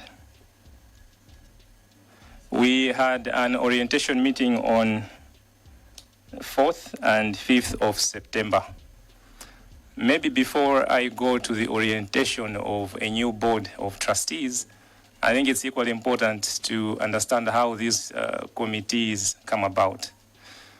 Because during our fit and proper, because we submit the certificates, our CVs, the Secretariat knows our profession. By the time the board is now constituted, the committees are already, they have already been constituted, Chair. And this happened this orientation meeting was between 4th and 5th of September, 2025, of which during that orientation, the legal services manager had beamed the committees. The only thing that needed to be done was upon election of the chair and the vice, because the chair is not supposed to be in any committee. So the only thing that needed to be done was, because the chair has been elected, there would have now been some minor changes, but most of the committees might not have been affected. So in this particular case, the committees were already there. Upon selecting the chair, the first order of business I would like to report to this committee was that the chair had instructed the LSM, the legal services manager, because this was a presentation, so to delete all the names in her presentation so that new committees can be created. So can you switch off your mic? An instruction to delete when the legal services manager was presenting the list after being beamed. That instruction was given right in your presence? Thanks, Chair. Yes, I can confirm that instruction was given during our presence. Maybe let me just give... it was a yes or no, because you said that when the committees were being beamed, then there was an instruction from the chair to delete, because that was the first assignment of the chair that is now in control. You wanted to reconstitute. Is this what we're getting? Okay. So as I already said, the Secretariat is the one responsible for creating these committees. It was just unusual that the first thing the chair did was to delete the names, because this is a soft copy that was being beamed on the projector, to delete and now reconstitute the committees. Allow me to jump to the first extraordinary meeting, also relating to committees, Chair. We had an extraordinary meeting in September of 2025. Unfortunately, I cannot record the date, but I'm sure it was in September 2025. It is during this meeting, extraordinary meeting, where one of the agenda was to select subcommittee chairs. Now, with the fund, the way the subcommittee chairs are elected is upon having a new board. Once the subcommittees start meeting, the first order of business is the committee members in that particular subcommittee, they have to elect amongst themselves a member who are going to be representing them as the yes chair. And this, maybe members, my fellow trustees can come in, but this was highlighted to the chair, but there was an insistence that it needed to be done there and then. Another issue that I observed regarding the committee's chair is the one I think that I read an email. This was done on 11th of November. This was done on 11th of November. This was on WhatsApp. I think I even quoted when I was reading the email the time this message had been sent. If I remember, I think it is 23 minutes past 8. I'm sure I'm mentioning the correct date, 11 November, if not 10th. It's 11th, eh? Oh, okay. Yes, Chair. So the biggest worry on this time, as much as I already alluded to during the, when I was reading my email, is there are proper procedures that have to be followed when new committees have to be constituted. Yes, we understand. All of us here went through the same training organized by the regulator of financial institutions, where we learned that there are committees that for each and every pension fund, there must be there, i.e. risk committee, audit committee. So I understood that new committees needed to be constituted. However, the procedure that was followed is the one that to this day I do not agree with, because basically it was just a WhatsApp message listing the new subcommittees, the members in those committees, and chairs of those subcommittees.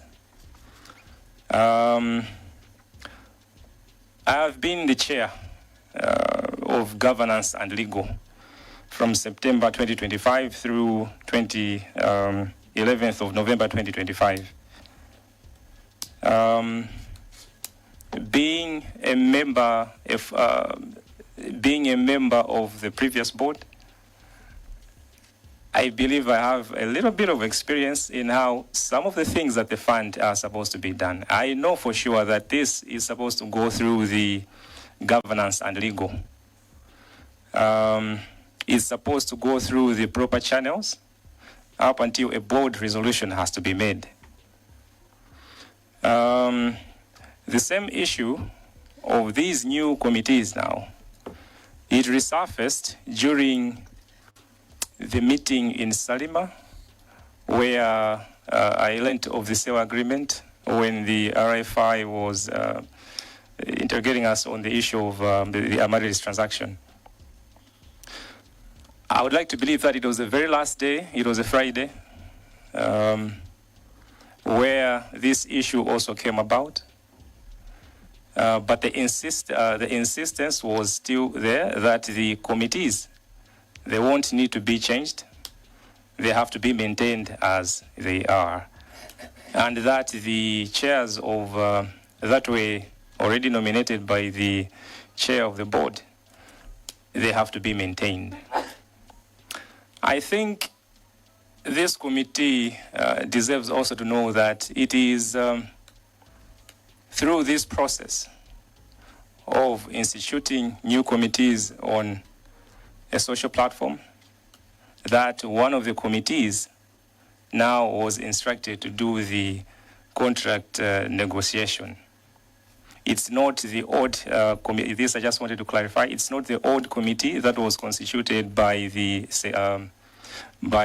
chair, but it was the newly formed committees that were formed on the WhatsApp platform. One of those committees, sorry, Chair. One of those committees, the investment committee, is the one that was now responsible for negotiating the contract between the fund and Amaryllis and YIL. Thank you, Chair. I submit. Controlling officer, you have been reflected, so we'll proceed in this way. I'll give you time to respond. Immediately after responding, proceed with your closing remarks. Thank you, Chairperson. Honorable Chair, I bring to your attention clause number 9.1 of the trust deed, which says the board may establish committees of the board with specific functions as it may deem appropriate. I do not find that this clause mentions the legal services manager or indeed anyone at the Secretariat. I had read this clause in terms of how that was done, and the whole process of actually constituting this board was under heavy instructions from the Secretariat. were new members of the board, and I did not find it proper that where the trust deed empowers the board to establish its own committees, the secretariat should tell us who should go where. If it was a matter of recommendation, that was all right, but not to tell us that this is what we have done and this is what you must live with. I thought the rest of the members had a right to participate, but because they were now members of the board, I didn't know whether this was a hangover from a period when there was no board and the secretariat was making decisions, but coming in charge, I felt like it was the board's responsibility to constitute this board. So I don't know whether my colleague, my trustee colleague, took it from that the legal services manager was responsible for this particular task. Moving on to the issue of this reconstitution, I think we are here to establish facts, not opinions. Because now for my colleague to insinuate that the committees were reconstituted for purposes of negotiating something which had been ordered on 25th when we were doing this on 10th, under the instructions of the regulator, I think that's a bit off. I don't think that we are here supposed to be competing for attention of this particular committee. I think let's just establish the facts. Because I don't agree. Honourable members, I'm not entertaining any point of order. Controlling officer? Yes. Yeah, I don't agree with the fact that we could be making insinuations about the intentions when it is very clear. And this particular process was not undertaken by myself. And in fact, the committee may wish to know that, in fact, while we had proposed the chairs in the communication that I made with the vice chair, the committees decided to controlling vote. officer? Yeah. I see Mulanje Southeast, to the extent that is just playing with the head like that. What is out of order, Mulanje Southeast? Chair, I believe that the Honorable Committee has a duty to protect those stakeholders that are providing information to this Honorable Committee. And this Honorable Committee, Chairperson, is not a platform for stakeholders to take on each other. And I think you should guide accordingly. Thank you, Chairperson. Thank you so much, Mulanje Southeast. Allow me to sustain that point of order because we are controlling officer. We are not here for your board members to catch our attention. After all, everyone seated in this room caught attention wherever he or she is coming from, because this caught attention of voters. They won, and they were sent here. They got everything. So about attention thing, it's neither here nor there, controlling officer. I will not ask you to withdraw that because that was your opinion, and we'll proceed this way. Continue, controlling officer. Thank you. I think my point was just to correct a misrepresentation that was actually made regarding the intention. I think the Vice Chair addressed the matter that it was the regulator that had required us to do this. And as members of the board, I think it was within our rights to make proposals to the rest of the membership that this would be the reconstitution. And that was actually done, and the boards were reconstituted, and the people were actually done. Like the Vice Chair himself said, it was not a matter of being fired, but he knew that he was in the same position as me, and we needed to proceed accordingly. I also wish to address the fact that I think when we started this whole, the resolution that we made on 25th of April, it was actually incumbent on us to act as a board together and move. And it is not that there was any person who expected that this is supposed to be a collective board decision, or that in the event that there were some hiccups, then there would be no board intervention in the transaction. Where there was going to be any adverse outcomes out of this particular process, that was what was going to guide us. And again, we also deferred to the rest of the wisdom of the people who are in the Secretariat regarding these matters. So I do not know why the Secretariat that did not provide the board with any information about these procedures expected the board to act any different, notwithstanding even my personal preference that I would expect that the board should actually move together by being alive to the facts that are actually arising as the transaction is actually progressing. Because when the matters were raised, they were brought to us as a board together. And it was my expectation that as a board, we're going to handle this transaction together, and not that the investment committee would actually divest itself of this particular process. I did make inquiries regarding the previous transactions, and in fact, I think what came out was that they were actually worse than what we're actually trying to do under this particular transaction. So we made our efforts to make sure that we acted as a board, in as much as, yes, the resolution was made the way it was on 25th October, but we tried as much as possible to see if we could take a supervisory role and see if we were actually getting to know the steps that were actually being taken in this particular process. And then you have actually requested me to wind up. I think in winding up, let me state that when you raised the 5 issues to us, we came here to communicate our positions, perspectives, and what informed that decision-making process. And that's why maybe our presentation was long and winded. We are actually the people who are at the center of this particular transaction, and we felt that we needed to tell our story in its completeness. And that I think that you even opened up to the rest of the members. We are grateful that everybody has actually voiced their position regarding this matter. There are a lot of documents that we made reference to that we'll bring to your attention, and we believe that those will actually assist the committee in arriving at its findings when it comes to this particular transaction. Otherwise, I think if there's anything else which you will emerge regarding this transaction, as a board, we'll be coming to you to give you the information which has come to light.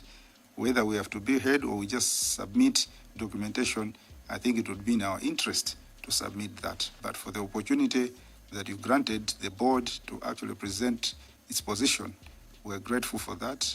And I trust that in that regard, I speak on behalf of all the members of the board. Thank you. Thank you so much, Controlling Officer. I would like to thank you so much because from the time you were told to appear, I think it's now over 12 hours, 36 minutes, because initially you were asked to appear at 2, and by 1:30 you're of the 13th, you were already, by 1:30 of the 13th March 2026, you were already at Parliament building, but at that time we were engaging other key stakeholders. Specifically, we were discussing other issues with the old board, and went on to get into the secretariat and into this new board. Controlling Officer and all the board members, the trustees, would like to thank you so much for the support and information that you've given to this committee. Would like to put it on record that those who feel they have information, your board, from that board, your Public Accounts Committee is open. You can reach out through any other means so that you register all you want.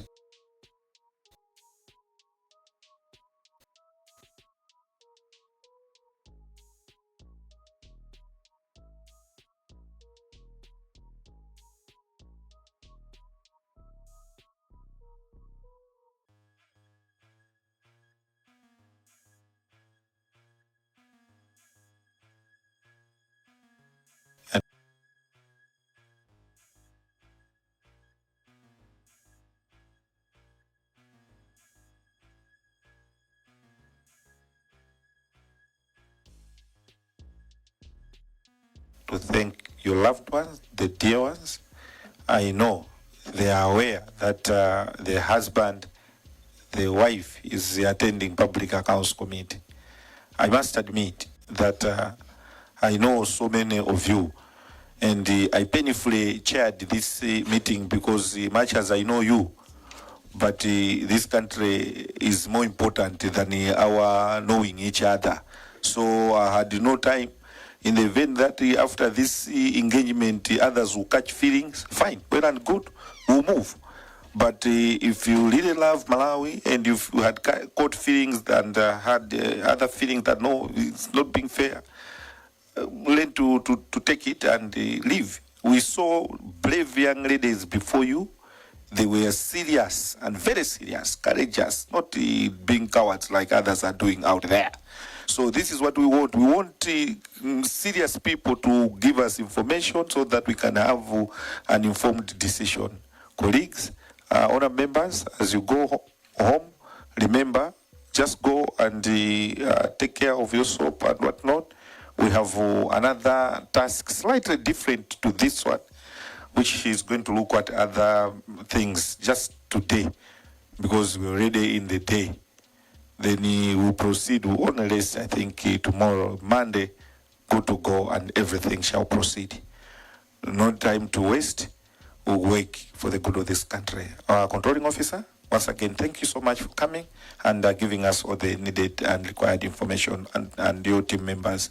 You may take leave at your pressure. Thank you so much, controlling officer.